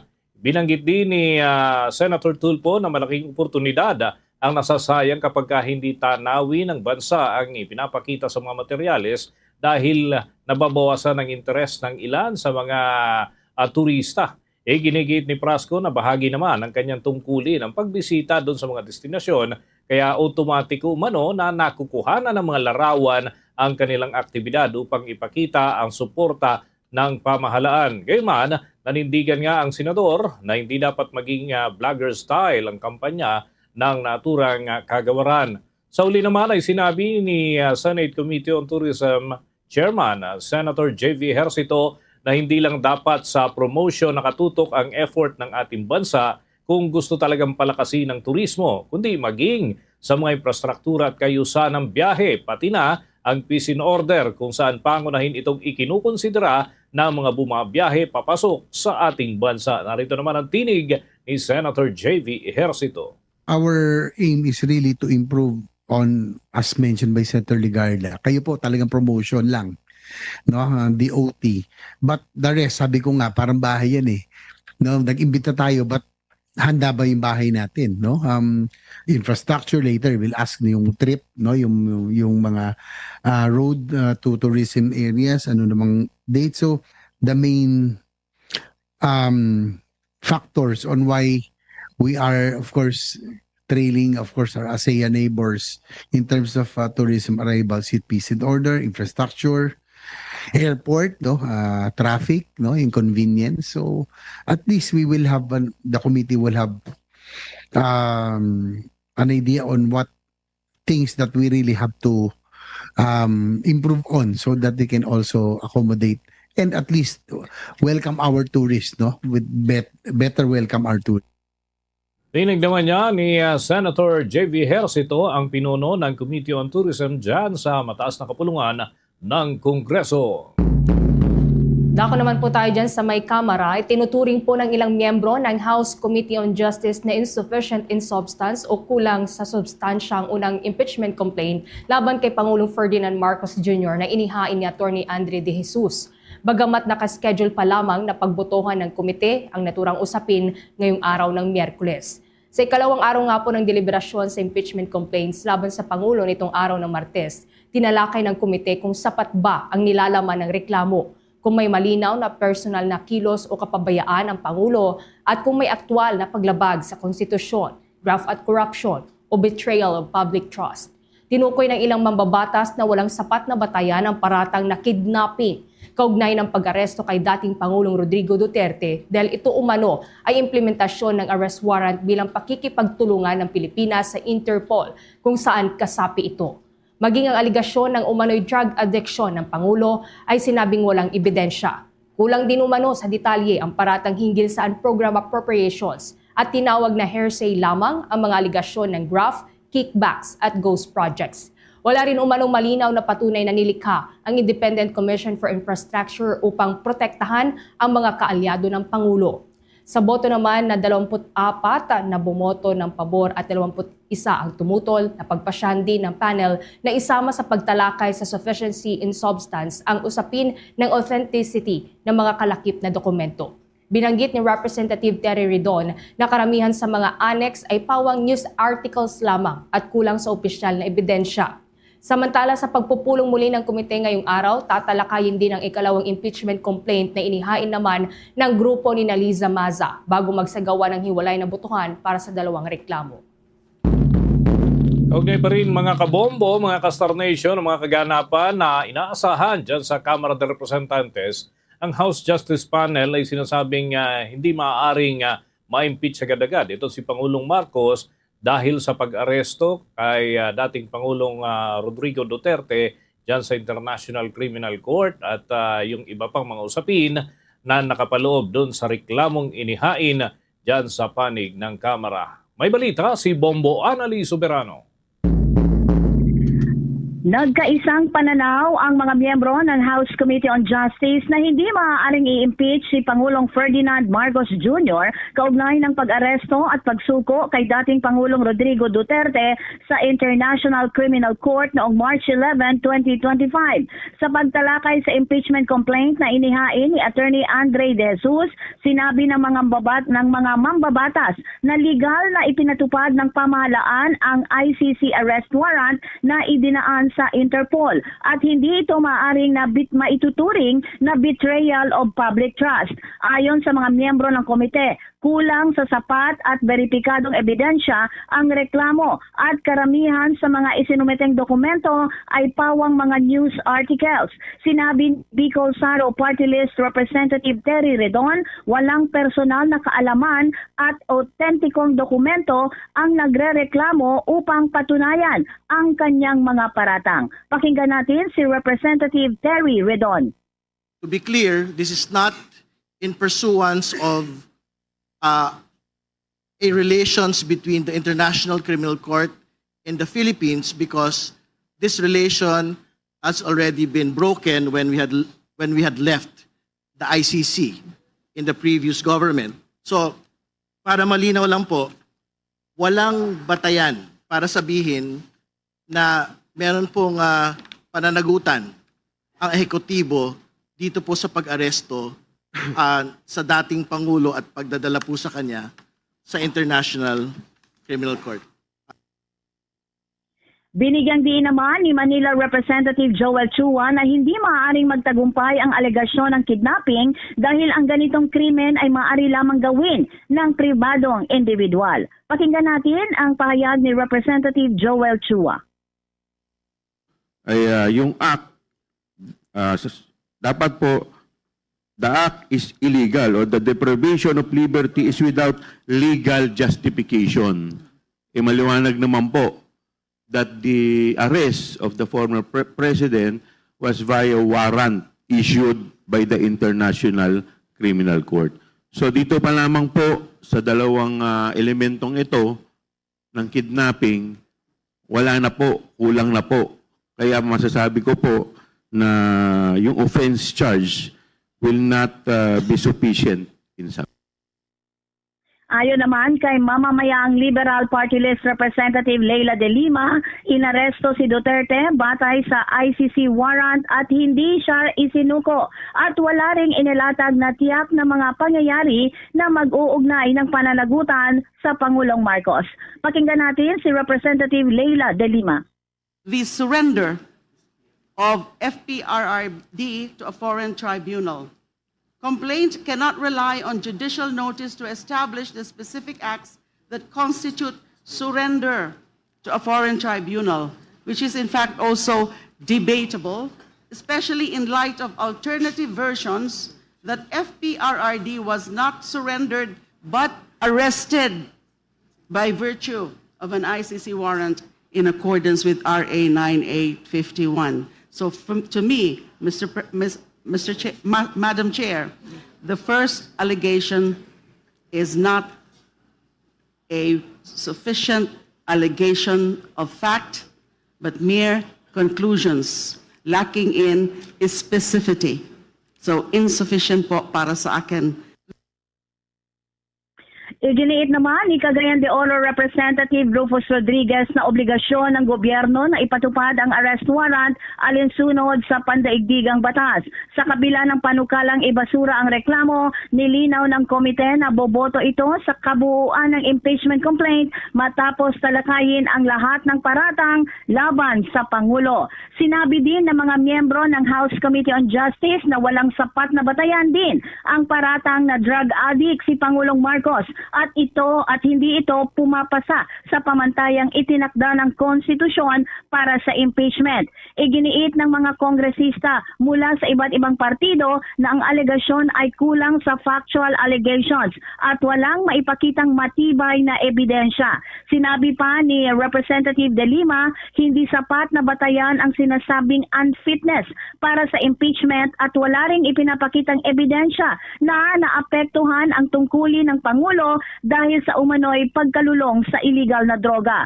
Sinabi pa ni Representative Jesus Bong Suntay na nakabatay lamang sa mga ulat ng media at pahayag sa politika ang reklamo at walang inilatag na medical evidence o drug test result. Iginiit naman ni Ako Bicol Party List Representative Alfredo Garbin, hindi maaring ituring na impeachable offense ang ganitong paratang kung walang beripikado at otoritatibong patunay. Binanggit din ni FPJ Panday Party List Representative Brian Poe na may opisyal na record na sumasalungat sa akusasyon, kabilang ang negatibong drug test ng Pangulo noong November 2021 at kumpirmasyon sa isang Senate hearing noong May 2024 na negatibo ito sa cocaine. Ayon naman kay Representative Rodriguez, ang paratang ay isa lamang konklusyon na walang sapat na ebidensya. Inaasahang boboto ang komite ngayong araw ng Miyerkules kung may sufficiency in substance ang dalawang impeachment complaint laban kay Pangulong Marcos upang umusad sa formal na pagdinig o tuluyang ibasura ang nasabing reklamo. Bombo Anali Montaño Soberano nag-uulat. And this is Bombo Radio Philippines, the #1 and most trusted source of news and information. Basta Radio, Bombo! Bombo International News. Binabagsak ng US military ang isang Iranian drone na lumapit sa kanilang aircraft carrier sa Arabian Sea. Ayon kay US Central Command o CENTCOM spokesperson Tim Hawkins, ginamit nila ang isang US fighter jet mula sa USS Abraham Lincoln para pabagsakin ang drone. Ang nasabing hakbang ay bilang pagprotekta sa kanilang aircraft carrier at mga personnel na nakasakay. Isang uri naman ng Shahid 139 drone ang pinabagsak ng F-35C fighter jet mula sa Lincoln sa bahagi po yan ng timog karagatan ng Iran. Nangyari ang insidente kung saan magpapadala na rin ang Iran ng kanilang kinatawan para magkaroon ng mapayapang pag-uusap sa Amerika. Una nang sinabi ni US President Donald Trump na handa silang atakihin ang Iran kapag hindi tumigil sa paggawa ng nuclear at kapag tumaas pa ang bilang ng mga nasasawing protesters dahil sa pagbagsak ng kanilang ekonomiya. Hindi naman tumigil ang Russia sa pagpapaula ng kanilang ballistic missiles kung saan tinamaan ang energy sector ng Ukraine. Ang nasabing pinagsamang missile at drone strikes ay tumama sa mga power plants at infrastructure sa Kiev at ilan pang mga lugar sa Ukraine. Ayon kay Ukrainian President Volodymyr Zelensky na mas pinipili ng Russia ang terror at pagtaas ng tensyon kaysa sa diplomasya para matigil na ang gyera. Nanawagan naman ito sa mga kaalyadong bansa na higpitan pa ang pressure sa Russia para itigil na nila ang nasabing pag-atake. Kinundi na naman ni North Atlantic Treaty Organization Secretary Mark Rutte ang patuloy na pag-atake ng Russia. Bumisita kasi si Rutte sa Ukraine kung saan nakasalamuhan niya si Zelensky at ilan pang mga miyembro ng parliament ng Ukraine. Tiniyak nito na patuloy ang pagsuporta ng NATO sa Ukraine. Without any military impact at all, so just to create that fear and that chaos. But the Ukrainian people will not be broken. I'm also here to, again, make clear to the Ukrainian people that NATO stands with Ukraine. We are helping, of course, in getting the training done and all the military stuff delivered to Ukraine. Ukraine needs to stay in the fight. And NATO allies, the United States and Europeans, are working together to make sure that the security guarantees are in place, that the day when a peace deal is done or there is a long-term ceasefire, Putin knows that if he attacks again, the reaction will be devastating. Bahagi po yan ang pahayag ni North Atlantic Treaty Organization o NATO Secretary Mark Rutte. Samantala, mga kabombo, mga Kastar Nation, oras natin sa buong kapuluan 21 minuto na makalipas ang ikapito ng umaga. Inihayag ng kampo ni dating Ako Bicol Party List Representative Elizalde Dico na hindi siya mag-i-initiate at hindi rin siya papayag sa anumang panukala na restitution o yung pagsasauli ng pera na involved sa usapin ng flood control scandal. Sinabi ni Attorney Roy Rondain na wala siyang alam na anumang alok para sa restitution at iginit na hindi ito tatanggapin ni dating representative ko. Anya, pinagpapalagay na mayroong kinuha kapag mayroong restitution process at dagdag pa niya, walang sino man at wala ding sinimulan pa ng mga hakbang itong dating mambabatas kaugnay ng naturang hakbang at wala ring fillers na ipinapadala sa pamahalaan. Anya, kung may kumakausap man sa panig ng gobyerno, hindi iyon otorisado ng kampo ni dating representative ko. Sinabi rin ng abogado na nag-aalinlangan pa na umuwi si Ko dito sa Pilipinas dahil sa umano'y banta sa kanyang buhay.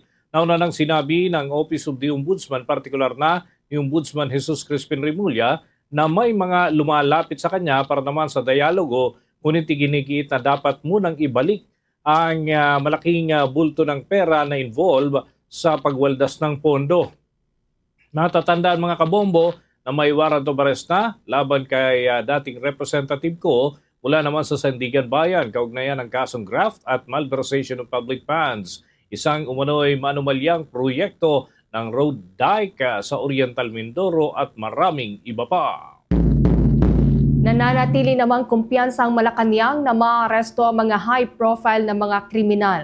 Kasama na tinukoy ni Presidential Communications Undersecretary Claire Castro si dating Ako Bicol Party List Representative Zaldi Co.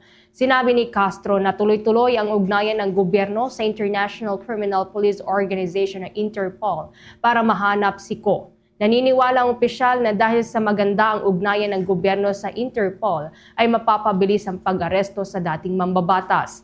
Una nang sinabi ng National Bureau of Investigation na wala pang red notice na inilabas ang Interpol laban kay Ko. Magugunitang si Ko ay naharap sa mga kaso nga dahil sa anomalya sa flood control projects.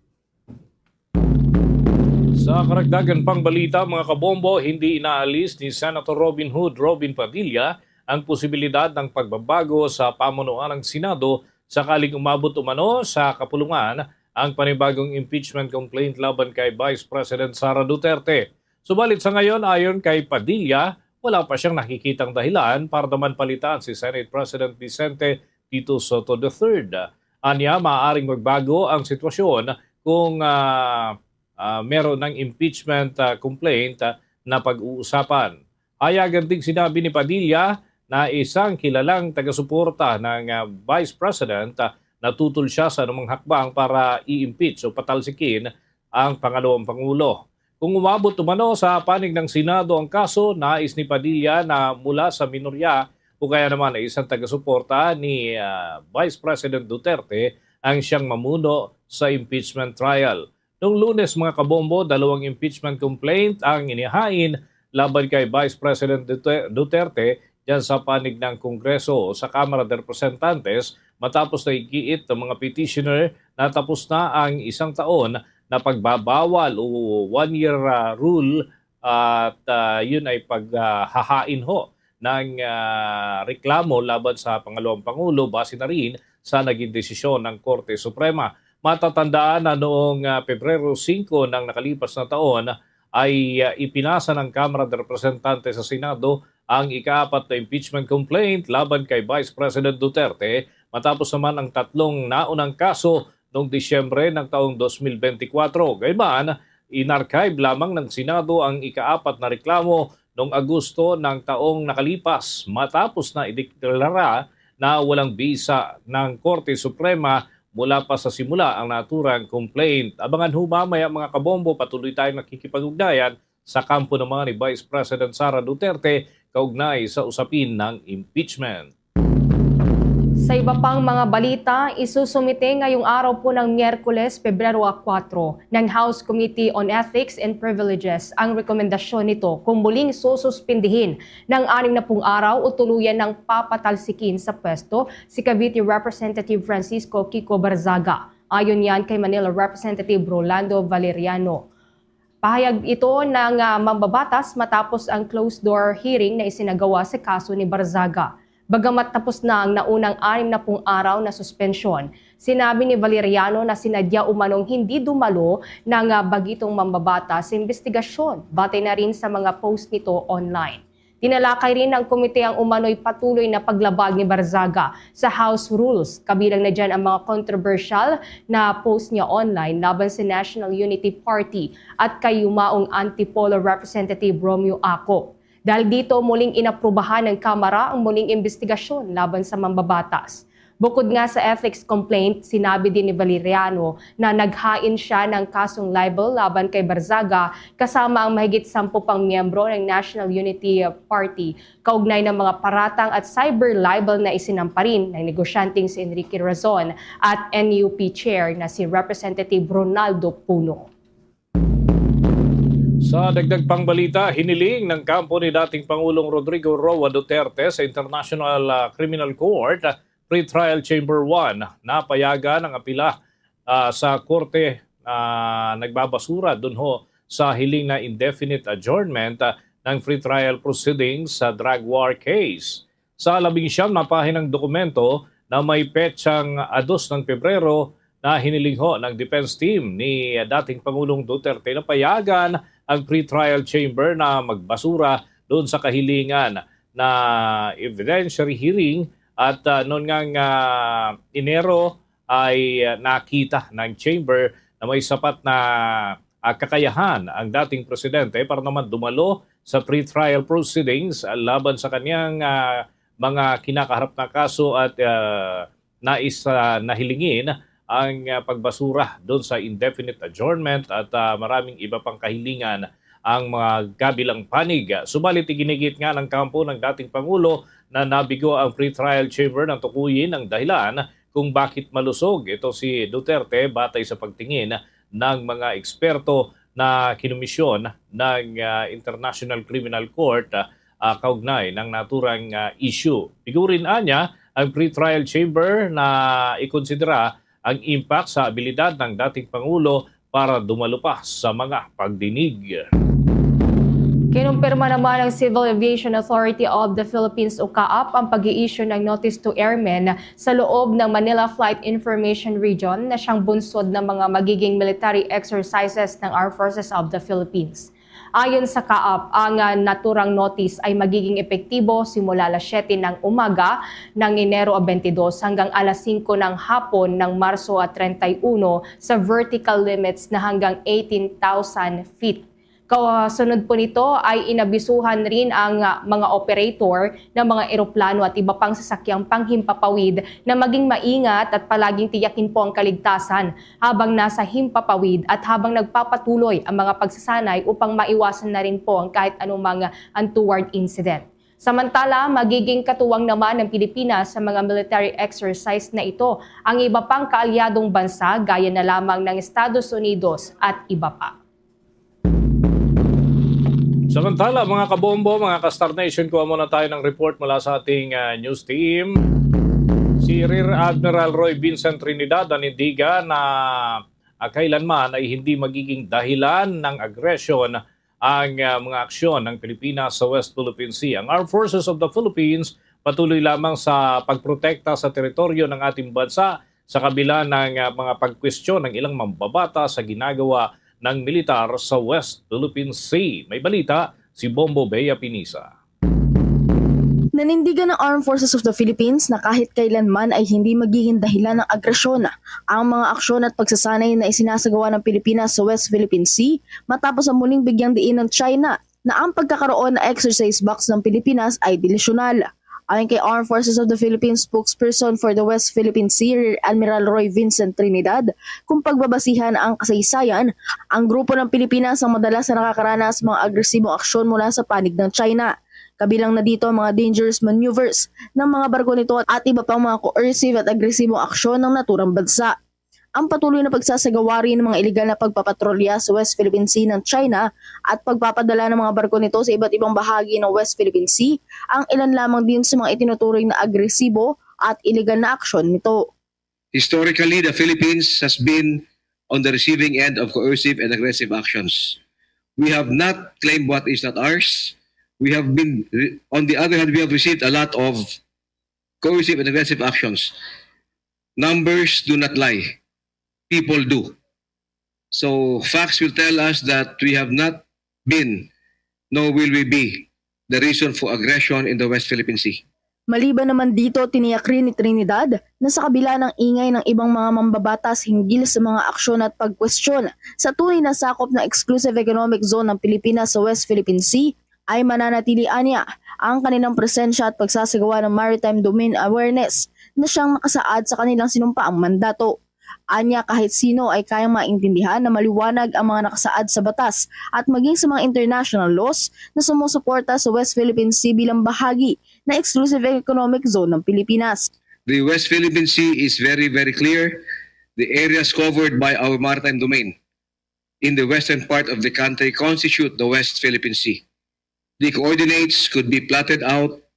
Anybody will understand na ito ay maliwanag na sa atin 200 nautical miles, 24 nautical miles, 12 nautical miles from our baselines. Amid the noisy environment, your AFP will keep performing its mandate with our heads held high. Samantala, sa kabila ng ilang mga pagkwestiyon ay nanindigan ng sandatahang lakas ng Pilipinas na patuloy nilang ipaglalaban ang karapatan ng bansa sa mga teritoryong sakop nito at maging ang pagprotekta at pagtatanggol sa soberanya nito. Mula dito sa Camp Aguinaldo sa Quezon City para sa Bombo Network News, ito si Bombo Bea Peniza and this is Bombo Radio Philippines, the #1 and most trusted source of news and information.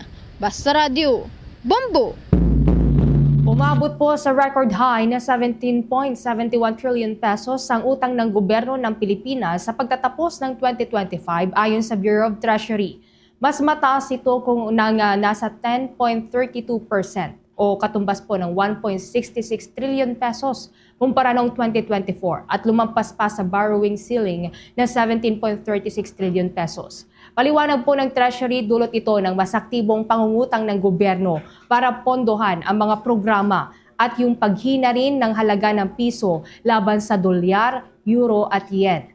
Umakyat din po ang domestic debt o yung panloob na utang sa 12.12 trillion pesos. Bunsod po yan ng pag-issue ng government securities at retail treasury bonds. Samantala, ang foreign debt naman o panlabas na utang ay umabot sa 5.59 trillion pesos dahil na rin sa global bonds at development loans. Inaasahang tataas pa raw ang utang sa 19.6 trillion pesos ngayong 2026 at posibleng umabot sa 20 trillion pesos pagsapit ng 2028 ayon sa pamahalaan. At mga kabombo, mga ka-Star Nation, sa tuloy-tuloy pa natin mga balita, paigtingin pa ng Philippine National Police ang kanilang kampanya laban sa paglaganap ng mga online love scam na gumagamit ng artificial intelligence. Ayon nga sa Philippine National Police, mayroong mga pagsasanay ang Philippine National Police Anti-Cybercrime Group para naman agad na matukoy ang paggamit ng deepfakes at mga kalintulad na applications para naman makapanlin lang. Isinusulong nila ang pag-upgrade ng mga kagamitan sa cybercrime investigative tools na ginagamit ng mga otoridad. May kaugnayan pa rin ito sa mga civil society groups na katuwang nila para naman sa mas pinabilis pa na pagpasa ng mga impormasyon at agad na mahuli yung mga nasa likod ng mga scam, ng mga nambibiktima ho ng mga kababayan natin. Magugunita na inihayag ng Cybercrime Investigation and Coordinating Center na laganap po ang mga AI o Artificial Intelligence lab scams. Lalo na't papalapit na ho itong pagdiriwang ng Araw ng Mga Puso na siyang sinasamantala naman ng mga kawatan upang makapanlinlang at makakulimbat ng pera mula sa kanilang mga biktima. Samantala, ang Land Transportation Franchising and Regulatory Board mas hihigpitan pa raw ang paghuli sa mga overloading at mga sira-sirang jeep at trucks for hire. Kaugnay niyan, managkalapang report si Bombo Jovino Galang. Kailangan ng Land Transportation Franchising and Regulatory Board ang mga pampaserong sasakyan na maghihigpit sila sa mga overloading at pagbabawal sa mga dilapidated o sira-sirang mga pampaserong sasakyan. Ayon kay Attorney Vigor Mendoza, ang LTFRB chairman, na nakipag-ugnay na sila sa ibang mga ahensya para magkaroon ng paghihigpit sa mga sira-sirang mga sasakyan na bumabiyahe pa. Yung issue ng overloading, walang kamatayan yan. Ako, di ba? But I'd like to take it from a different view. Yung isang information that I get, and maybe the board will also share, yung pababaan ng presyo. Predatory pricing, ika nga, no? To the extent na ang nangyayari ngayon, tawag dito, hinahabol na lang sa volume. Thus, the overloading. Magsasagawa ito ng mga pagpupulong sa ilang mga transport group para iparating ang kanilang gagawing hakbang gaya ng pagbabantay sa overloading at mga pagbabawal sa mga bumibiyahing may diferensya ang kanilang sasakyan. Kasi pinag-usapan natin safety dito. So, kung wala na dito, pinag-usapan naman natin yung roadworthiness. As of now, there's really no roadworthiness check. Totoo lang, whether LTO or LTFRB. So, on our part naman, at least this is our franchise vehicles, it's our obligation na ma-check yung roadworthiness. Problema, saan natin papacheck to? Diba? Right now, the only facility that is catering to heavy equipment ay sa Subic, tapos merong isa dito sa Manila. Pero it's not enough. When I was in the LTO, we purchased 4 equipment, no? Para spread out sa buong Pilipinas. 4. Diba? Kulang na kulang. But now that I'm in LTFRB, I'm going back to this point again. No? Ako si Bombo Jovino Galang and this is Bombo Radio Philippines, the #1 and most trusted source of news and information. Basta Radio Bombo! Bombo Sports News. Mga kabombo, abansin na ho sa women's doubles ng Abu Dhabi Open itong ating kababayan na tennis sensation na si Alex Ayala at maging ang kanyang katandem na si Janice Chen ng Indonesia. Tinalo ng dalawa ang magkasamang sina Filipino-Canadian na Leila Fernandez at Christina Malidovic ng France at naitala ni na Ayala ang panalo sa score na 7-5 at 3-6 at maging ang 10-6 sa ikatlong bahagi. Naresolba ni na Ayala ang mahinang pagsisimula ng naturang laro at yan ay sa set 1. Subalit gumanti naman agad-agad itong si Fernandez nang gumawa ho ito ng kanyang maigting na pagpupursige na makapuntos sa naturang laban. Kaya naman mas naging exciting pa ang naturang labanan na nagbunsod naman sa panibagong record para sa ating kababayan si Alex Ayala, mga kabombo at mga ka-Star Nation. Tuloy-tuloy na inaantabayanan sa buong bansa at maging sa iba't ibang bahagi ng mundo ang mga laban ni Alex Ayala dahil na rin ho doon sa kanyang kasikatan na magkakasunod na tagumpay ang kanyang nakamit sa mga sinalihan niyang laban sa larangan ng tennis. Mga kabombo, mga ka-Star Nation, sa tuloy-tuloy nating balitan, antabay ho tayo mamaya, may mga update tayo dyan sa mga lugar ho na posibleng maapektuhan ng bagyo sa Caraga Region. Bunsod ho nitong bagyong Basyang. May nasa signal number 1 na ho na ilang mga lugar sa ating bansa. Bago tayo umusad sa iba pang mga balita, kapiling ho natin sa ating linya ng komunikasyon ang National Coordinator ng Paris Pastoral Council for Responsible Voting, si Dr. Arwin Serrano. Pabati natin sa Bombo Radio Philippines or nationwide and worldwide. Si Bombo Dennis Amito po ito. And together with me, si Bombo Everly Rico. Welcome and good morning, Dr. Serrano. Yes, welcome and good morning din sa lahat ng ating mga kabombo at magandang umaga po, Bombo Dennis and Bombo Ever. Ngayon ho ay mukhang mas nagiging kumbaga challenging sa panig ho ng Commission on Elections ang usapin po ng paghahanda para dito sa barangay at sangguniang kabataan elections. So far, ano ho naman ang mga hakbang na ginagawa ng panig ho ng Paris Pastoral Council for Responsible Voting hinggil dito, lalo't naungkat din ho yung ilan pang mga usapin na kapaloob ho dyan sa mga paghahanda, Dr. Serrano? Yes, sa ngayon, nakatuto kami dito sa voters registration na mangyayari hanggang May 18. And then immediately after nyan, diretso na kami doon sa aming pong mga pinaghahandaang mga voters education. Kasi nalalapit na rin yung mga kalendaryo para sa ating barangay and SK elections na gagawin sa November 2.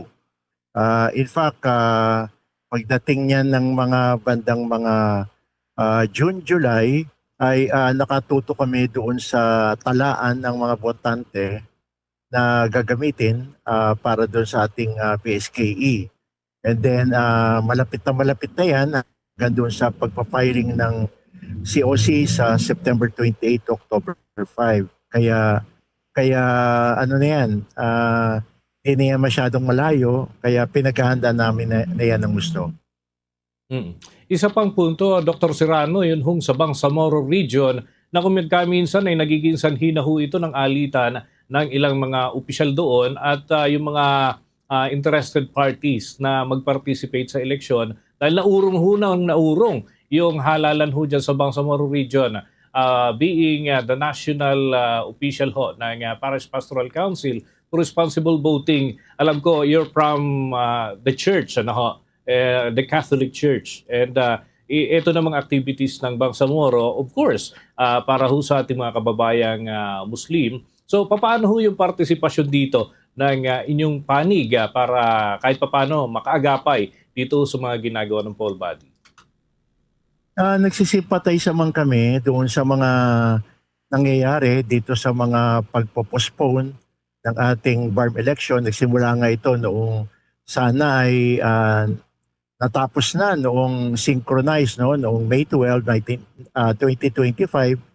Pagkatapos ito ay pinagpalipan sa October 13, 2025 at akala nga namin ay ano na yun, tuloy na talaga yon hanggang sa nagkaroon ng problema sa mga oposisyon at ito ay kinatigan ng Supreme Court na ipagpaliban kasi nga unconstitutional yung dalawang naunang nagawang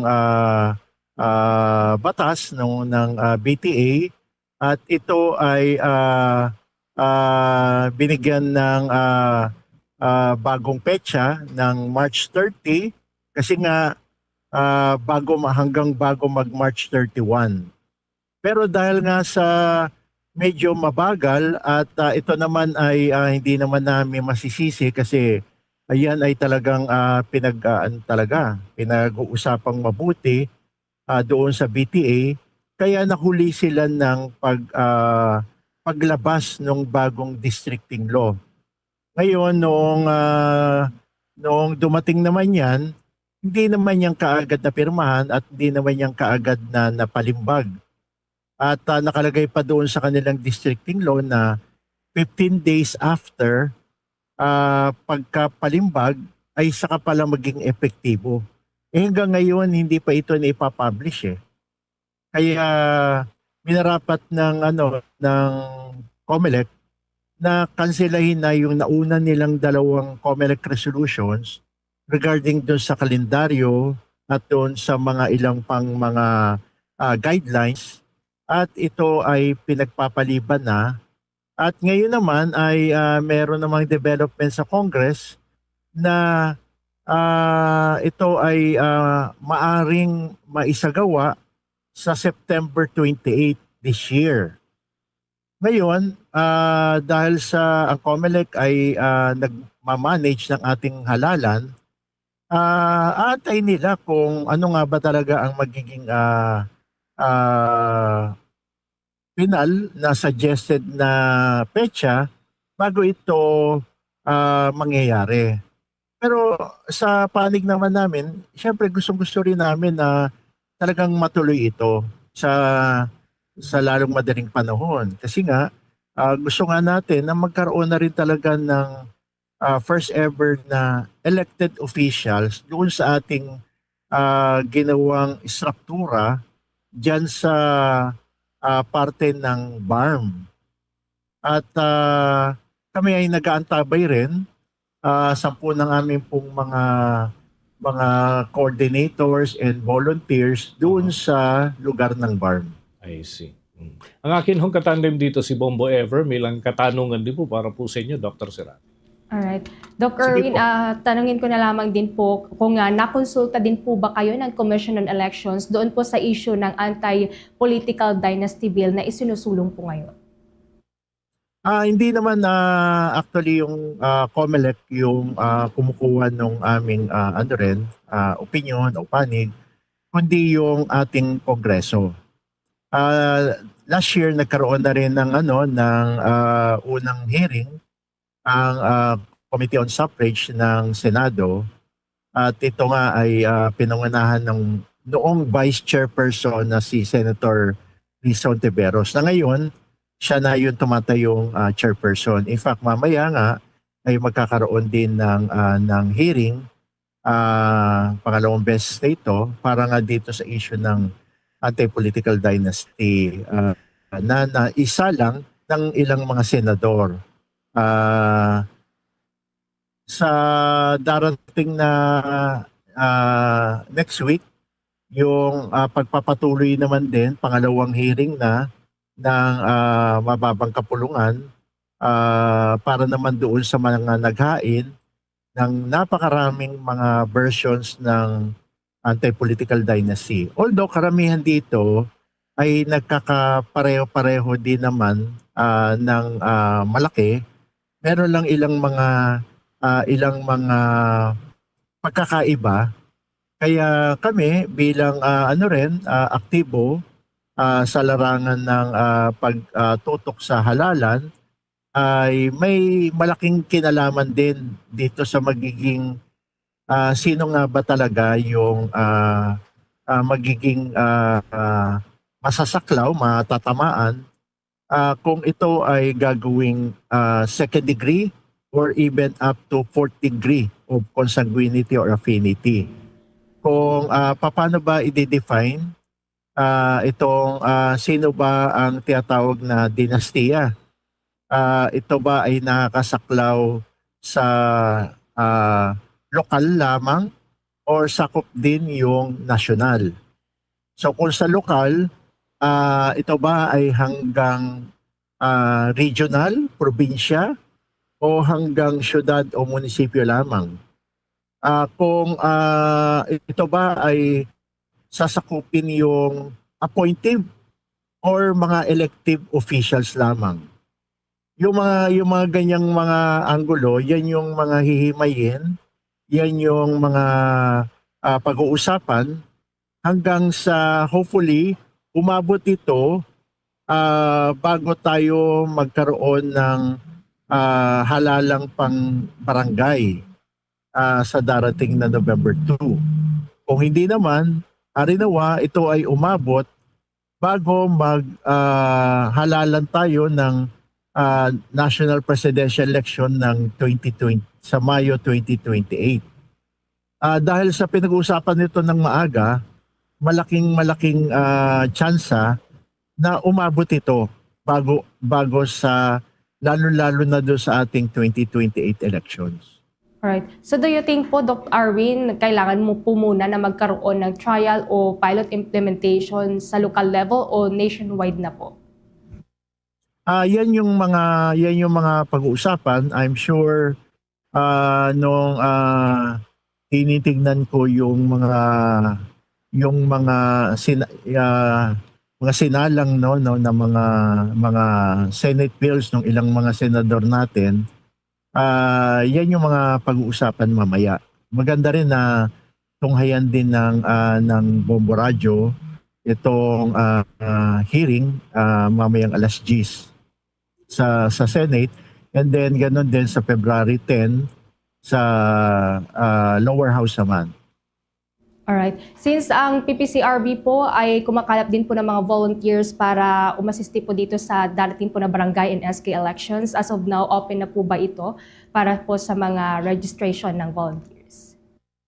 Open naman po naman talaga, kaya lang hindi pa ganun talaga kaaktibo in terms of volunteers mobilization. Pero maganda rin na mapaghandaan din niya ng maaga nung ating mga local field coordinators regarding doon sa mga nagnanais ng mapabilang. Kasi meron din kaming meron ilang mga gawain din na kami rin ay nagpa-participate actively. Like for example, yung nakaraang dalawang activities natin related doon sa good governance issue, kami rin ay aktibong nakikilahok. Kaya pag kami mga ganyan, nananawagan din kami sa aming mga coordinators na kung maaari, sumali sila sa kanilang mga simbahan, either local parish or sa mga bikaryato o kaya sa mga dioceses na kung saan nandiyan pa yung aming mga volunteers ng PPCRB at lumahok sa issue ng good governance. Lalo na yung pumutok yung issue ng mga tiwaling flood control projects. Kami rin ay sumasali rin diyan sa mga ganyang mga usapin. Alright, Bombo Dennis. With that, maraming salamat po, Doc Arwin, at nabanggit nyo na din yung para sa aktibidad ninyo dyan sa Senado mamaya. Siguro makiki-update na lang kami right after ng pagharap po ninyo at ng iba pang mga grupo dyan po sa naturang pagdinig. Thank you so much and good morning. Yes, maraming salamat, Bombo Dennis, Bombo Ever, at saka sa ating sa mga paborito ko, ang Bombo Radyo. Maraming salamat po, Dr. Arwin Serrano, ang National Coordinator ng Paris Pastoral Council for Responsible Voting, lalo na't may pagdinig ho dyan sa Senado ukol ho sa anti-political dynasty bill na nakabinbin dyan sa 2 kapulungan ng Kongreso. Okay mga kabombo, dako muna tayo sa ulat ng ating mga himpilan. Itong psychosocial support, mga inisyatibo at kakibat ho nito ay ito yung mga apektado ng pag-albruto ng Bulkang Mayon ay isinasagawa ho lalo na para dun sa mga estudyante at mga magulang ho nila dyan sa lalawigan ng Albay. May balita ang Bombo Radio Legazpi. Inilunsad ng Department of Education Bicol ang Believe GTS PFA modules para sa mga mag-aaral na apektado ng patuloy na pag-aalboroto ng Bulkang Mayon sa lalawigan ng Albaya. Ayon kay DepEd Bicol Project Development Officer 2 Mark Kevin Arroco sa panayam ng Bombo Radio Legazpi, ang inisyatibo ay naglalayong magsilbing mga localized modules na maaaring gamitin ng mga Schools Division Office, mga trained PFA facilitator at mga partner organization sa mga mag-aaral upang matulungan silang makabangon mula sa traumang idinulot ng mga sakuna. Ipinaliwanag niya na karamihan kasi sa mga mag-aaral ngayon ay ipinagpaliban ng klase dahil sila ay mula sa loob ng 6-kilometer permanent danger zone at ang ibang mga paaralan ay ginamit bilang pansamantalang tirahan ng mga internally displaced persons. Kabilang sa proseso sa inisyatibo ay ang paunang paglahok ng mga bata sa pamamagitan ng simpleng laro at pagpapakilala ng kanilang mga sarili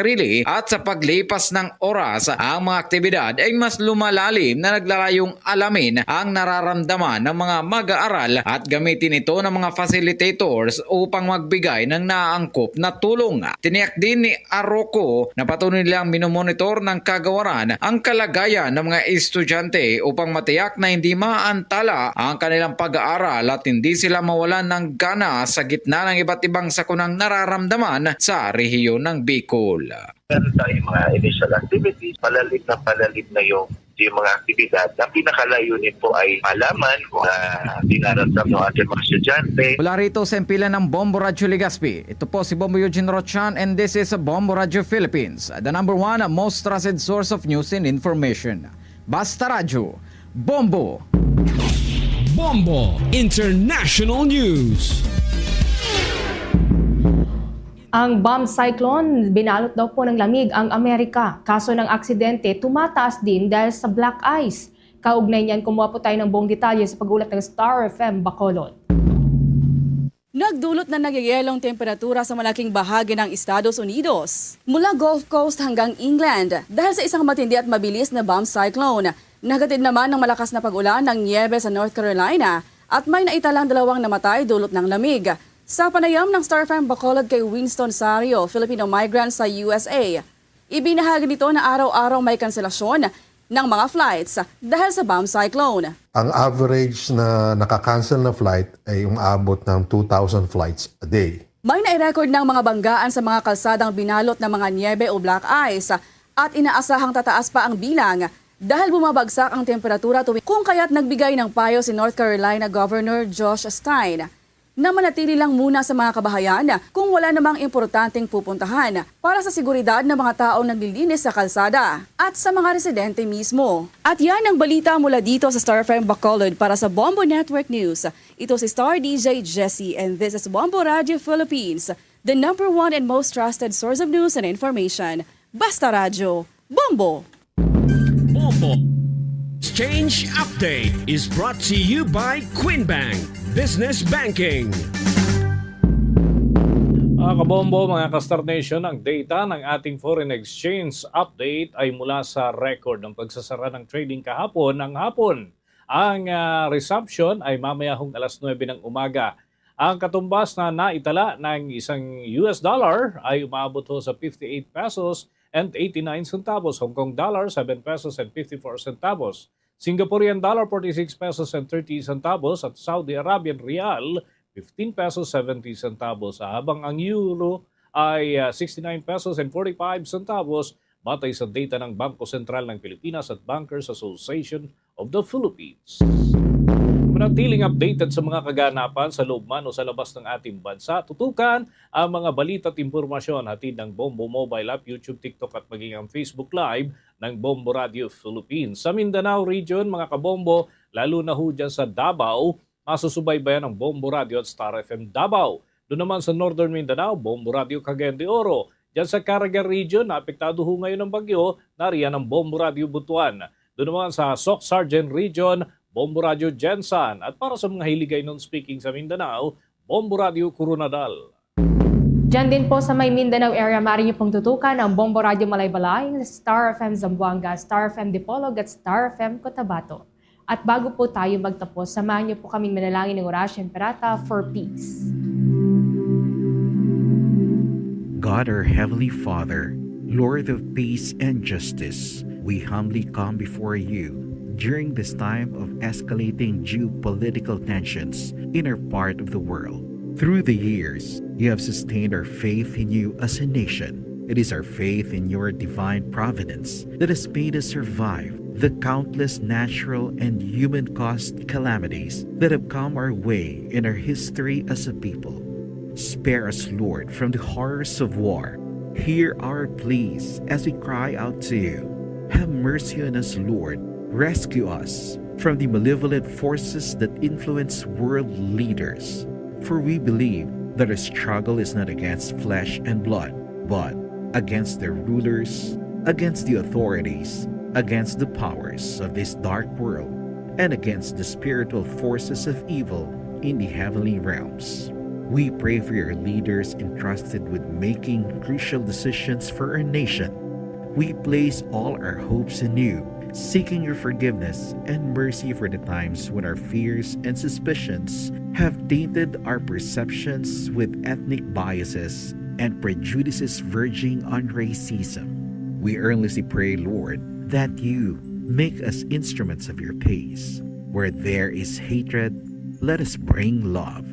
Where there is injury, pardon. Where there is doubt, faith. Where there is despair, hope. Where there is darkness, light. Where there is sadness, joy. Through our Lord Jesus Christ, your Son, who lives and reigns with you in the unity of the Holy Spirit, God, forever and ever. Amen. Our Lady, Queen of Peace, pray for us. Saint Michael the Archangel, Pray for us. Saint Joseph, Pray for us. Saint Francis of Assisi, Pray for us. Saint Lorenzo Ruiz, Pray for us. Saint Pedro Calungsod, Pray for us. Luzon, Visayas at Mindanao. Yan ang kalipunan ng ating mga balita para sa pang-umagang edisyon ng Bombo Network News. Ang back-to-back winners sa Catholic Mass Media Awards bilang Best News Program. Mula rito sa Bombo News Center, Makati, this is Bombo Radio Philippines, the #1 and most trusted source of news and information. Basta Radio, Bombo! For the most trusted source of news and information, visit our website at www.bomboradio.com. Follow us on Bombo Radio mobile app, Facebook, YouTube, TikTok, and X, formerly Twitter. Like, share, and stay connected. Anytime, anywhere. Minuto ang nakaligad sa taknang alas 8 saga. Welcome sa Bombohanay Big Time. Kagkaroon sa aton nga mga headlines sa balita nasyonal. Former Senate President Manny Villar nagpanindugan nga wala sila ng baldog. Kasunod man sang sining pag-file sa ila sa mga kaso sa Securities and Exchange Commission. Bangod sa ginapahayag sini pagpatalang kag sa publiko sa mga investors kag manipula sa market. Sa dugang pa nga mga balita diri sa aton nga pagpangalagad, Senator Rodante Marcoleta kag Senator Kiko Pangilinan nagdebate liwat kapon sa Senado parti sa issue sa West Philippine Sea. Senator Marcoleta gina-insister nga kung sa aton pa dapat kuno iya may muhon gid ang Pilipinas sa pagtumod sang dulunan niya o kung boundary sini sa bahin sang West Philippine Sea para nga mabalaan tagid kuno kundi ang aton sini nga ginapakigbato. Sino ayhan nga pungsod nga may ara sang maritime domain o kung maritime boundary ang nakapatindog sang muhon sa dulunan sang ila sining kadagatan, no? Pasi Pilipinas palang kon matabo. Sa iban pagid karon nga mga balita, sa mga balita lokal kita, Iloilo Provincial Board i-review ang security protocol sa Iloilo International Airport. Kasunod sini nagaluntad sa damlaglang nga shooting incident o kung pagpangluthang sa sulod mismo sang paluparan. Pero ang natabo to yung pagpangluthang ang hindi iya bangod kay may inaway kag nagtiruhaya kundi may arabi sang isa ka pasayro nga may kutsilyo ginsaway sang pulis, tuyo niya pa sining handoson ang mga kapulisan para nga ma-neutralize ang ining pasayro nga may dala yang kutsilyo, gintiro na lang sang pulis. Ang pulis ganito kag mga kauptanan niya sining nagresponde para nga ma-neutralize ang ining nasambitan yang lalaki, ang ginpasilunggan pagani sang aton man sini iyang ahensya sang gobyerno. Sa iban pagid nga mga balita, nagalabot sa 60 ka mga food and non-food vendors magapartisipar kuno sa night market sa Calle Real Valentine's Day edition. Ang pamangkot diri pila ayhan ang ginasukot naman nga renta sang organizer sang night market sa mga tenants, no, sa mga food tenants kag sa iban pada nga mga nagabaligya man sang ila sini nga mga produkto. Kay isang nagligad sini nga Dinagyang Festival 2026, isa to sa mga ginwangalan ang tama kamahal nga panukot sa mga food kiosks, sa mga tenants, rason nga ti para makabawi ang mga tenants ang presyo sang ila sini nga mga baligya nga mga pagkaon gin-convert man nila into dollar denomination. Dollars man iya sini nga bili. Ti after sadto na recognize kuno sang Iloilo City Government nga may concern and dapat ma-address ang kamahal sang mga renta sa mga food kiosks during sang Dinagyang Festival. Pero ti hindi nila dapat ya sang Dinagyang Festival. Kaya nga ati pareho sini may mga night market, no? Pwede man yang basi dako ang sukton sa mga food tenants and para nga makabawi ang mga tenants, hindi mo man sila mabasol mo. No? Kiti karon ila yang ginansya, makadto na lang iya sa ila sini nga renta. Ti dapat magluwas sa ila sini nga bayad sa renta, may ginansya pag iya sila, ti mapamahal man sila, patasan man nilang ila sini nga mga balaklon. Ang bottom line niya is that ang mga bumalakal yang mga makaon, kay bangod makaon, ti bisan mahal, mabakal na lang ti daw gin hingalita niya karon, no? Gin take advantage ang mga bumalakal. Ti siling to sang may mga proposals from the city officials naton nga pwede guro i-subsidize sa sunod sang city government ang renta sang mga food tenants, no? Ti abilang tawon tabi subong sa night market sa Calyarial kun bala ang inang ideya nga hindi taniya naton dapat pagsukton sang tama kamahal nga renta ang mga tenants para nga hindi man sila magpinamahal sa ila sini nga mga baligya para nga affordable sa mga Ilonggos ambot kun buhi man ina or buhion man ina nga espiritu sang pagka mahinuklugon sang aton sini nga mga opisyales sa mga Ilonggo public.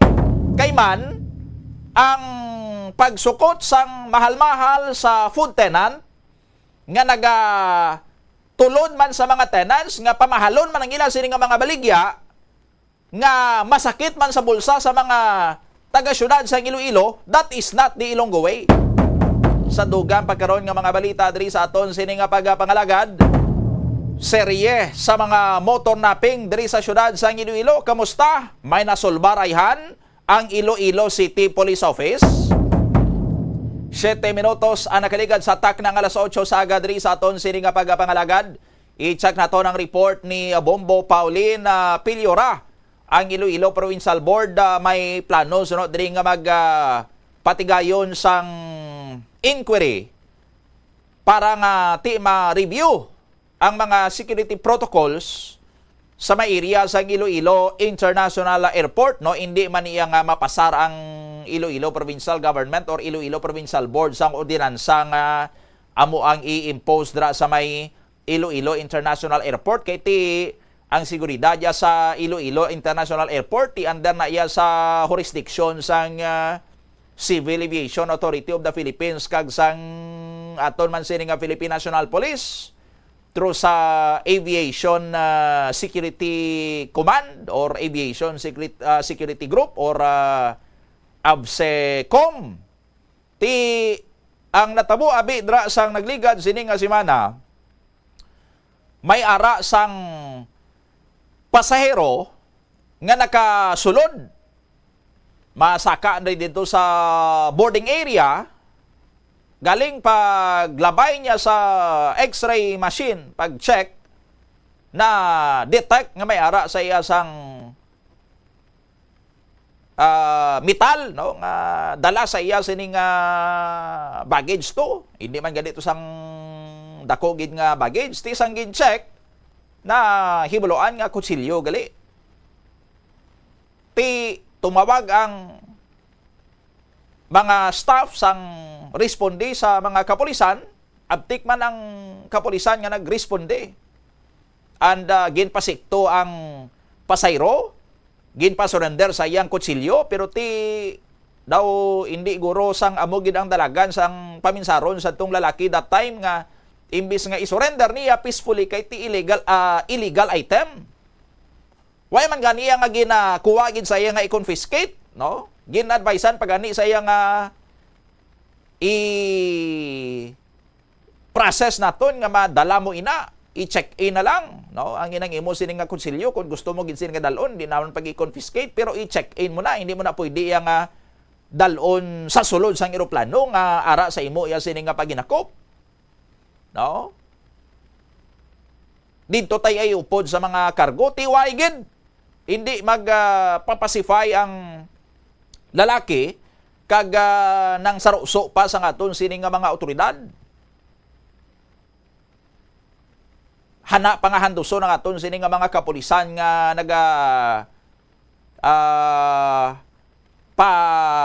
nagasaway kung tani sa iya. Tiway gid nagpasaway hasta nga sang ulihi ti nagawaras gid ang lalaki kag sa assessment sa aton sini nga mga kapulisan sang responding authority sa sina nga sitwasyon daw delikado na gid nga kung magsigi pa basi may iban pa iya nga malamita or masamad ti amo to nga pinit ka na lang sang pulis, no? Pero gin target man niya sa parte sang iya sini nga lawas nga hindi man sa mapuruhan gid pero enough nga ma-neutralize siya nga hindi na siya maka waras-waras pagiduga nga makasamad pa sa iya sa iban sini nga mga pasayro kay ti may mga pasayro na sa amo yang area sang sina nga tiyempo kay gahulat nga ma-board na gani sa eroplano, no? Ti na-neutralize pero ang question nagapabilin ti paano yang nakasulod sa airport sa may boarding area nga may kutsilyo nga nakasaka paya kag didto paya na-detect sa babaw kun sa idalom pa lang kun tani didto na balaan na ti sa pathag sang kaap nga sa subong abi ang sistema nila dra sa may Iloilo International Airport sa entrance waay nayasang security checks nga hindi pareho sadto nga masulod ka pa lang sa entrance pa lang manugsaka ka pa lang dito iya sa may boarding area sa may second floor may x-ray machine na dara nga maaging imo sini nga mga gamit pati ikaw ti dra pa lang niya ma-detect na kung may ara ka sang mga makaduluda nga mga items nga dala or kung may mga illegal nga mga items ka nga dala pareho sang arma sabi or kutsilyo or pati gani balay, no? Kaya nag-uso-uso gina sa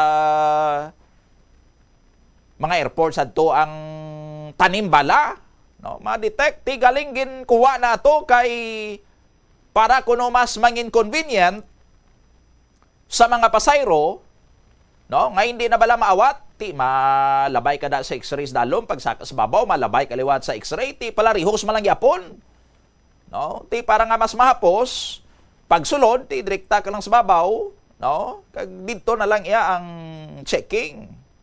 Ti bangod sinagaling, may lapse. Amo tong natabo sa nagdigad sining kasimana. No? Pero ti hindi man sang adlaw-adlaw may mga nagapalusot kid sang kutsilyo dra, pero ti hindi naton iya mapulong kag hindi naton pwede nga i-take for granted kay ti maay lang to natabo sa nagdigad kay abtik iya mga pulis nga nagresponde ti kun tabuan abi way taman gina pa ngayon, may mga tabo sa sunod nga ang maresponde nga pulis na sandad pa sa escalator na mumo na delay ang iya sini nga response ti ang perpetrator yan nakapanghandos na. No? So may mga kasubong sina nga mga senaryo nga daw mga worst case scenario man matuod pero ti hindi imposible nga matabo kag once matabo ya ina way kita sang basulon nga iban, no? Mahambal gid ya kita nga ti tani kun didto pa lang daan sa gate may checking na way na kasaka way na natabo ang trahedya, no? So i-review sang Iloilo Provincial Board ano gid man bala dapat dira and with that maybe makahimo sila sang ila sining nga kaugalingon man yang rekomendasyon. Check ta si Bombo Pauline Piliora sa report. Bombo Pauline, go ahead. I-review sang 15th sanggri ang palalawigan pamudoni ang security protocols lakip na ang interagency coordination mechanism para sa seguridad sa mga pasahero sa bahin diri sa Iloilo International Airport kasunod sa nagluntad nga shooting incident sa sulod sang Paluparan pasado alas 4 sang hapon sang Enero 28, 2026 kun sa diin nagbato diri sa kapulisan ining 54 anyos nga lalaki matapos nga na-detect sang X-ray machine ang dala sini nga patalom nga nagresulta diri sa pagpaniro man sang kapulisan. Santo diri sa ginpasar nga resolusyon ining resolution 2026-02-17 nagapanawagan ini sa mga ahensya diri sa Civil Aviation Authority of the Philippines ang CAAP, Department of Transportation kag ang Philippine National Police Aviation Security Group agud madiskusyonan ang nagakadapat nga tikang nga himuon naman diri sa ilang bahin Bambocham. Sa interview akon Bambodo ni sa interview diri sa Bombo Radio kay Iloilo Vice Governor Natalie Andibuque, sponsor sa among resolusyon iya diri ginatag nga ini ang ginubra nga tikang hindi bangod nga basulon kung sino diri ang may sala sa baylo ini agud nga tanamon kun nasunod ining mga protocols kag matumod ang weaknesses sa security protocols sa nasambitan man nga paluparan kag makahatag man sa rekomendasyon ang katapo sa provincial board. Apisar nga sa idalom ini siya sang isa ka national government agency ang CAAP ining paluparan sunod sa Vice Gobernador nga kinamatarong sa provincial board nga ipatuman ang legislative oversight bagud natabo ini sa sulod sang probinsya sa Iloilo, and nangin so far nangin positibo man ang response sang ginapatawag ini nga mga mayor no nga mga ahensya nga ginpanglawag diri naton kagina sa patigayunon nga committee hearing sa sinina nga semana Wibes ini siya nga adlaw nga ginpangunahan sa Committee on Transportation, Communication and Public Utilities nga si Vice Governor Dibuque man ang chair kaupod diri ang Committee on Public Order and Security sa pagpanguna ni 2nd District Board Member June Mondihar Bambodoni. Ginpamangkot man diri naton kung pabor ini siya nga ibalik ang initial screening diri sa bahin sa airport. Ambal niya it's premature pa man kuno nga maghambala kung ibalik diri or hindi. Bambodo ni kag mahibaluan lang ni kung ano ang mga recommendation nila kung naplastar na sang gipatawag diri nga mga agencies, mga offices ang nagakadapat nga obrahon diri nila kag dira mahatag sila sang ila man diri nga input as to investigation. Bala na diri ang kapulisan kag wala man diri or hindi man sila makahambal kung gina-condemn diri nila ang natabo man diri o kung may ginabason sila ihatag na ini nila sa bahin sa Philippine National Police, and then sa ilaya kung ano ang pwede nga mahimo nga babakod nila ang security protocol sa sulod sa paluparan na Bambodoni. Pabati pala nato ang ato ng interview kay Iloilo Provincial Vice Governor Natalie Andibuque. We are really expressing our serious concern regarding the shooting incident, no. But definitely, I want to clarify from the outset, this is not to point fingers. May tudlo kung sino may sala, may proper process kita, may ongoing investigation. So the matter of this resolution, makita niyo it's very restrained and responsible nga resolution considering why patakabalo kung ano gid man ang facts of the matter, no.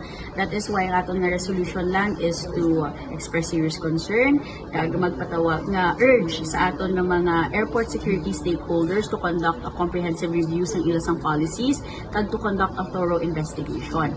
Kay hindi ta pwede kang nga condemn ta or mahambal kita nga hindi enough ang aton nga security protocols kay we don't have the details in hand. So, muna nagpasala kita sa resolution, and we manifested to have this matter referred jointly to the Committees on Transportation, Communication, and Public Utilities as the lead committee and the Committee on Public Order and Security. Agad makapatawag kami sa committee hearing and aid of legislation. So, that will be on Thursday. There is a sangguniang panalawigan sa Session Hall at 10 a.m. We have already informally why pa natapos ang resolution, but we've called some of the resource person nga gina-ay natin for the committee hearing, and thankfully they've manifested man nga they will be available on that day. So matigayon gid ang committee hearing will be on 10. Agud ma-review naton ang polisiya. So very clear ang SP kung ano ang tinutuyo sa siningang committee hearing. No, we'll just want to review kung ang protocols nila nasunod, as well as kung ma-identify natin mga weaknesses, no? Kung may makita kita agad mahatagan ta sa recommendation or legislative action, but basically we're just giving voice to the concern of our fellow Ilonggos. Airports is a very high security risk to public place, so anything that affects the security is a matter of concern for the Sangguniang Panlalawigan. Sino may invite? So definitely number one will be CAAP. We will also invite representative from the PNP AGSE group, representative from PNP as well. We have also requested the representative from the OTS, no, under sa DOTR, and Provincial Legal Office. And if may mag-come up ng mga relevant ng mga agencies, we will also invite them to make time comment. But definitely the main ones have already signified their availability, and tomorrow we will send them the official communications. No.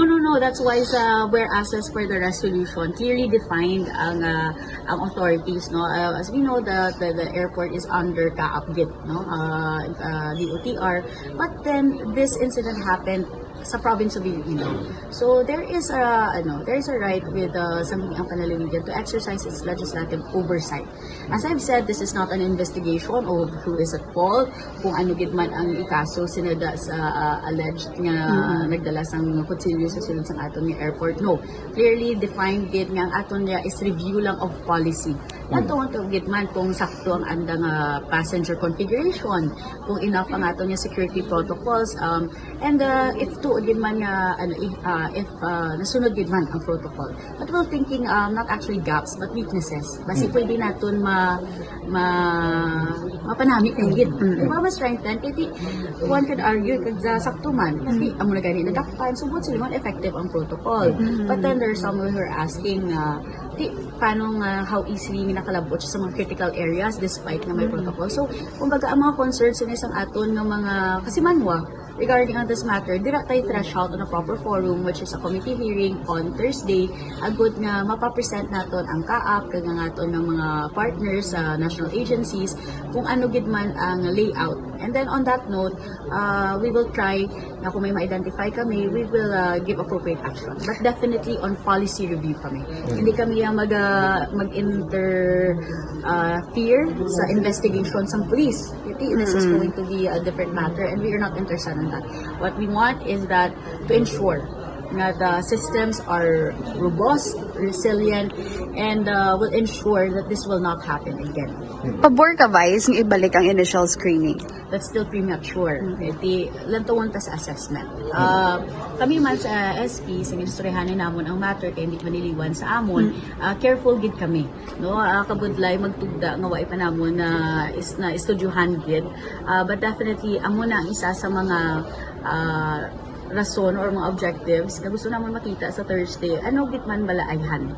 But in order for that to do, iprasta nila anay kung anong existing now. And then lantaon man natin mga data, pila gitman lang mga passengers na nag-abot, lantaon ta kung if this is enough, and then we will make an official recommendation based on that committee hearing. Si Iloilo Provincial Vice Governor Natalie Andy Roque Bombodoni kaga sa subong nga adlaw mapagwa na diri sang letters, but then initially naka-respond naman diri, naka-confirm na ining mga resource person no nga mag-imbitaron diri sa joint committee hearing nga pati gayonon ini siya buwas nga adlaw alas 10 agud man nga may baluan kung ano ang mga desisyon diri kag recommendations man sa 15 Sangguniang Panlalawigan, and pasudlo naman ini siya sa sunod man nga committee report no sa 15 Sangguniang Panlalawigan sa regular session na Bombodoni. Sa last time no ginpamangkot man diri si Gov Doto kung hindi bala pabor siya nga ibalik diri initial screening, although nga wala man siya entirely nga naga-oppose, pero nagambal diri siya nga hindi siya pabor no nga ibalik diri initial screening kay isa ini kuno man ka isolated case kag do na obraman sa mga authorities ang ila man diri nga mga katungdanan amo na gani nga nadakpan diri man ang pasahero. But then kung ano ang maobra diri no sa mga natungdan man diri nga mga ahensya sa bahin man sa Iloilo International Airport himuon man diri no, and mo nang ginahulat as per recommendation or kanang man ding recommendation sa Provincial Board Bombodoni. Oo. Pero granting for the sake of discussion, Bombo Pauline, kung ibalik gid man abi, no? Granting ibalik ang initial screening dira sa dalom pa lang, ang tawo nga may tuyo gid nga magpalusot sang kontrabando, mangita gid na sa iya sang paagi nga mapalusot mo. Pareho sad to, hindi to iya sang normal ang thinking sang pasayro to nga nagdala sang kutsilyo. Kita mo, nadakpa na sa, hindi niya pa pag-i-surrender, may lain to iya nga nagadalagan sa iya zini nga paminsaron. So kung may mga kasubong sini, sa sunod, nga mapalusot kidya or mabitbit kidya sang kutsilyo, hindi magpasaway. Bisandra palang sa dalo, may initial screening na kag makita nga may kutsilyo siya, mawaras man na sa gyapon, kag mapatiro man na sa gyapon sa pulis sa Bombo Pauline.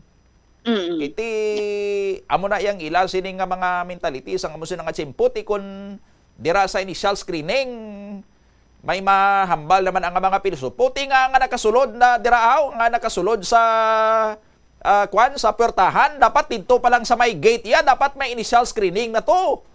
And so on and so forth, hasta sa ulihing, dito pa lang sa may bangga, dapat may screening na to para nga before makasulod pa airport ang tawo, way na sang kutsilyo kung masakay sa aeroplano, way na galing punto, Bombo Pauline. No? Importante nga, may incident, maabtik ang pagresponde sa aton sini nga mga kapulisan, although naka waras-waras pa to ang lalaki, pero fortunately, way siya sang may na samaran to nga iban, kag siya lang, no? So amo na nang i-maintain constant readiness and alertness ang mga kapulisan naton nga kung may ara sang emerhensya, insigida makaresponde sila kag ma-neutralize ang threat before pa man niya makapangsamad sa iban, Bombo Pauline. Ang punto dari is hindi man kuno magbinasulay kung ano ang natabo sa patawgon or Hoy, man to sa may ginabasol. Sino ginabasol to how? Why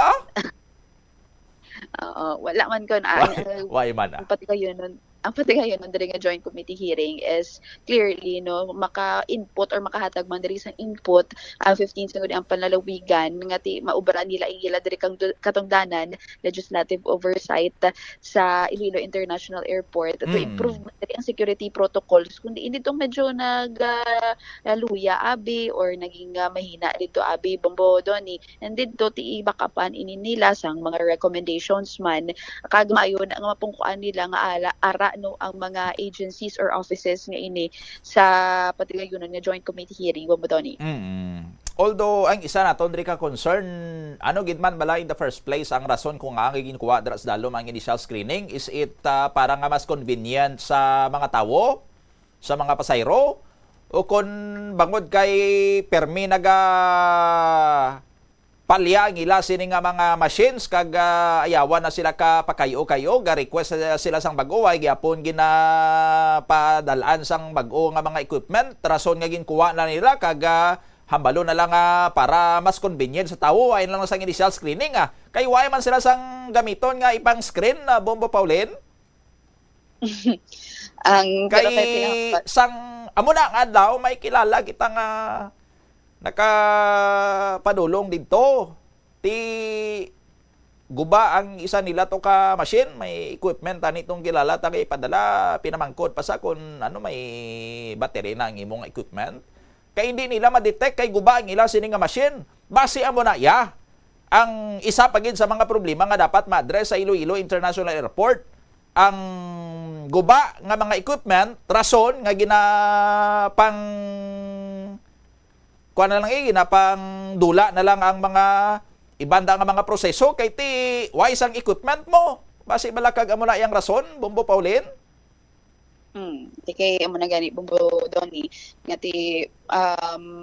for convenience ang hambal man diri sang or convenience diri para sa mga pasahero pagiging kwa man diri with the mandate sa transportation. Basi cover na lang na ang for convenience for convenience ang cover, but ang more serious problem is that basi hindi sang well-equipped ang Iloilo International Airport. Dili na mabalaan, boss, kung amo gimana ang basi mabalaan Drea sa aton nga lokal nga level, kung amo na iya ikiti mando to ya sa Department of Transportation, pero base may mga amo pagid ni nga mga problema no diri sa aton nga airport on a local level, at least mabalaan man buwas nga adlaw kag di hatagan man sa nagakaigo diri nga tikang Bombodoni. Sige. Ini si Bombo Pauline Dimitri Piliora, and this is Bombo Radio Philippines, the #1 and the most trusted source of news and information. Basta Radio, Bombo. Maraming salamat sa kay Bombo Pauline Piliora sa gindulong sining nga report. Bisan may initial screening paya kun may hurong nga masulod, mahinurong gina saya, no? Pwede man iya nga bisan may initial screening tus dalong kag didto pa lang nabalaan nga may kutsilyo tong tawo kag hindi niya pag-i-surrender peacefully sa mga kapulisan, kag kun may mga nakasabay man siya to sa area nga ginakan diin patigayo ang initial screening, mawaras-waras man sa gyapon. No? Ang importante lang sinidri nga may incident nagakinanglan sang response sang aton nga mga security personnel dira sa may airport, nakarespondi sila insigida, na-neutralize nila ang threat nga waay sang may na dalahig sining iban. 30 minutos ang nakaligad sa takna alas 8 sa aga. Balikan naton dugang sining nga mga balita kag informasyon, no? Isuryahan ta ang ining second phase, no, sang debate or part 2 sang debate kapunanday Senator Dante Marcoleta kag Senator Kiko Pangilinan. No, kay kun sa aton niya nga pag-insindi daw gusto gid yan ni Senator Dante Marcoleta nga bugsukan niya balasang muhon ang dulunan sang gina-claim naton sining teritoryo sa West Philippine Sea para nga klaro kuno. No? Bugsukan gidya sang muhon kay ti dapat well-defined kuno ang metes and bounds sa aton sining teritoryo sa may West Philippine Sea. Kay sining ya tiga gaaway lang tada sa West Philippine Sea, tiway ganit kabalo kun diin dulunan tada. No? Basi si Senator Marcolita lang yang way kabalo sang dulunan da. Balikan tada pagratapos lang sa mga pahanumdom. Mas nanamian bala ikaw magtuon sa balay ipaanggid sa eskwelahan nga madamo ang tawo, isa ka panugyan para epektibo ang pagtuon sa balay, amo ang pagpangita sa designated area agud nga matiniran kung ikaw nagasulat, nagabasa o kung nag-review. Pwede man nga lamesa sa kusina o kung sa desk sa sang inyo nga balay, pero hindi gid maghigda sa imo nga katre samtang nagatuon. Ini bagod nagakatemptar gid ikaw nga magpiyong-piyong tubtub nga dalayon na ikaw nga matulugan. Siguraduha man nga malimpyo kag organisado ang lugar nga imo ginatun-an. Ini nga pahanumdom ang ginadulong sa imo sang the #1 and most trusted radio network in the country, Bombo Radio Philippines. Basta Radio Bombo! Kung ikaw isa ka chess lover, yaring pila ka brain benefits sa paghampang sini plus wala di Iloilo. Billboard of Activities for February 1 to 7, 2026. Ang Pebrero 6 among first Friday of the month. Ang 3 sa 12 ka mga promesa ni Jesus nga ginhambal pinaagi kay Sister Margaret Mary Alacoc para sa tanan nga mga devotees sang Sacred Heart of Jesus. I will establish peace in their homes. I will bestow abundant blessings upon all their undertakings. I promise you, in the excessive mercy of my heart, nga akon all-powerful love ang igahatag sa tanan nga magabaton sang Holy Communion sa First Fridays sa siyam ka consecutive months. Ang grasya sang final perseverance. They shall not die in my disgrace, nor without receiving the sacraments. Ang akon divine heart amoy lamangin safe refuge in this last moment. In line with this, ginaagdang tanan nga mag-attend ang First Friday Mass to honor the Sacred Heart of Jesus sa El Puente or the Bridge sa Pebrero 6, 2026. Mag-aumpisa alas 5:30 sa hapon. Ang Technocrats Band ang liwat nga maghahatag sa inyo sa One Great Musical Show sa concert at the Plaza, kicking off alas 6 ng gabi sa Pebrero 7, Sabado. Sa tiyon sa musical show, napuno ka mga matahom nga Plazuela de Iloilo, Valentine's Edition Mugs kag madamo pa nga iban ang igaparapol sa mga suki sang Plazuela de Iloilo.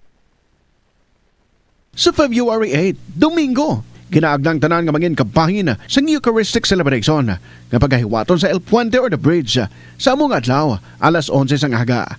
Sa tiyon sang Holy Mass, ipangamuyo naton sa Ginoo nga padayon niya nga tandugon ang kasing-kasing sa mga tawo nga involved sa anomalous flood control projects nga pamatian ang panawagan angot sa restitution. Plazuela de Iloilo, we remain to be one with you in the common hope for a better community and a progressive country in 2026. Nagasubscribe bala ikaw sa mga serbisyo nga wala mo man ginagamit. Halimbawa, ang balayran mo na bala para nga makalantaw ikaw sang movies, pero sa tuod lang, wala naman ikaw tiyempo nga maglantaw sini. Hapos lang lipatan ang bulanan nga mga subscription sa streaming The Farmers Bazaar, your traditional public market with the touch of Plazuela Dos, ang isa ka lugar nga gintukod sa tiyon kag sa kasagsagan sa COVID-19 pandemic nga may tinutuyo nga maghatag sa imo sang safe marketing experience. Subong nga ang COVID-19 hindi na gid man dako nga pamahog kag nagapakadto na kita sa next normal. Rest assured nga ang Farmers Bazaar will further evolve agud nga magpadayon sa paghatag sa inyo sing satisfying marketing experience. The Farmers Bazaar. Sa lower level, tara na pahamtang ang fish, poultry kag meat section para naman sa inyo mga kinahanglanon nga prutas, utang kag iban pa, magbisita sa upper level, pinaagi sa paggamit sa hagdanan o kon sa pagkadto direkta sa parking lot. The Farmers Bazaar, your traditional public market with the touch of Plazuela Dos. Yari ang mga simple nga paagi agon makakinot sang tubig. Magpamunyag lang sang tanom kon ginakinahanglan kag nagakadapat. Magtala na sang adlaw kag oras sang pagpamunyag sa mga tanom kag sundon ini. Bunyagan sa makaisa lang ang mga tanom sa sinang adlaw. Antes maglas 9 sa aga ang mas nagakabagay nga oras sa pagpamunyag agud nga mas makapanalupsop ini sa mga gamot kag mangin available sa bilog nga adlaw. Nagasala ka bala sa imo nga tulunan kag daw hindi ka makahibalo kung ano ang imo nga unahon? Kung magtuon ikaw, siguraduhang anay nga nakakaon ikaw sang maayo, agud nga maka-function ang imo nga utok. Kung gusto mo ang snacks, siguraduhan man nga na-preparar na ini antes pa man ang imo study time.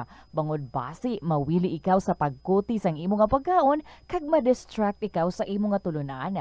Siguraduhan man nga tapos na ang imo nga olobrahon sa sulod sang balay para nga makalikaw sa interruption kag para sigurado naman nga maka-relax ikaw kung matapos mo na ang pag-review. Ini nga pahanumdom ang ginadulong sa imo sang the #1 and most trusted radio network in the country, Bombo Radio Philippines. Basta Radio! Bombo! Yari ang mga household level fire safety measures nga dapat tandaan agud makalikaw sa sunog sa balay. Hindi magbutang o kung magtipon sang flammable substance o kung chemical nga makatugas ang sunog sa kusina o kung sa sulod sang balay. Ipalayo man sa mga kabataan ang pospro kag lighters. Patya ang kalayo kag baga matapos ang pagluto sa kusina. Siguraduhon nga wala nagasungaw kag pirmi limpyuhan ang mga kerosene kag gas stoves. Tandaan, ang paglikaw sa sunog sa sulod sa balay, responsibilidad sang bilog nga pamilya. Ang kalibutan ginakabugusan sang 71% sang tubig o kun kadagatan. Kag ang kadagatan nagabulig sa pagtugas sang tubig nga aton mainom kag hangin nga aton ginahaklo. Gani, aton halungan kag imentenar ang malimpyo nga ginaagyan sang tubig kag mga kadagatan. Sa masunod nga mga pamaagi. Magpartisipar sa mga organisasyon o kan clean-up events. Likawan ang paghaboy sa mga basura kung sa diin lang. Buhinan ang paggamit sa mga single-use plastic, hindi pag-i-flush o kung ihulog sa mga lababo ang mga basura sa panimalay, kaangay sang plastic straw, auto fluids, kag mga grasa. Kadagatan proteksyonan, kag limpyuhan. Ini nga pahanumdom ang ginadulong sa imo sang the #1 and most trusted radio network in the country. Oras Philippines Standard Time, 38 minutos na nakaligad sa tak ng alas 8 saga. Pabalik diri sa Bombohanay Big Time. Na sugpunan kahapon kag kapariyo sa nagligad mainit man sa gihapon ang debate sa tunga nanday Senator Francis Kiko Pangilinan kag Senator Rodante Marcoleta party sa issue sa West Philippine Sea. Nag-umpisa ini sang ang 15 ka mga miyembro sang Senate pirma tupas ang resolusyon nga naga-condemn sa ginahimo sa mga opisyal sang Chinese Embassy diri sa Pilipinas nga ginatira yan nila ang mga opisyales sa aton sini nga pungsod nga hambal, no? Speak out in favor sang posisyon sang Pilipinas kontra sa China sa issue sa West Philippine Sea. Prominente gid sa dra nga mga personalidad si Coast Guard Commodore J. Tariela nga spokesperson sang Philippine Coast Guard kag champion man sang ginatawag nga transparency initiative karon sa aton sini nga gobyerno nga ang tuyo sini is that ginapabalo sa bilog nga kalibutan kung anong ginahimo sang China sa West Philippine Sea kada nga may harason sila nga mga manugpangisda, kada may i-water cannon sila nga mga barko, no? Kada iharas nila ang mga tawuta nga nagapatigayon sang resupply mission dito sa may bahin sa Ayungin Shoal, gina report ina nga amo ni ginapakita naton amo ni ginahimo sa China to ho kun pasugiron sila daw sino sila nga mga karniro pero sa sulod sinang balahibo panit sang karniro amo ni sila ho mga lubo ini sila kay amo ning aktual realidad nga ginahimo nila sa West Philippine City hindi ma-sustain sang China ang ila sining naratibo ang gusto nila ipagwa nga istorya or ila sining nga propaganda nga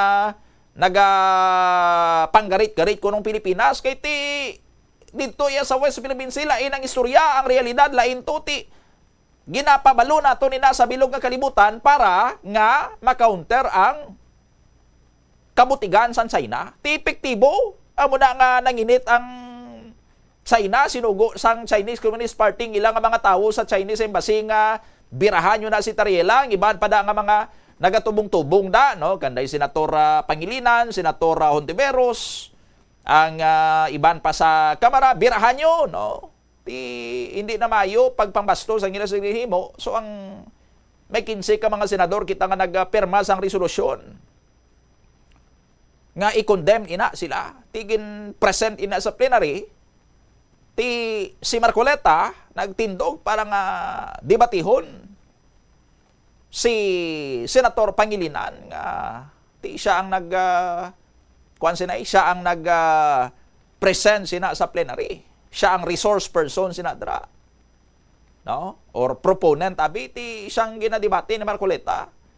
No? Ang argument ni Marcoleta and sa mga kaupdanan niya dra nga palarihos ang ilaya sining mga panimuod siguro subong sa issue sa West Philippine Sea.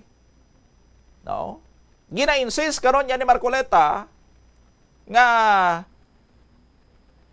dapat kuno before kita dara mag-away, no, gad-gad naton sila dara nga magpakig-away, batuan tadang China nga hindi ganita maka-define, maka-determine sang metes and bounds sa aton sila dara nga teritoryo nga ginapakig-away. No, diin kunong mga dulunan diin gidaya kutob ang teritoryo sa Pilipinas sa West Philippine Sea how. Dapat kuno i-define inaanay no ari balik-balikan naton ang kabain kapon sang ila sini nga diskusyon nga sang ulihi nagtindog man si Senator Risa Hontiveros kag didto siya sinabat ni Senator Risa Hontiveros nga Senator Marcoleta sir ang gina-question mo na nga metes and bounds dulunan pag-determine kung diin dara kutob ang teritoryo sa Pilipinas na-define na ina Mr. Senator no guayan diri karon nga si Marcoleta lang yang wala kabalo nga may na-determine na yang metes and bounds ang Pilipinas sa mga teritoryo dra sa may bahin niya sang West Philippine Sea. Ari pamatian na to no ang ining ila kapon nga nangin diskusyon. Section 4. Kung hindi po tayo magsasubmit ng mapa, saan po kukunin ang coordinates? Yun lamang po ang paraan para po yung ating pinapangarap, pinapanaginip na West Philippine Sea, mailagay naman po sa mapa. Yun po ang pinakamaganda. At pagkatapos nating mailagay sa mapa, ay lalakas po lahat ang ating paninindigan dahil nakalagay na po sa mapa eh. Kahapon po pinakita ko yung South China Sea. Hindi po ibig sabihin na yung South China Sea, sa China po yun. Hindi po. Pangalan lang yun eh. Yung 6.1, yun ang chapter po doon sa S-23 para basahin po ninyo at makita ang coordinates. Wala po tayong pinagtatalunan tungkol dito. Hindi ko po kailanman dinidepensa ng China. Gusto kong palakasin ang ating paninindigan dito. Bakit hindi po tayo magkaintindihan? Napakasimple lang nun. Wala pong coordinates talaga. Ang mapa lang po ang magbibigay ng coordinates. Malamang marahil hindi tayo nagkakaintindihan dahil gaya ng nabanggit ko kahapon, kahit na magdebate tayo hanggang, sabi ko nga, Kingdom Come, tungkol dito sa meets and bounds na ito, hindi magbabago yung arbitral ruling na sinasabing mali ang China, hindi dapat nagtatayo ng mga illegal structures ang China sa ating exclusive economic zone. So bakit tayo bumabalik dito sa debate ng meets and bounds? Para sa ano? Para pahinain natin yung naging award natin sa International Tribunal? Para questionin natin na yung award natin ay kulang? Para bigyang duda na tayo nga ba'y nanalo? Hindi naman po siguro. Panalo tayo, binigay sa atin yan at hindi tayo mananalo kung hindi maliwanag ang ating mga karapatan at ang ating exclusive economic zone kahit na hindi pa nade-determine ang meets and bounds. Dahil yon ang sinasabi ng UNCLOS. UNCLOS ang basehan ng ating pagkapanalo. Walang pinag-uusapang meets and bounds sa usapin po nung determination ng ating exclusive economic zone, Mr. President. Sana po, kung maintindihan ng ating butihing senador yun, hindi tayo magkakaroon ng ganitong hindi pagkakaunawaan. Binanggit po ninyo kahapon yung Administrative Order 29 at saka yung Republic Act 12064. Ang sabi po ninyo, doon makikita yung mga coordinates.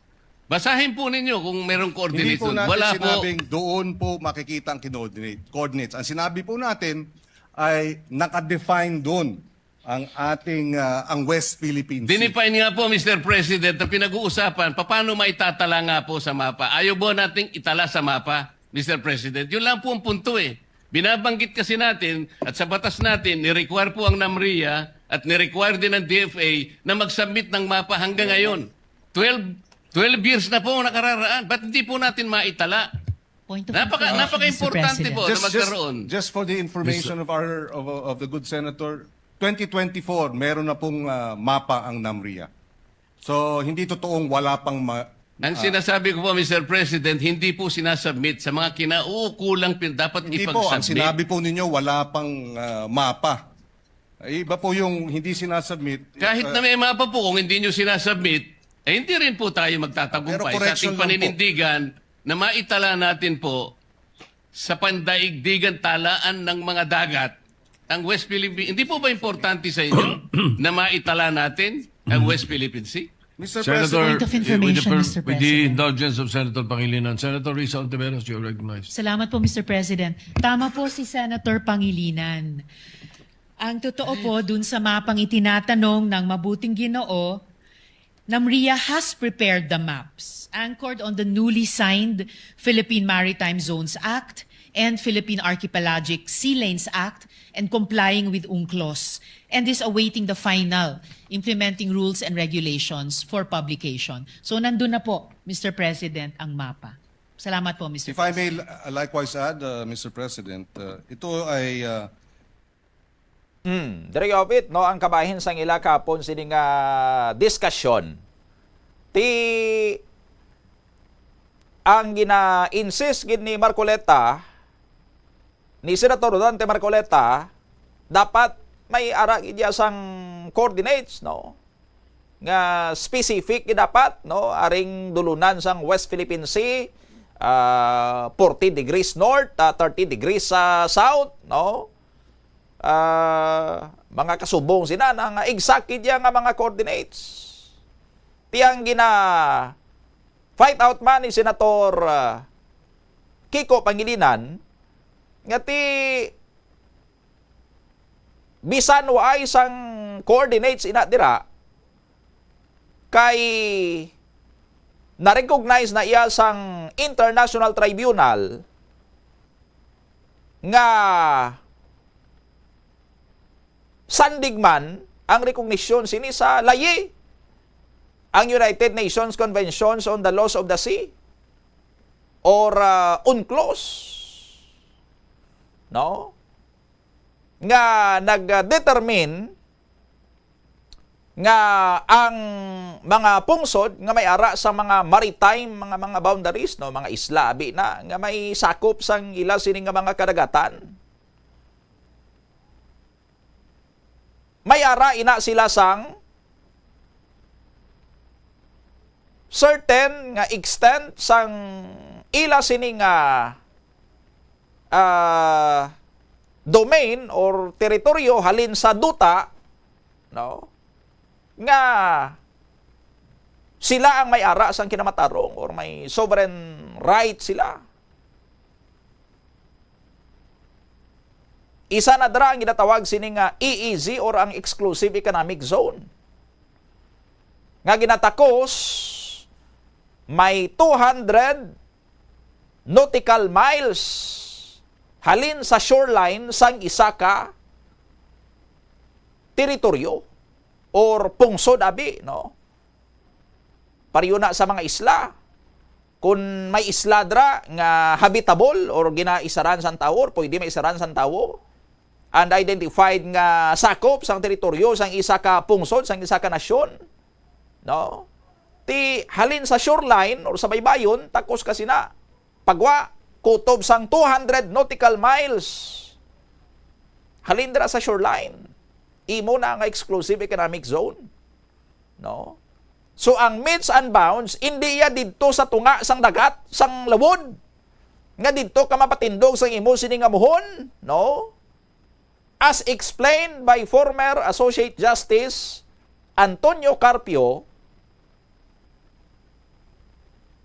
ang pagdetermine sang extent sang imo sini nga territory kun diin dra kutob sa lawod may ara ka sang Exclusive Economic Zone kag way sang iban nga dapat maghikaw dra sa imo, no? Di gina-determine na ina sa imo sini nga kadutaan.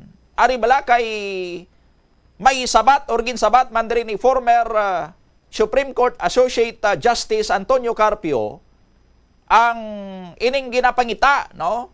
Ginapangita ni Senator Rodante Marcoleta nga kun diin gid kuno ang meets and bounds or ang dulunan, no, sang teritoryo naton sa may bahin niya sang West Philippine Sea. Ari si Associate Justice Antonio Carpio. Pero yung China, yung beloved China niya, yung naindasain, walang coordinates yun hanggang ngayon. Hanggang saan eksakto pong coordinates ba ng ating West Philippine Sea? Dito po sa binabanggit nating mga batas sa ngayon, kung titingnan natin, hindi po natin sila magagamit, Mr. President. Kaya napakahirap po ngayon nating sagupain yung mga pananaw na parang may nag-aangkin ng atin pero hindi pa natin ma-define kung ano talaga yung atin. Alam mo, si Marcoleta was a congressman when Republic Act 9522 was approved. And he was also, I think, in Congress when the Maritime Zones Act was approved. Under these two laws, klarong-klaro, we have the archipelagic baselines under Republic Act 9522. Andun yung coordinates ng ating baselines. Under UNCLOS, from those baselines, you just measure 200 nautical miles. Then you know the exclusive economic zone. Kasi alam mo na yung baseline eh. Ang importante dyan, alam mo yung baseline. So you can do that by satellite technology, GPS, makuha mo kaagad kung saan yung 200 nautical miles. Yung mga bansa naman, the coastal countries of the world did not, there are some who have fixed their coordinates, the limits of their 200 nautical mile, pero madami hindi. Tayo, we have already fixed the coordinates of our baselines. That is sufficient. In fact, more than sufficient yan dahil under UNCLOS, you don't have to make any proclamation, any legal act so that you can claim your territorial sea and your exclusive economic zone. The law, the UNCLOS gives that to you already. You don't have to do any formal act. Nakalagay doon. There is no need for any formal act or formal proclamation to have your legal rights to your continental shelf and your territorial sea because that is already in the law. Mechanical na lang yung measurement. Doon sa measurement, linagay na nga natin yung archipelagic baselines. Alam mo na yung coordinates. So from that, you can measure the 200 nautical miles. Yung China, yung 9-dash line, walang coordinates yan. Kung saan nila nilalagay yung lumalaki pa nga. They added the 10th dash. Sabihin niya, dapat tayo may coordinates. Yung China wala. And first of all, we already have our archipelagic baselines with the coordinates. That's more than what the UNCLOS requires. In fact, like UNCLOS says automatic yan. Inherent. You have the inherent right to your continental shelf because you are a coastal state. Because if you have a land, yung maritime zone mo, territorial sea and exclusive economic zones, that is just an accessory, ang tawag niyan. Automatically, you have a territorial sea once you have an island. So, if you have an island that's habitable, meron ka ng EEZ automatically. You don't have to pass a law to be entitled to your EEZ. That is your inherent right as a coastal state. Yan ang nakalagay sa UNCLOS. So yung sinasabi ni Marcoleta na wala pa kasi wala tayong batas, mali yun. He's trying to deny what international law has given us already. Pero yung China, yung beloved China niya, yung 9-dash line, walang coordinates yun hanggang ngayon. Again, I don't see the point. Are we trying to say here that the arbitral ruling was erroneous, and therefore we should stop claiming what was awarded us? I don't see the logic, Mr. President. We were awarded by the arbitral tribunal. It is ours. Now, is the gentleman saying the tribunal was mistaken, and therefore what was awarded to us should not have been awarded to us? Okay, there you have it, no? Ang video clip nga to prepare sa aton sini nga mga kabombo sang West Philippine Sea Transparency Group, no? Sang Philippine Coast Guard. Ti tagring naman ning dulunggan sang mga Chinese embassy officials kay Commodore J. Tariela naman guro nga buko ni nga maghimo-himo sang video clip nga ginabali ni former Associate Justice Antonio Carpio ang argumento ni Senator Dante Marcoleta. No, siling ni Associate Justice Carpio ara na, no? Define na ginadeny lang ni Marcoleta. Na-mention to ni Associate Justice Carpio ang Republic Act number 9522. Nga ginpirmahan sa tong March 2009 kag sa among alayi, no, nga nag-amyendar sa Republic Act number 3046 and RA 5446 gin-define ang archipelagic baselines sang Pilipinas. Ang purpose na para nga isibo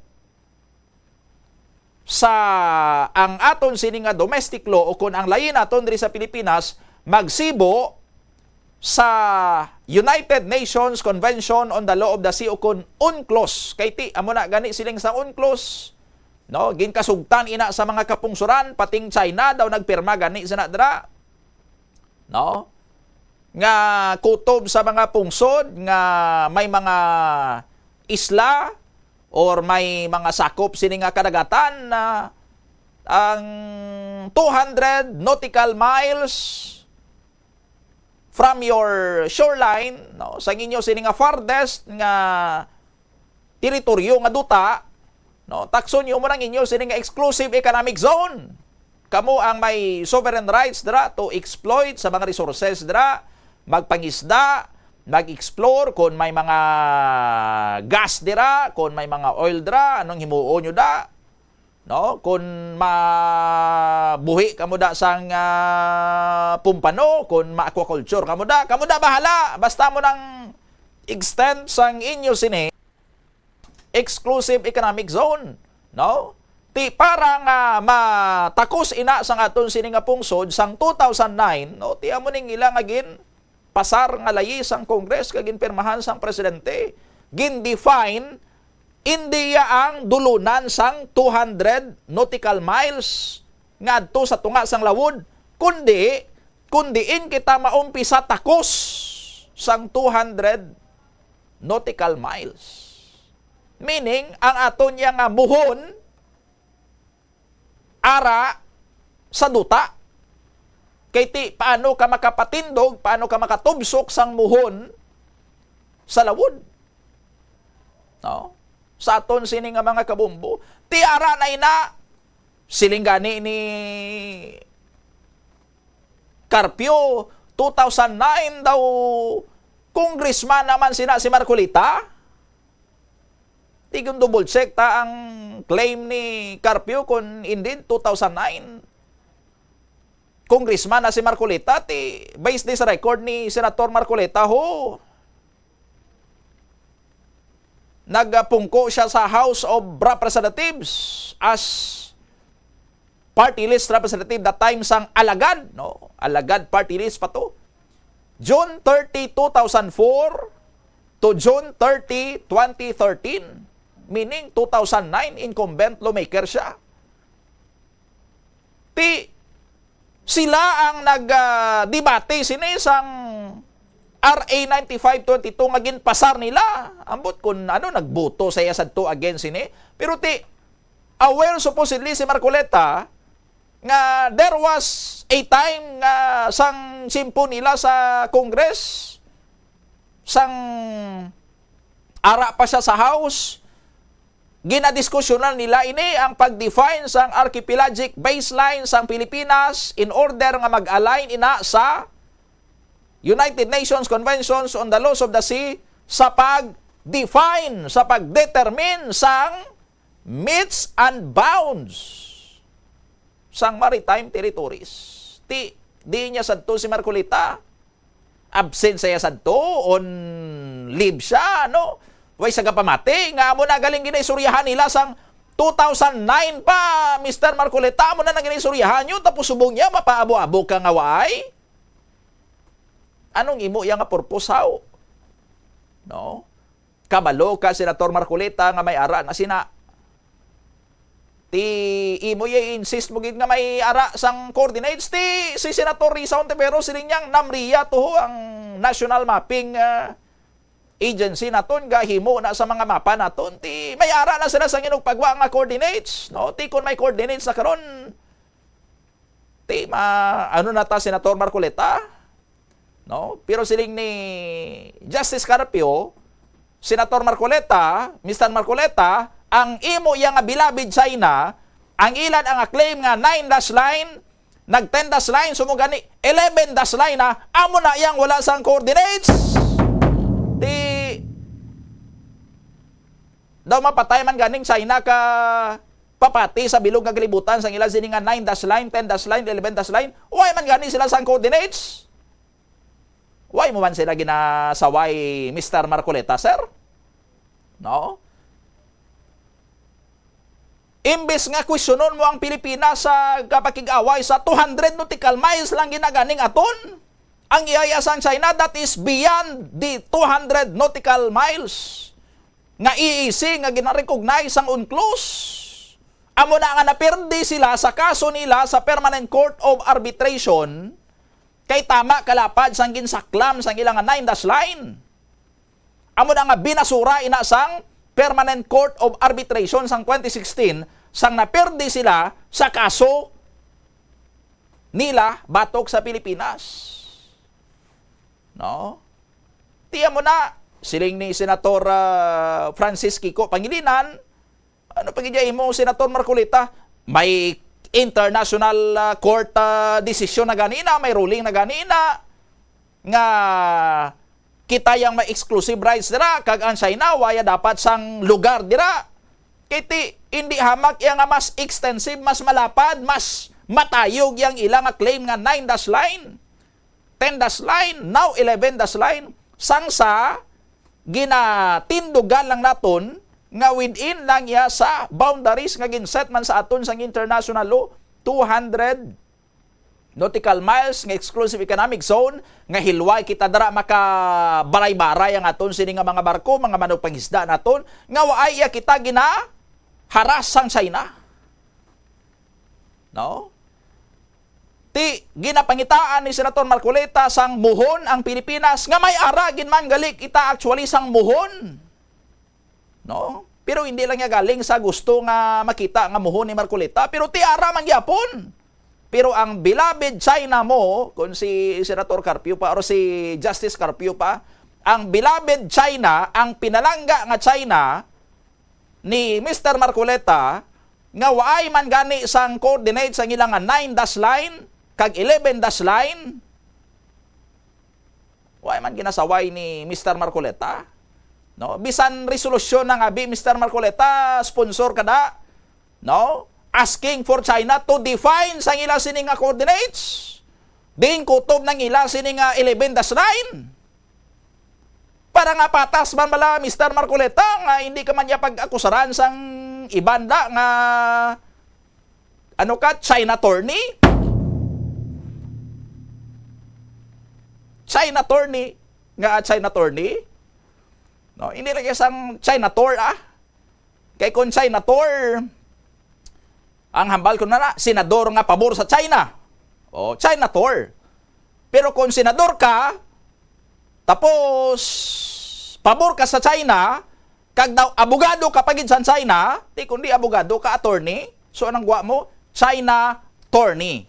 O, para nga hindi ikaw masalaan or madudahan, Mr. Marcolita, nga China attorney ikaw, nga senador ka nga abogado ka pa sa China, ti pamangkutabing China kung di nang ilang sining grid coordinates ang ilang 9-dash line, 10-dash line, and 11-dash line. Kagano yung ilang sining kablasihan sina? Sinong iban nga pungsod nga nagapati sina sa ila? No? Siling gani, ang nagapati sa 11-dash line sa China, ang China lang mismo, kag basi si Senator Marcolita. Duwa na sila, galing kay Mr. Marcolita, hindi man saya sang pungsod, no? Senador man lang saya sang isa ka pungsod.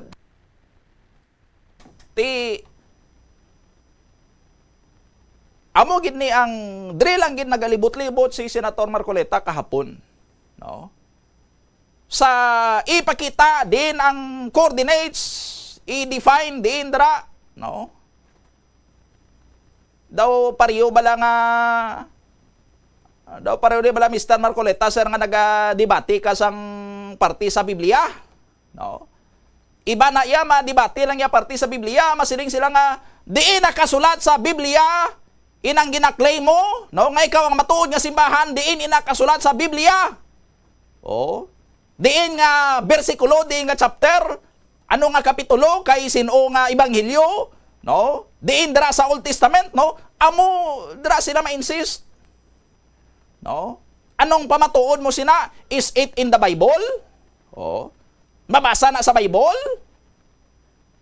No? Dira lang niya sila ma-focus, dira lang niya matutok, no? Sa amo lang na nga verse. Apoy di man na nilang nagabiton dayon. Ako yung insakto kay nga sandig sa libro ni Juan chapter 5 verse 3 to 4. Amo ning ginahambal. O, tilan tawa, ara sa Bible, amo nang ginahambal, ti ako insakto. O, mapili lang sila sang isa ka verse sa Bible, amo lang ang ilang nga i-quote, no? Sa iban guro ti matchap-chap man sila sang iban nga verse to support sang ilang sining argument without clear context. No? Why isang konteksto? Ma-insist ka lang yang amo ning nahambal sa bersikulo, amo ni ho. Di amo ning sakto. O, ang ginahambal mo, aran na sa Bible, how? Di na sa Bible. O, kung hindi makita sa Bible, hindi ko na magpati, hindi na matuod kayo ay sa Bible mo. No? The Bible alone is the basis of what we are saying here. O, di mo na, why na sang konteksto? Sa aton sini nga mga kabumbo, no? Why gid siya ga pamangkot? Ti in the first place, sino ang nag-compile sang Bible how? No? Sang why kapaya may Bible na, ti sino ang nag-compile sang Bible? Kag sang why sang Bible, ti amo ning ginapatihan sa mga tawo, amo ning ginatradisyon nila ho? No? Ti ikaw ya why kaya sang tradisyon kay nga ti igo kaya nagtuhaw sang may Bible na nga may mangin maalam lang to ya nga nakabasa lang sang isa ka verse sa Bible, amo na iya ang ila sini nga prinsipyo dayon. O daw amo nang logic sang argumento ni Senator Dante Marcoleta kay wala sang coordinates, kay hindi makita sa Bible, invalid argument. O why konteksto ang iya? Why matuod coordinates? Pero hindi sang y coordinates eh. Ara ang coordinates. Ara ang coordinates. O, ginplastar na ni Justice Carpio. Ikaw lang yan nagadinay. No? Daw pareho na sa ginhimo balasad to ni Martin Luther. Ang Augustinian sadto nga monk nga nagsipak sa Catholic Church. Kay ti matukod man saya sang iya sini nga simbahan. No?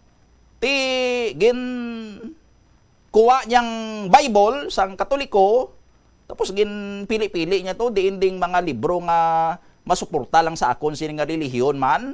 Ang iba ding nga mga libro nga daw gabali sa akon nga doktrina, hindi ko ni pag-ilakip sa gamiton ko nga Bible no? Ti amo nang guwa niya karon. No? Piliun mo lang ya ang pabor lang sa imo. Ang iban to nga nagabali sa gusto mo nga ipagwa kay bangod masakit to ya sa imo sini nga dulunggan, no? Ti deny mo. Ti amo ni karon may RA 9522 ina magamit sa pag-define sang metes and bounds sang aton sini nga maritime territory.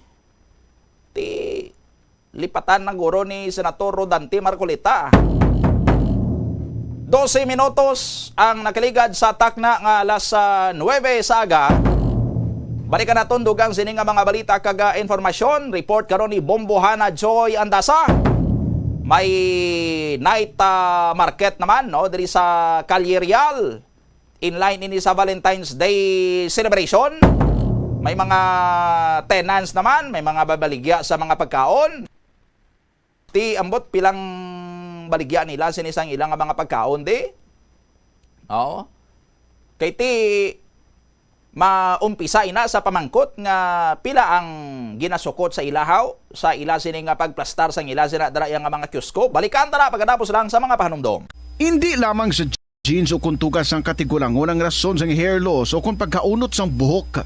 Natukiban sang health expert sa South Korea nga ang hair loss ang tuga sang environmental factors. Sa bugos nga kalibutan, nagalabot sa 4.2 million ang nagakapatay bangod sa outdoor air pollution suno sa World Health Organization.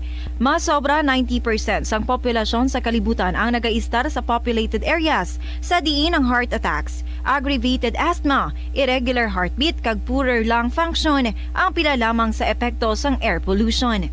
Ang kasubo kag depresyon ang hindi pareho nga balatyagon. Ang depresyon ang hindi gulpiyada lang nga nagakatabo sa isa ka tawo. Masami man nga ginakabig sa mga tawo nga depressed ini bangod sa kasubo nga nagakabatyagan.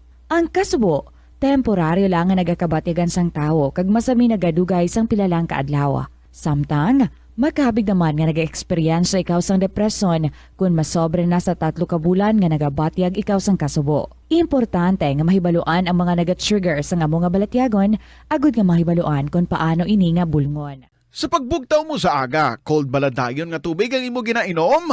Ay, dali lang, wait a minute, para sa ininit. Suno kay Dr. Deborah Weatherspoon, isa ka advanced practice nurse, mas maayo nga mag-inom sang alabaab nga tubig sa aga. Paathag ni Weatherspoon, iniya nagabulig sa lawas nga magpagwa sang toxins kag naga-improve sang imo blood circulation. Sa mga babayi, ang pag-inom sang alabaab nga tubig ay nagabulig man kung ikaw nagasuprer sang period cramps.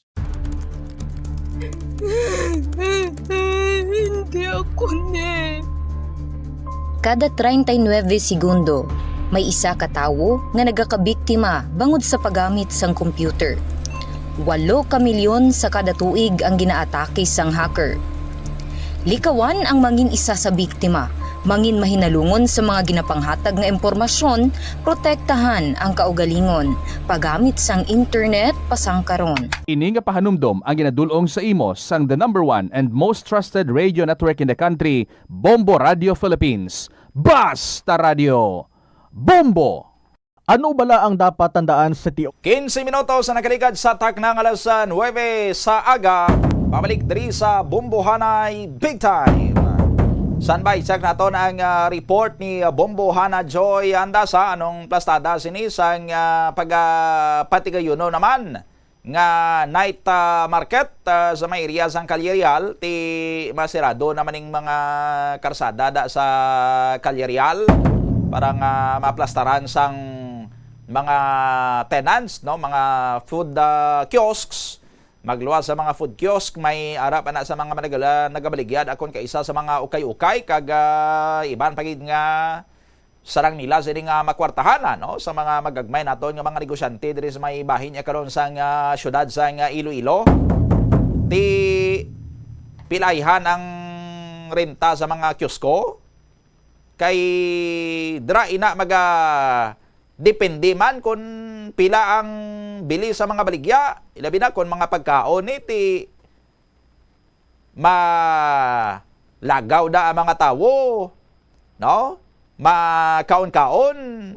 Pero iban mainom na lang sang soft drinks kay daw dollars gid ang bili sang pagkaon. Hindi o man baso lang mga vendors nga magabaligya sang mahal sang sa normal niya sila nga presyo. Kay ginaipit man sila sa ila sining stall rentals. Check ta si Bombohana Joy Andasa sa report. Please go ahead.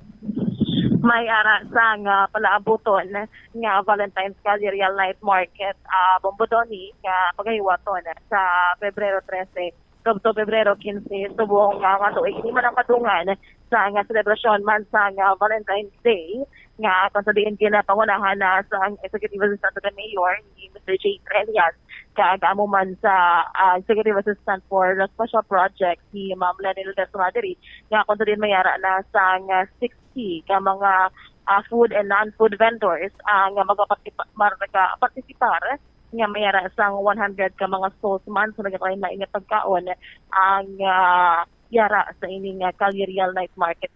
Ikaman ika-8 na nga edisyon sa Calyarial Night Market. Iniyagin na patigayon man dito sa may Calyarial and the Ambata Street nga kung diin na yadugukan gid sa nga madamo man ng mga tao nga may nagkakalain-lain man nga selebrasyon kay isa ini kaangot man sa Charter Day, iban diri ang kaangot man sa Christmas and New Year nga kung diin ginatas target dira ang mga kiosco agad nga mayara sa nagakaigo man nga venue para man sa mga small business nga talaga plastar dira sa may Calyarial Bombodon Subong mayara sa nga labot sa 1,500 pesos per stall ang renta diri and for 3 days mayara sa 4,500 pesos ang ilang renta diri. Kinpaklaro man naton kay Ma'am Lenny Ledesma kung ano diri ang mga ilang mga imo since nga masani nga reklamo kag comment diri sang mga nagakaon nga daw tuman gid ka mahal ang mga baligya diri. Patan hindi na nila ini makontrol ang mga nagabaligya since nga inigid ang ilang presyuhanay o kung pambawi man sa ilang mga renta. But then ginklaro nga 1,500 pesos is good enough man for kadagabi. It is since sila mo man yung mga nagabakal nga mayara sa gina-expect nga 15 to 18,000 man ka mga nagakadto dira sa Maya Calerial Night Market nga kung pwede so diin pwede mabawi gid sa mga vendors ang ilaman nga bayad diri sa renta Bombodon. Itugang man dira not only sa food and non-food stalls ang makitaan, also mayara man sa mga local artists nga maga join mag-entertain man sa mga tahon Calerial Night Market Bombodon. Iba ba rin natin naging pahayag ni Lia Del Desma ang Executive Assistant to Special Projects. Coming from the Dinagyang and then the Haro Fiesta, we now move on to another activity, which is the Calle Real Night Market. As you know, ang Calle Real Night Market, we hold this on special occasions. So, Valentine's is coming, gaan pa iba na option na pang-date ang ato ng mga pumuluyo, di ba la? So, also to help our local enterprise and our artisanal goods. So, let me just go through the presentation so you know what we're having specials on that day. So, next slide. So, just about the event, it's a weekend celebration. February 13, 14, 15. Wow, Feb 14, good mga lovers. So anyway, Calle Real will come alive as it transforms into a vibrant festive corridor featuring our gastronomy, our heritage, our arts, and homegrown businesses. So the theme is Iloilo City Blooms. As you know, we just recently won the ASEAN Clean Tourism City. So that's it. We aim to showcase a more vibrant and revitalized heritage district and emphasize a collective responsibility. Daw ginsiling ni last time ni Engineer Neil Ravena, no? A collective responsibility towards discipline, ensuring that as our city blooms, it remains clean, safe, and accessible for everyone. So, ang opening ceremony is Feb 13, 6 p.m. We invite you all to come. Friday to Sunday, 5 p.m. to 12 midnight, ang amon night market hours. And of course, there's special programs. So, may weekend performances. And as usual, we mix gastronomy with our arts and culture, our heritage. No? If there's one thing special about our city, is that we are rich in culture. So, nami i-mix ni sa ato na gastronomy. So, right now, 60. Kanto lang, 0. Huh? We have 60 food and non-food vendors. Can you press again? And 100 stalls. So, ambulant vendors, mobile food carts. I think you've seen our trucks, no? On the go food vendors, grilled and barbecue vendors, non-food vendors, and now ma-join na ang central market vendors. So we have local talent. We have Jam Custodio, Jenny Pat, mga bata. Of course, we have Ritmo Tambores, Isla Vibe. So we wanted... Okay, bumbuhan na. Yes, mamudoni na matian si Lenina Desma as assistant for special project. Pila ko nung renta?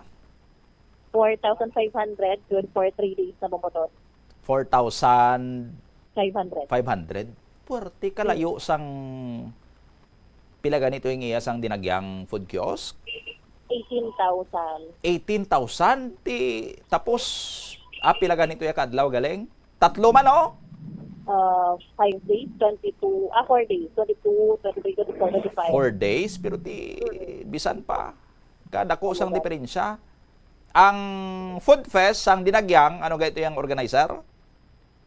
Ang IRA, ang Iloilo Hotels Resort and Restaurant Association. Ang night market ya sa Calle Real, ang organizer? Ang MICE. MICE, Metro Iloilo, ano na gani? Micro, hindi. Small because sa under kay Jason yan. Daw MICE, daw hindi na yasang kuan na. Pero under sa kay Mr. J. Treñas. Yes, mamadoni. Palarihos man ni, why man isang kinalain gid ang mga gina-serve nga pagkaon da sa night market sa Calirial kag ang sa Dinagyang amo wala na bumbuhanay hindi bala mga barbecue, chicken barbecue, pork barbecue, inasal nga pantat, duway man sang mga dalagko gid nga mga variations da. Di amo malang na soft drinks kag mga ilimnon da ano malang nang ginaka-serve nila nga makulubong ka ilimnon, ber malang bumbuhana. Amo gani pareho lang man yung mga inasal, mga usual nga mga food man nga serve pala bombodoni sa mga food festival. But then kinalain singing at mahal gid ya ang renta sang bagi naman sa food fest sa may Dinagyang Festival. Siguro ang gasalig man diri ang organizer nga tig mabawi diri sa mga nagabaligya din nga damo ang dugok sa food festival, but then the same sa gihapon nga reason why nga kinapamahal din ang kinabaligya amo ang mahal nga renta. But then subong sa Calirial Night Market, everyone is hoping nga medyo manaba ang ina diri nga pang presyo man since nga 1.5 ang renta per night. Oo, MICE stands for Meetings, Incentives, Conferences, and Exhibitions, no?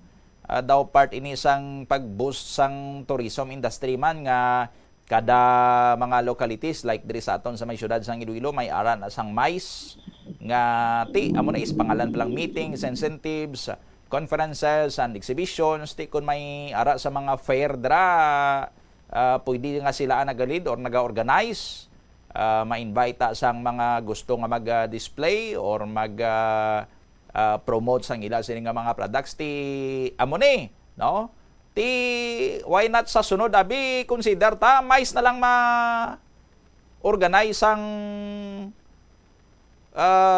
Dinagyang Food Festival kay kalayo no sa aton sini nga mga kabumbu kalayo makan mo ang ira to yaman kung sila tag 18 mil sa renta sa mga food kiosks ti makuha malang isang may sa 4,000 ang renta.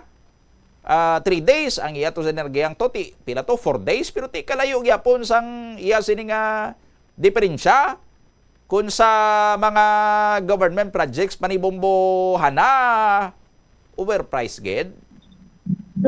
Among gid bumudon amo gani ti kung makitaan 1,500 pesos only for a night, but then if i-compare naman nila sa food festival labot sa 5,000 at ang kadagag ni ina pa ang pangitaan sa paagi sa city government nagpakaalo din naman sila nga for the next year manaba no ang ining renta sa food festival kag mga sponsors goro ni nila bombohana amo malang ni anong ginapangayuan na sang ira amo man ni ang gintap sang mais tinga mahal-mahal gito yung iya sang ira sa Dinagyang Food Fest how? Amo gani kay the same man ang mga nag-participate pala nga mga baligyaan no kung talanaan pala po ni sa MICE abi the Meeting Incentive Convention Exhibition nga nag-join diri the same lang man amo lang man sila gani no pero sila ba lang ni amo gani ano man pero ari bumbuhan na ang isa na kon ka concern pareho ni sa ginapakita naton nga video engineer previous ini nga night market sa Calirial may mga tents ang mga tents balaan man ibumbuhan na no ang mga tents ni may tatak nga uswag Ilonggo ti party list na ti may anti-epal drive kita subong ginamandoan ni DLG Secretary Lemulia ang tanan nga magtuman sa anti-epal drive. In fact, si Mayor Aisa Treñas kapunto daw siya mismo nag-observe na dira sa may Iloilo City Hall ang iyato nga nawong sa Atipan Center gin pagkakas na to, why na to? Ti basi kag may makita pa tari karon dira sa Calle or sa night market sa Calle basi may mga makita tada nga mga political branding da. Amo gani, Mamodoni do hindi gini madula ang uswag nga tent. Di kwa na, ipal na Bombo Pauline by definition sang kuan sang sang DILG. Galing kiti basi kag halin man sa private nga fund sang uswag Ilonggo ang ginpamakal nila sa mga tent kag ginapawulam-ulam na kun may ara sa mga events bumbuhana. Well, depende Mamodoni, but then klaro sa memorandum 2026-006 nga any government funds na ginagamit kini nga pondo sa project o kung ano man ini, hindi pwede. Basi private man iya ang iya sang uswag bumbuhana. Basi personal fund. Oo. Sige, thank you, Gid. Ini si Bombohana nandun sa Andasa, and this is Bombo Radio Philippines, the number one and most trusted source of news and information. Basta Radio, Bombo. Maraming salamat sa kay Bombohana Joy Andasa sa gindulong sining nga report. Ti ari mananggali, no? Sa sunod nga Dinagyang Festival, sa pulon dapat sang Iloilo Festivals Foundation Incorporated. Kag sang Iloilo City Government, no? Kay ti reklamo nagligad nga mahal-mahal ang renta sang kiosko sa Food Fest. Ti bangod kay mahal-mahal ang renta, ang mga negosyante bawi man sa ray ginpasakaan man ilang presyo sang ilan sini nga mga baligya. Ti ang mga bumalakal mabakal gyapon, pero ti exploitation na yang gwa niya sa aton sini nga mga kabumbo kiti pwede man niya nga hindi sang amugin sina kamahal no? Kung sa puno pa lang may husto na kuntani sini nga regulasyon ti ambot anong basis ang irato nga manukot kin sila sang tag 18,000 nga renta sa mga food tenants. Ti Areo Calle amo malan ni sila malang ni. Ti mas barato piya gani. Ti sunod nga Dinagyang Festival, mitingon sang IFFI kag sang city government, ang taga Mais kag ang taga Ira, no? Ipabiding tatani ang kung sinong ma-organize sang food fest kag lowest bidder no? Kung sinong makahatag sang pinaka manubo nga renta, nga siyempre hindi man sila maperde no? Pinaka manubo nga renta nga hindi man sila maperde, kay amo na iya ang mas mayo para sa publiko. Kung gusto naton sang inclusivity sa aton sini nga mga events, no? Pareho sini mga food fest, gusto naton madamo nga mga Ilonggo, publiko, mga bisita ang maka-access, hindi lang yung mga nga maka-access nga makakadto sa lugar, no? Nga way sa may nagabalabag da sa ila, no? Kundi accessible gid yang makabakal kag makakaon, maka-enjoy sa food festival kay after all. Para sa ano balang nga ginahiwat naton ina nga mga events, no? Para nga mga manggaranon lang ya makabakal. Titani nag-organize lang kita sang fine dining event, no? Hindi nga night market kay ti ang promotion niya sinidris that pangmasa mo, no? Pangmasa gali kay pang masa-masa, no? Pang masa-masa sa mga bumalakal nga ti may choice man sila nga hindi magkaon, pero tiara ka na da, hindi ka pa magkaon, no? Daw gin dakop na lang yabali sila, gin hold up na lang sila on the spot, no? Nga hindi man kuntani iya sang amusina, no? Hindi man iya sang fair nga amusina, nga pwede man niya nga ma-regulate sa mas manubo sini nga cost, no? Ang mga expenses through sa rentals, through sa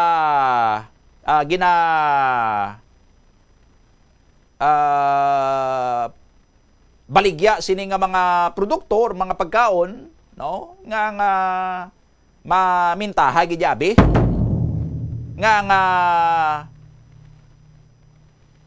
may profiteering gidyabi. Ti ang profiteering ya sinindikato na iya nga mudos mo. Mudos na iya sa mga mafia ang profiteering. No? Nga lagson mo nga magaginansya kagid sang dako-dako kay anyway ti way man sang choice sa mga tao ti kay bangod way sang choice iya. Patakaan mo lang da. Ti hindi niya sang obrasang isa ka negosyante nga may konsensya, no? Ubra na iya sang sindikato. 34 minutos ang nakaligad sa taknang alas 9 sa gaiban sining nga mga balita bantayan karon sa Bombohanay, Saudo. Standby magasunod na aton sining nga mga matahom nga mga drama, ang mga misteryo sang kabuhi once there was a love kag recuerdos. Ini si Bombo Donny Digalan. This is Bombo Radio Philippines, the #1 and the most trusted source of news and information. Basta Radio.